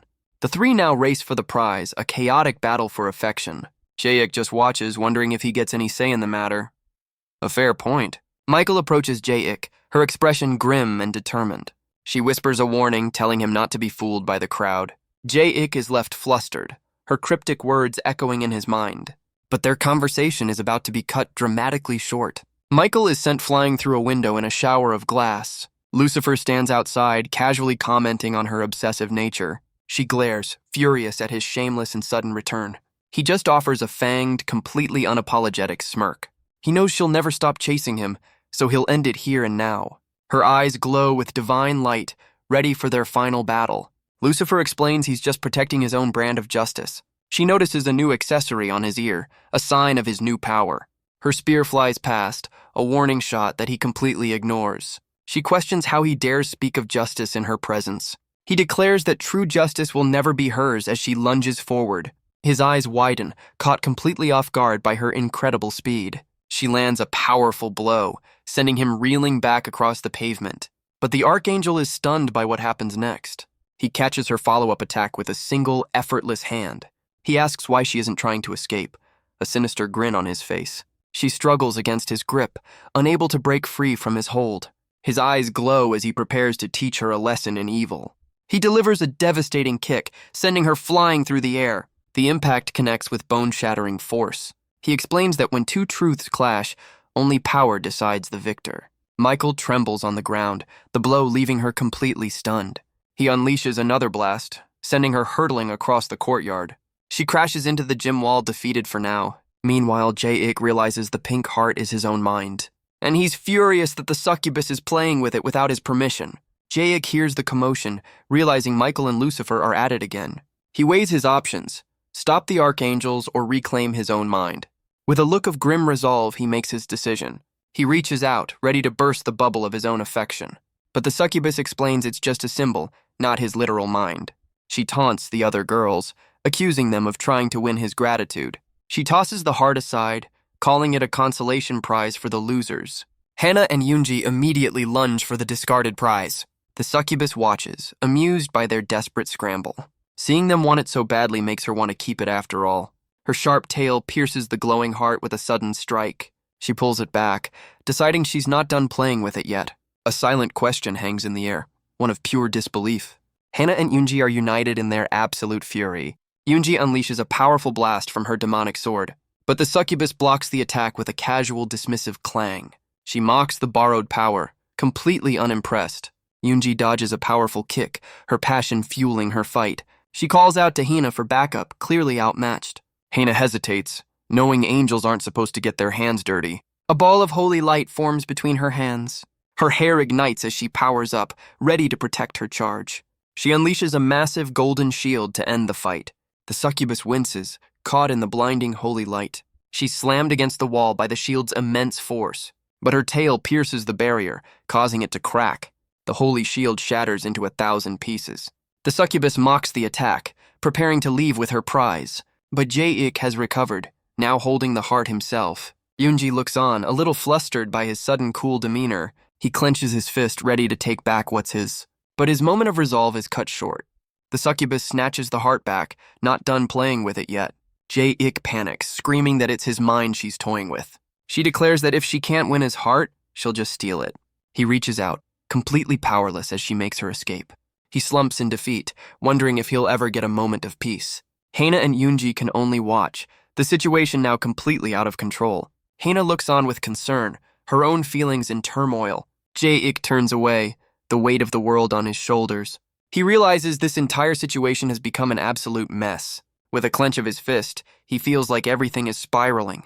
His mind flashes back to all the battles he's endured, the endless stream of enemies he's had to face, the constant threat of demons and monsters, the terrifying creatures that have haunted his every step, the rage and power he's been forced to unleash. He feels like nothing is working out, not for him, not for heaven, not for hell, and not even for his so-called friends. His power flares as he screams, just wanting to be left alone. But a new voice cuts through his despair. It explains that this is just life. Things rarely go as planned. Jae-ik turns, recognizing the voice as Hana watches anxiously. It's Lucifer claiming he was just trying to free Jae-ik's mind. A likely story. Jae-ik realizes the fallen angel is speaking directly into his thoughts. But their conversation is interrupted by a familiar, heavy thud. Michael has arrived, her eyes glowing with righteous fury. Lucifer just smirks, questioning what she is without her precious justice. Her eyes narrow, ready to show him exactly who she is. She lunges forward as Lucifer claims he was just giving his pupil advice. He mocks the self-appointed guardian of justice for her sneak attack. Michael's eyes glow, her expression hardening with fury. She closes in, her resolve absolute and unwavering. But Lucifer unleashes a blast of dark energy to counter her. Elsewhere, the succubus makes a run for it with the heart. She clutches the prize, a symbol of her supposed victory. But Yoonji appears, demanding she return the stolen affection. The succubus refuses, declaring Jae-ik's heart now belongs to her. Suddenly, a brilliant beam of light shines down from the heavens. The succubus holds the heart up defiantly, vowing to protect it. The sky rumbles, a storm gathering with ominous speed. A flash of holy light pierces through the dark clouds. Michael descends in a blur, her spear aimed for a single target. Lucifer just smirks, ready to intercept the attack. With a casual flick of his finger, he deflects the holy weapon. The succubus looks up, her expression one of pure shock. She's caught completely off guard by the redirected attack. The spear's energy shatters the heart into 1,000 pieces. The succubus falls as Yoonji notes the heart is now just trash. Lucifer raises a hand, effortlessly controlling the situation. He snatches the spear from the air, claiming it for himself. His grip tightens around the shaft of the holy weapon. Michael can only watch, stunned by his newfound power. He declares that might makes right, snapping the spear over his knee. The broken pieces of her justice clatter onto the pavement. He tells her to use her frustration as motivation for the future. Defeated, Michael collapses, her sense of purpose shattered. Lucifer dissolves into shadow, glancing back toward the gym. He tells Jae-ik that power decides justice and protects one's will. Lucifer offers to plant a new mantra in his mind. A purple aura surrounds Jae-ik, a new philosophy taking hold. Hannah panics, warning him not to fall for the devil's tricks. She vows to fight Lucifer to the end to protect her charge. But Lucifer dismisses her, saying he only planted a seed. He tells her to worry about Michael, whose world is falling apart. The archangel stares in shock, her sense of justice shattered. Lucifer vanishes, promising to return when his plan blooms. A real gardener, this one. Hannah checks on Jae-ik, who mutters about his own free will. The pink heart of affection lies in tatters on the ground. Scalpel appears, telling a defeated Yoonji to just be direct. He explains the love spell has expired, their link now broken. But the succubus isn't finished, stepping forward with confidence. She claims that while his heart is lost, his body is still hers. She's certain he's still physically drawn to her power. Hina steps in, blocking her path to Jae-ik. The succubus scoffs at her overprotective nature. She proposes a simple test to see who he'll choose. Hina watches nervously as Jae-ik turns away. His expression is one of deep, focused thought. He turns back, his decision finally made. He prepares to announce his new path. He declares he will follow his own free will from now on. The succubus encourages him, telling him to walk to her. Jae-ik reflects on Lucifer's words, a new conviction forming. He realizes that only power can protect his will. His aura flares as he vows to take back control of his life, and he decides the power of his choice is hard work. He powers up, ready to face any challenge. Well, that's one way to interpret power. Hina is overjoyed by his perfect awakening, as the succubus is left completely baffled. Jae-ik declares he'll earn everything he wants through hard work. Yoonji takes this as a challenge, vowing to work just as hard to win him over. Hannah offers her unwavering support, and Jae-ik thanks his good friends. With a new fire in his eyes, he declares his academic journey has begun. The succubus scoffs, doubting his resolution will even last a day. But Yoonji is inspired, ready to start her own grind for her dream. Jae-ik's expression hardens, determined to prove them all wrong. A new day dawns at Purgatory High. He dives into his studies, tackling complex equations. He works with a fiery intensity, a true academic warrior. Hannah watches proudly, seeing him channel his power into learning. In class, he raises his hand, eager for more knowledge. He prepares to absorb the information in a very direct way. He literally inhales the lesson, leaving his teacher a soulless husk. That's one way to learn. He calmly explains his struggle with the principles of calculus. But even with his new focus, the pace of learning is too slow. He cranks the lecture speed to 10 times the normal rate. Hina is certain his new study habits will guarantee his success. The sun sets on another day of intense preparation. As they walk home, he continues his studies on the go. But their quiet walk is about to be interrupted. Yoonji rushes to catch up, claiming she was also studying. Hannah is skeptical, asking what exactly she was working on. Yoonji proudly lists off Jae-ik's personal habits and preferences. Stalker-level research. Really? Hannah is left completely speechless by her rival's dedication. The succubus tries her own approach, asking for directions. But Jae-ik walks right past, telling her to use a map app. Yoonji is thrilled, believing he's only got eyes for her now. Hannah smiles, relieved that he seems immune to all distractions. Meanwhile, in the pristine halls of heaven, a new plan is forming. In the halls of heaven, a hooded figure descends. A voice calls out the name, Seraphim. She stands before the Supreme Council, who ask if her prison sentence is complete. She explains she no longer has a body, existing only as pure energy. A statue roars, blaming her for the chaos her son has unleashed upon their realm. The council points to the rubble of their statues, and Seraphim offers her regrets. But her apology is met with fury. Regrets won't fix their existential crisis. She calmly asks what she can do to appease their anger. The council gives her a new mission, bring Jae-ik to them before hell can claim him. They command her to shape him into a heavenly warrior, offering clemency if she succeeds. Seraphim silently accepts the terms of their deal. She glides away, ready to carry out the council's will. The scene pans out over the vast, cloud-swept architecture of heaven.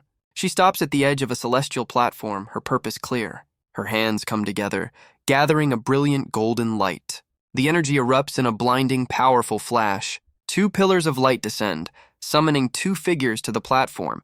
Hannah and Yoonji appear, completely disoriented by the sudden teleport. Seraphim reveals her face, explaining she meant to summon his best friend, but got 2. Yoonji immediately objects, questioning Hannah's claim to the title. She claims Hannah's feelings are unreciprocated, which sends Hannah into a fiery rage. Hannah argues that since they were both summoned, they're both his besties. High school drama transcends realms, it seems. Yoonji asks if Seraphim is an angel, and Hina proudly introduces herself as his guardian. Hina then asks Seraphim to rank their friendship levels, certain she's the favorite. Yoonji chimes in, claiming her score is at least a 7, before Seraphim tells them to be quiet. She glides forward, revealing her true identity, an archangel, and the birth mother of the OTT. The two girls are left completely speechless by the revelation. They stare in shock, finally understanding who stands before them. They immediately accuse her of abandoning her son, questioning her motives. But Seraphim dismisses their questions, stating they will accept her task as his closest friends. Hina reluctantly agrees, asking what it is they have to do. Seraphim begins to explain their new, terrible job. Their mission, to make Jae-ik utterly miserable with his human life.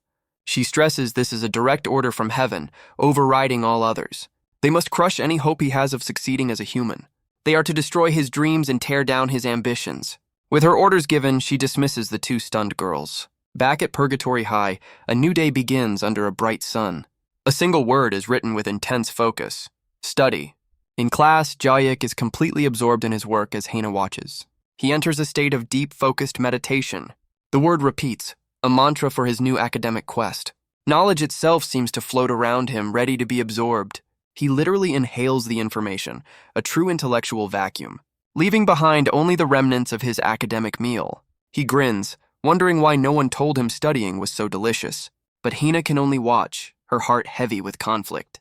Back in heaven, the two girls stand before the archangel. Hina questions the cruel command, unable to understand the reason. Seraphim explains that his identity as the OTT comes first. She claims his power is a threat to humanity, and only heaven is safe. The two girls listen, the weight of the command settling in. Hina is torn, wondering if helping him is actually hurting him. The school day ends, under a very motivational class motto. Yoonji argues they should help, already planning for her mother-in-law. She daydreams of a heavenly marriage as Hina loses her patience. Yoonji calls her out, accusing her of planning to ruin his life. The words hit Hina hard, forcing her to question her own actions. Her expression turns grim, the accusation echoing in her mind. Just then, Jae-ik appears, proudly showing off his finished textbook. He thinks he's mastered 8th grade math, but Hina reveals it's for 2nd graders, so much for the academic grind. Jae-ik tries to spin his failure, claiming his fundamentals are now rock solid. Hina offers a bright, almost too perfect smile, calling out his name. She grabs his arm, asking him to walk home with her, much to his surprise. With a snap of her fingers, her expression hardens. The plan is in motion. A letter of acceptance to a student exchange program materializes. Yoonji appears holding the letter and asking what it's for. Hina gives her some very unhelpful advice for her upcoming trip. The teacher suddenly appears, congratulating Yoonji on her acceptance to a program in Australia. He explains it's for 2 years and her flight leaves in 2 hours as Yoonji panics. The teacher proudly announces he even did all her packing for her. This is getting weird. He begins dragging a screaming Yoonji down the hall, her protests ignored. Hina smiles at Jae-ik, promising she'll be on his side forever. Elsewhere, Jae-ik flies through the sky, memorizing English words to wake up his brain. A horned man flies beside him, impressed by his rapid learning. But the man suddenly stops him, declaring he can't divert his energy. He unleashes a massive explosion to interrupt the study session. Clasping his hands, he vows to shoot down Jae-ik's academic passion. He grabs Jae-ik, spinning him upside down to send him plummeting. Jae-ik's eyes widen as he's thrown toward the ground below. He crashes into a mountain, the impact sending up a massive plume of dust. The horned man looks down, wondering if he might have overdone it. The dust settles, revealing the two of them standing in a massive crater. Jae-ik is just muttering an equation, having used the fall to study physics. He thanks the horned man, calling him a great tutor and friend. The scene shifts to the city, a new day beginning. Woonji waits at the school gate, vowing to step up her flirting game. Jae-ik just looks confused, trying to figure out how to spell the word. He writes flowerting in his notebook, confident he's nailed it. Yoonji gets close, suggesting they go clubbing, but he's more focused on the spelling. She grits her teeth, realizing her target is a very tough nut to crack. But he suddenly stops, a flash of insight on his face. He grabs Yoonji's hands, thanking her for the grammar lesson. He then asks Hina and the horned man if they also failed their mission. Elsewhere, an elevator descends into the depths of a building. The horned man and Honey report their failure to scalpel. The devil smirks, pleased that Jae-ik is lost in a false sense of progress. As the elevator dings, he explains that hope makes despair all the sweeter. The horned man questions the plan, but Scalpel insists joy is the key. He explains that a taste of joy only makes you crave more. As your desires grow, so does the evil within you. By the time you realize your mistake, you're already on a one-way trip to hell. The horned man is stunned by this complex philosophy of evil. Scalpel orders his 2 minions to halt in the parking garage. He tells Honey to stand on a specific line, preparing for a ritual. He admits the power he has won't be enough to defeat the OTT, but it will be enough to summon someone who can do it for him. A summoning circle appears, requiring 3 people deep underground. His 2 pawns look on nervously as he notes the conditions are met. What a coincidence.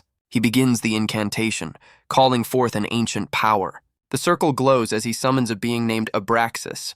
The entire parking garage begins to rumble and shake violently. A massive genie-like figure emerges, declaring he no longer grants wishes. Scalpel plays the fanboy, claiming he summoned him to defy the heavens. Abraxas confirms heaven bound him with an anklet to restrain him. He declares he will not be a slave, his eyes glowing with rage. Scalpel clarifies he's not here for a wish, but for a fight. Abraxas is confused, believing he was the last of his kind. Scalpel goads him, asking if he can accept a stronger rival. Abraxas declares he is the one true OTT, before Scalpel asks for a wish. The ancient being is annoyed, having just made his position on wishes very clear. Abraxas roars, his patience gone, asking if his words are a joke. But Scalpel clarifies his wish, to crush the dreams of the boy. The ancient being smirks, agreeing that this is a task he can grant. The scene shifts to Purgatory High, with the final exams just days away. At home, Jayek's mother asks how his preparations are going. He takes a bite of fruit, confidently stating they're going perfectly. He then asks where his father is, noticing his absence. She explains his dad went to a shaman to pray for his success. The mother scoffs internally at such a pathetic human display, but Jayek just grins, completely unaware of her thoughts. She tells him it's not too late to give up on this academic path. A real confidence booster. She insists he's already better than any human and doesn't need the test. She reminds him that a normal life isn't his only option. But Jayek gently places his hand on hers, his mind made up. He explains this is the path he chose, the one he's always wanted. His mother's expression softens, a flicker of understanding in her eyes. She relents, promising to support his dreams as a proud mom. Jayek offers a simple, heartfelt thank you. He vows to succeed and buy her everything she could ever want. His words move her to tears, a feeling she thought was long gone. The scene shifts to the quiet of the night sky. Abraxas watches Jayek study, his hands twitching with anticipation. He asks how much longer he must wait, his patience wearing thin. Scalpel explains he must wait for the day of the exam, the moment of greatest despair. Abraxas complains that it feels like he's the one taking the test. With a snap of his fingers, Scalpel decides to speed things up. The day of the final exam has finally arrived. Jayek takes a deep, steadying breath. He's ready for the moment of truth, but a voice stops him in his tracks. Hannah stands before him, holding out one final challenge. She shows him the results of his final practice exam. He's passed with a perfect score, officially ready for the real test. Hannah even provides a mathematically perfect flight path to the exam center. Because of course she does. He thanks her, filled with a new and unshakable confidence. With a powerful leap, Jayek launches himself into the sky. He soars along the glowing trail, heading straight for his destiny. But a flash of light reveals a familiar armored figure in his path. It's Michael, and her eyes glow with a new unsettling purpose. She dives not toward Jayek, but toward Henna on the ground below. Hina looks up, caught completely off guard by the sudden assault. The archangel's sword clashes against Hina's holy shield. Hina admits she expected judgment, but not quite this abruptly. But Michael claims she's here to grant redemption, not punishment. She declares she is no longer the angel of justice, but Michael the Redeemer. A bit of a rebrand, it seems. Hina demands to know what right she has to redeem anyone. Michael explains she'll free Hina from her obsessive attachment, and with a furious glare, she declares Hina will be her first subject. Their weapons clash again, Henna's shield barely holding. The guardian angel struggles against the overwhelming force. The impact sends a massive cloud of dust across the parking lot.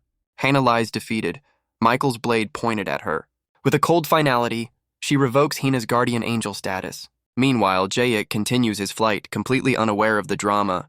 From a distance, Scalpel snaps his fingers, unleashing his final trap. The shackle on Abraxas shatters, freeing the ancient being. He cracks his knuckles, ready to become Jayek's final exam. The massive being rockets into the sky to intercept his target.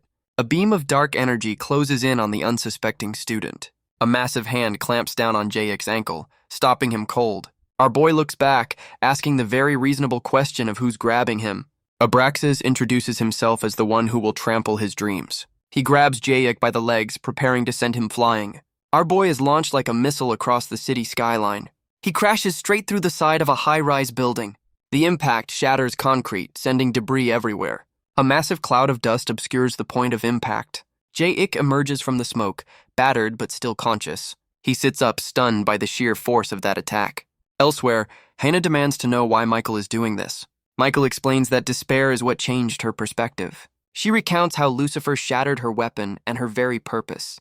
Hina argues that her pain doesn't justify this assault. Michael clenches her new weapon, her resolve absolute. She declares she's endured what Hannah is about to face. Hina's eyes glow, ready to defend herself against the archangel. Their blades clash as Michael explains despair leads to resentment. She claims it's her duty to save Hina from that same fate.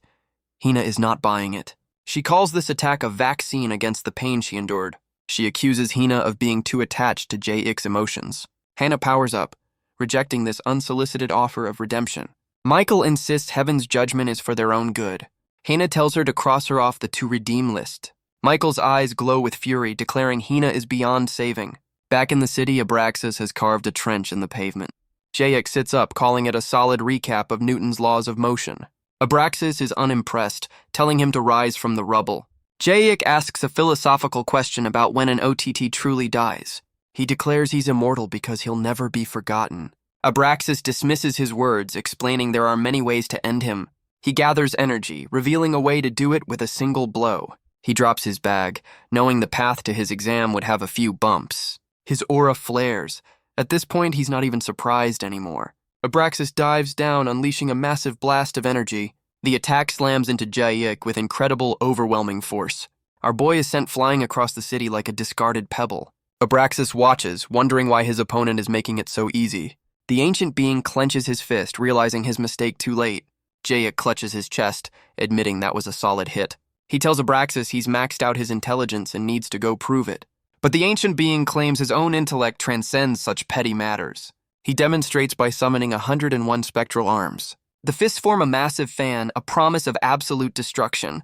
Jayek braces himself, his eyes glowing with grim determination. He clenches his fist, preparing for the incoming assault. His grip tightens, his resolve now absolute. Abraxas grabs him by the arms, slamming him to the ground. The 101 fists rain down in a relentless barrage. He's buried under a storm of blows, each one a blinding flash. A massive explosion of energy erupts from the point of impact. Abraxas turns away from the smoke, his work seemingly done. But a hand emerges from the crater, tapping the edge of the pavement. Jayek pulls himself out, realizing book smarts weren't enough. Abraxas is surprised, noting that he survived all 101 strikes. Jayek corrects him. It was only 97. He was counting. The ancient being is impressed, but refuses to surrender his title as the OTT. Jayek tells him to keep it and just get out of his way. He's got a test to take. Abraxas refuses, declaring only one OTT can stand beneath heaven. The scene shifts to a heavenly court, where Brinkiel calls out to his brother. Iriel sits on a throne, demanding to be addressed as the chief archangel. Brinkiel reports that Lucifer has summoned Abraxas to stop Jayek's awakening. Iriel questions his brother's loyalty, asking why he cares so much. Brinkiel argues it's an archangel's duty to stop such a summoning, but Iriel explains that if Abraxas wins, it fulfills the council's orders. Brinkiel points out the obvious flaw. Abraxas is backed by a devil. Iriel declares that the method no longer matters, only the result. Brinkiel can only groan, defeated by his brother's cold logic. Back on Earth, the relentless barrage of fists continues. Jayek asks to reschedule the beatdown for after his exam. Priorities. Abraxas is completely baffled by his opponent's casual demeanor. Our boy stands firm, declaring his dream will not be broken. The ancient being roars, unleashing another devastating blow. The attack connects with the ground in a massive explosion. The scene shifts to a quiet apartment building. A moment of calm. Elsewhere, Michael declares Hina's disgrace demands retribution. Hina draws her sword, her eyes glowing with defiance. She darts forward, a blur of motion across the pavement. She screams that she has never fallen from grace. Their weapons clash in a brilliant flash of holy light. Michael is stunned, realizing Hina just parried her strike. She stands in disbelief, unable to comprehend what just happened. She questions how a junior angel could block an archangel's sword. Hina prepares for another strike, her focus absolute. She unleashes a powerful counterattack of her own. The guardian angel is caught in the blast, her expression one of fear. A single thought flashes through her mind. Massive glowing wings of light unfurl from her back. Michael is stunned, wondering if Henna just got a surprise promotion. She can only stare as Henna's aura flares with new power. She admits that a firm conviction can lead to an awakening, but she dismisses the idea. Such a rapid ascent is nearly impossible. Henna declares she has fulfilled her duty by protecting Jaik's happiness, but Michael scoffs, asking if she thinks they're equals now. She reminds Henna that heaven has yet to authorize her new rank. Henna's aura flares, retorting that she now wields the same power. She blocks the blade, claiming this awakening is proof of her devotion. But Michael's sword of redemption begins to glow and transform. It shrinks in her hand, its holy light fading away. The mighty sword is reduced to a simple, sterile scalpel. Michael stares in shock, unable to believe her weapon has been miniaturized. Henna explains that true redemption is a blade that saves, not punishes. The words seem to strike a chord with the conflicted archangel. She looks down, ashamed to have overlooked such a simple truth. With a heavy sigh, she admits her own great shame. She reaches out a hand, offering a sincere apology. She admits her narrow-mindedness led her to treat Henna unfairly. With a genuine smile, she congratulates Henna on her ascension. Henna accepts the apology as Michael asks if they can be friends. Henna agrees their fight is over and suggests they go help Jaik. But Michael casually dismisses the idea, seeing no need. She explains that as the OTT, Jaik can handle himself just fine. Meanwhile, Abraxas unleashes 1,001 strikes on our boy. Jaik feels himself drifting off, wondering if this is a new kind of massage. He notes the rhythmic taps are great for circulation, but also very relaxing. As the barrage continues, he worries he'll fall asleep before his exam. Elsewhere, an unseen observer seems to have a question. Jaik asks if they can wrap up the massage, as he's on a tight schedule. Abraxas roars in fury, declaring his intent was to trap him here all along. He boasts that even if he can't win, he can strand Jaik here forever. High above, a new figure floats calmly in the sky. He looks down with an expression of mild annoyance. A new figure arrives, stepping onto the scene. He calls the current situation a complete waste. He finds a legendary warrior, Burial, living as a hermit. But Burial has renounced the world and refuses to return. The visitor reveals Abraxas is free, appealing to his duty. Burial dismisses the past, claiming he barely remembers it. The visitor's frustration grows with every passing second. He pulls rank, claiming to be the chief of archangels. But Burial is unmoved, having been cast aside by a heartless world. The archangel seethes, annoyed by these dramatic hermits. He plays his final card, mentioning the name Seraphim. The name alone is enough to get his attention. Burial springs to his feet, demanding to know if it's true. The visitor is actually Brinkiel, pulling a classic twin switch. With a 50.1% chance of success, Burial is officially in. Brinkiel explains their mission: rescue Seraphim's son from Abraxas. Burial vows to capture the ancient being once again. Brinkiel grins, his plan falling perfectly into place. Back on Earth, the battle continues to shake the city. Abraxas pummels Jaik, confident he can wear him down. Jaik takes the blows, offering an empty-sounding warning. The ancient being demands to know why he won't fight back. Our boy lets out a weary, almost bored sigh. He then blocks the next punch with a single, effortless hand.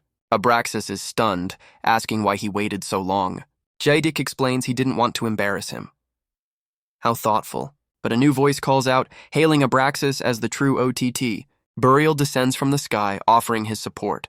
The warrior seems confused by the situation on the ground. Jaik's eyes glow. The time for playing along is over. With a single punch, Jaik unleashes a devastating blow. The shockwave rockets across the city skyline. It travels through space, aimed directly at the moon. The impact cracks the lunar surface. Talk about an overreaction. Jaik looks up, admitting he could have controlled that better. Burial is left speechless, finally realizing who the true OTT is. But Lucifer appears, declaring this fight is far from over. He holds a strange device, his eyes glowing with intent. A purple beam of energy shoots from his hand. The beam connects with the damaged moon, a new plan in motion. The energy seems to pull on the Earth itself. Abraxas is caught in the pull, his body straining against the force. A piece of the moon's surface seems to pop loose. Lucifer tells the ancient being he can't quit just yet. But Abraxas declares he's reached his limit and is ready to retire. Lucifer dismisses his plea, insisting he has plenty of fight left. His eyes glow, offering some friendly help to get him back on his feet. Abraxas panics, trying to refuse the offer and find his own way home. Lucifer's face dissolves, offering his management services for a comeback. The ancient being is enveloped in energy, calling it possession. Lucifer calls it nanocontrol. A glowing object appears, meant to fix his greatest weakness. Abraxas's legs are suddenly covered in a strange, dark material. Lucifer just smirks, admitting the deed is done. He tosses the control device to the horned man, giving him a new task. The minion is stunned to be entrusted with such a grave duty. Meanwhile, J-Ik sprints through the streets, late for his exam. He's confident he can make it if he just keeps up the pace. But the newly controlled Abraxas appears, questioning his certainty. J-Ik stops, surprised by his opponent's newly defined legs. Lucifer explains through his puppet that the legs are just a distraction. J-Ik can only stare, completely baffled by this new development. Abraxas explains his new legs are just for show. His offense is all upper body. He boasts that even his magic is secondary to his powerful jabs. With a flash of light, he creates a barrier to block J-Ik's path. He explains it's all a feint to set up his real attack. A powerful kick connects, sending our boy flying backward. The impact sends a massive cloud of dust across the city block. Abraxas taunts him, asking if he's lost in the complex attack patterns. But through the smoke, there's no sign of his opponent. The ancient being pauses, a flicker of confusion on his face. He turns to see a perfect J-Ik-shaped hole in the wall. Our boy is already sprinting away, his exam his only priority. Abraxas smirks, questioning if running is his only strategy. With a surge of magic, he launches himself into the sky in pursuit. J-Ik screams that he doesn't have time for this fight. Abraxas is impressed, admitting the kid is surprisingly fast. J-Ik finally reaches the school, certain he's made it in time. But a hand grabs his bag, pulling him to a sudden stop. Abraxas yanks him back, declaring he's not meant for this life. He calls out to the horned man, giving him the signal. The minion activates the device, a surge of dark energy flaring to life. Abraxas warns that no matter how fast he runs, he can't escape this. A beam of purple light connects them, a magical tether with no escape. The device snaps shut, promising a rest for 1,000 years. But the shackle is on Abraxas' own ankle, not J-Ik's. Abraxas explains that since he was holding him, they're now bound together. Teamwork makes the dream work, I guess. J-Ik panics, realizing his exam starts in just 10 minutes.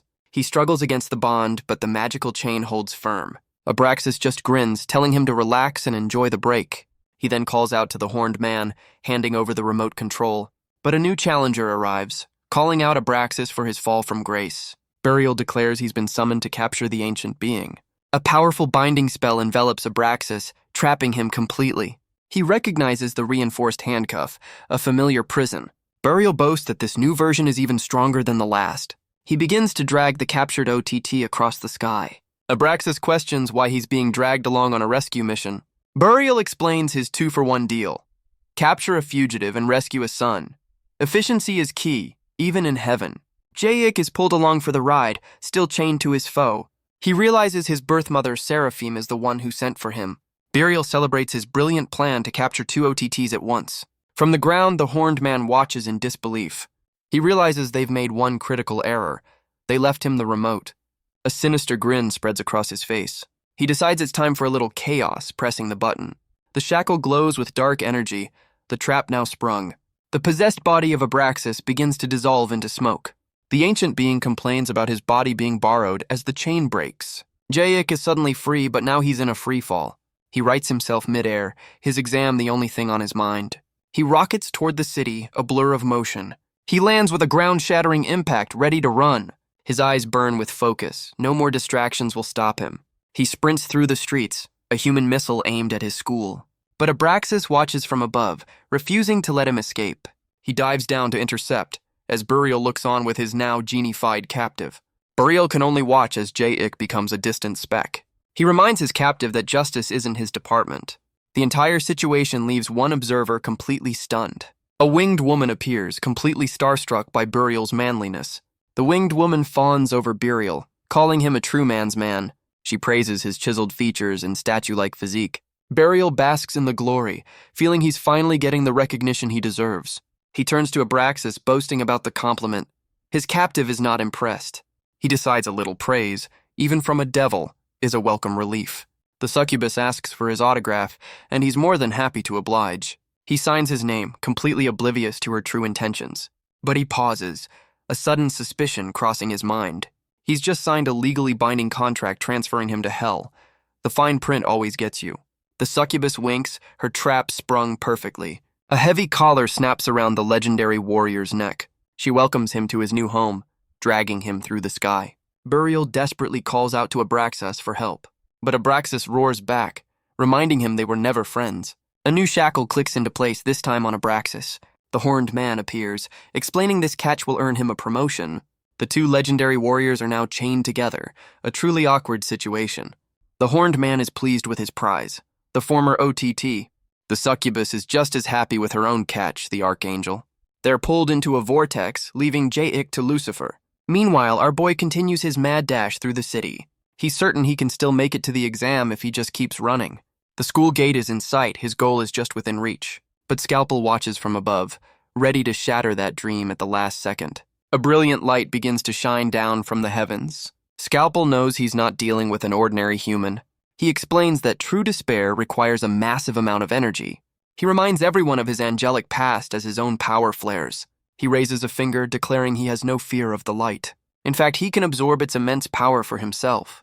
The vortex of holy light gathers its immense power. Scalpel explains he'll unleash it all in a single devastating strike. He fires the beam, calling it the purest energy in the universe. Jaic reaches the school gate, a moment of triumph before the fall. But his eyes glow, sensing the judgment raining down from above. The holy beam slams into the schoolyard with cataclysmic force. A massive shockwave of energy ripples out from the impact. Hana and Michael can only watch, the former fearing for Jaic's safety. Scalpel taunts them, enjoying the sound of an angel's worry. He claims that without suffering, there can be no true growth. A real motivational speaker, this one. But he's confident that an attack like this won't be enough to stop the OTT. He calls out to Jaic, urging him to rise and embrace his fury. Our boy stands at the edge of the crater, his dream in ruins. He looks up from the depths, asking why they won't let him succeed. He questions why they can never let him be happy. An official announcement declares the exam is cancelled due to the earthquake. Scalpel smirks, his plan falling perfectly into place. Jaic looks down, utterly defeated by this final cruel twist. He collapses, asking if his tormentors are finally satisfied. A massive pillar of green energy erupts from his body. Scalpel urges him to embrace the frustration and return to his true self.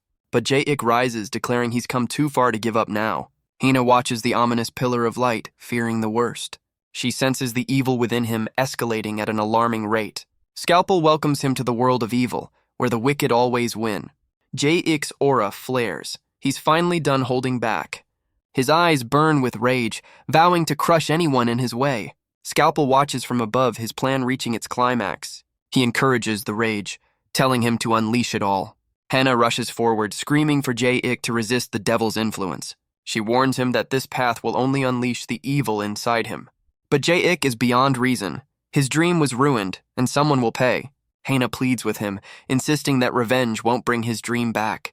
He grits his teeth. His only thought now is to crush his tormentor. Scalpel just smirks, happy to oblige the request for a beatdown. Jaic rockets forward, unleashing a powerful hook. The blow connects, but Scalpel declares it's not nearly good enough. The punch dissolves into smoke, having no effect on the devil. He explains that as long as Jaic is unawakened, he's just a human. Jaic roars back, questioning what's so wrong with being human. Scalpel mocks the human condition, calling it inefficient and purposeless. But Jaic stands firm, declaring that he does have a purpose. He insists his goal is to get into a good college and live a normal life. The devil dismisses this, calling it a meaningless ambition. He leans in close, ready to deliver his own twisted philosophy. He tells Jaic his only true purpose is to become the OTT. He phases through our boy, telling him he can't resist his fate. His disembodied head urges him to awaken and tap into his full power. Jaic's aura flares, his eyes glowing with raw, untamed energy. Scalpel declares his destiny is to become the king of everything. A modest proposal, really. But his speech is cut short by another powerful punch to the face. Jaic lands a flurry of blows, declaring he rejects that destiny. He screams that all he wants is to be a good son and go to college. Scalpel's voice echoes back, calling all of it a lie. A horrifying vision of the devil appears, claiming his friends and family are fake. But Jaic is unmoved, stating he just wants a human life. Scalpel promises he'll regret that silly idea once he's fully awakened. A glowing symbol appears on Jaic's shoulder, a sign of his change. He closes his eyes, a moment of transformation washing over him. He opens them, asking if this is the awakening Scalpel wanted. Scalpel is completely stunned, realizing Jaeik has already reached this level. He understands now that our boy has been holding back this entire time. A blur of motion rushes past him, too fast to comprehend. Jaeik lands a devastating punch, his aura flaring with power. But Scalpel dissolves into water, taunting him from a new form. He boasts that he can break himself down into molecules. A truly bizarre flex. A beam of pure energy slices through the molecular space. It narrowly misses one of the Scalpel molecules, which looks terrified. A barrage of fists appears, and the molecule realizes Jaeik can punch at this level. Jaeik declares that no matter the form, his knuckles will always find their mark. A powerful blow connects with Scalpel's reformed face. The impact sends him flying in a brilliant flash of light. Jaeik unleashes a flurry of strikes, finally declaring he is the OTT. From the sidelines, Michael realizes he's been suppressing this power all along. She's in disbelief, admitting no archangel is capable of such a feat. Jaeik's fist glows, ready to end this once and for all. He slams his hand down, unleashing a massive pillar of energy. Scalpel is sent plummeting into the darkness below. As he falls, he calls Jaeik a fool for his choices. He questions why anyone with such power would want a human life. Jaeik stands at the edge of the crater, looking up at the sky. He admits to himself that deep down, he always knew this would happen. No matter how hard he fought it, his awakening as the OTT was inevitable. He finally accepts that fate is fate. He lands back on the ground as Hina rushes forward, asking if he's okay, but Jaeik just turns his head, his expression cold and distant. Hina looks on with concern, sensing the profound change in him. He wonders aloud why his life has to be so difficult. He questions why he can't have a normal life, even for a little while. He feels trapped between good and evil, constantly denying his true nature. He admits he acts silly to keep from being overwhelmed. He clenches his shirt, tears welling in his eyes. He breaks down just wanting a normal teenage life. A gentle hand reaches out, glowing with holy light. Hina casts a spell to ease his overwhelming distress. He snaps out of it, claiming he blacked out and remembers nothing. Smooth recovery. She comforts him, saying there's still hope for the exam. But a single question hangs in Michael's mind. She wonders why he seems more deranged now than when he was crying. Lucifer's voice echoes, warning that hope only deepens despair. An official announcement echoes from the school building. The exam is officially canceled and rescheduled for next year. The words hit Jaeik, his dream of college now delayed. His power erupts in a furious dark wave. Hina realizes he's finally crossed over to the dark side. He stands with a new, chilling sense of calm. He has found a new purpose in his despair. Defeating his last foe was just venting. This is a real goal. Hina asks what he plans to do now.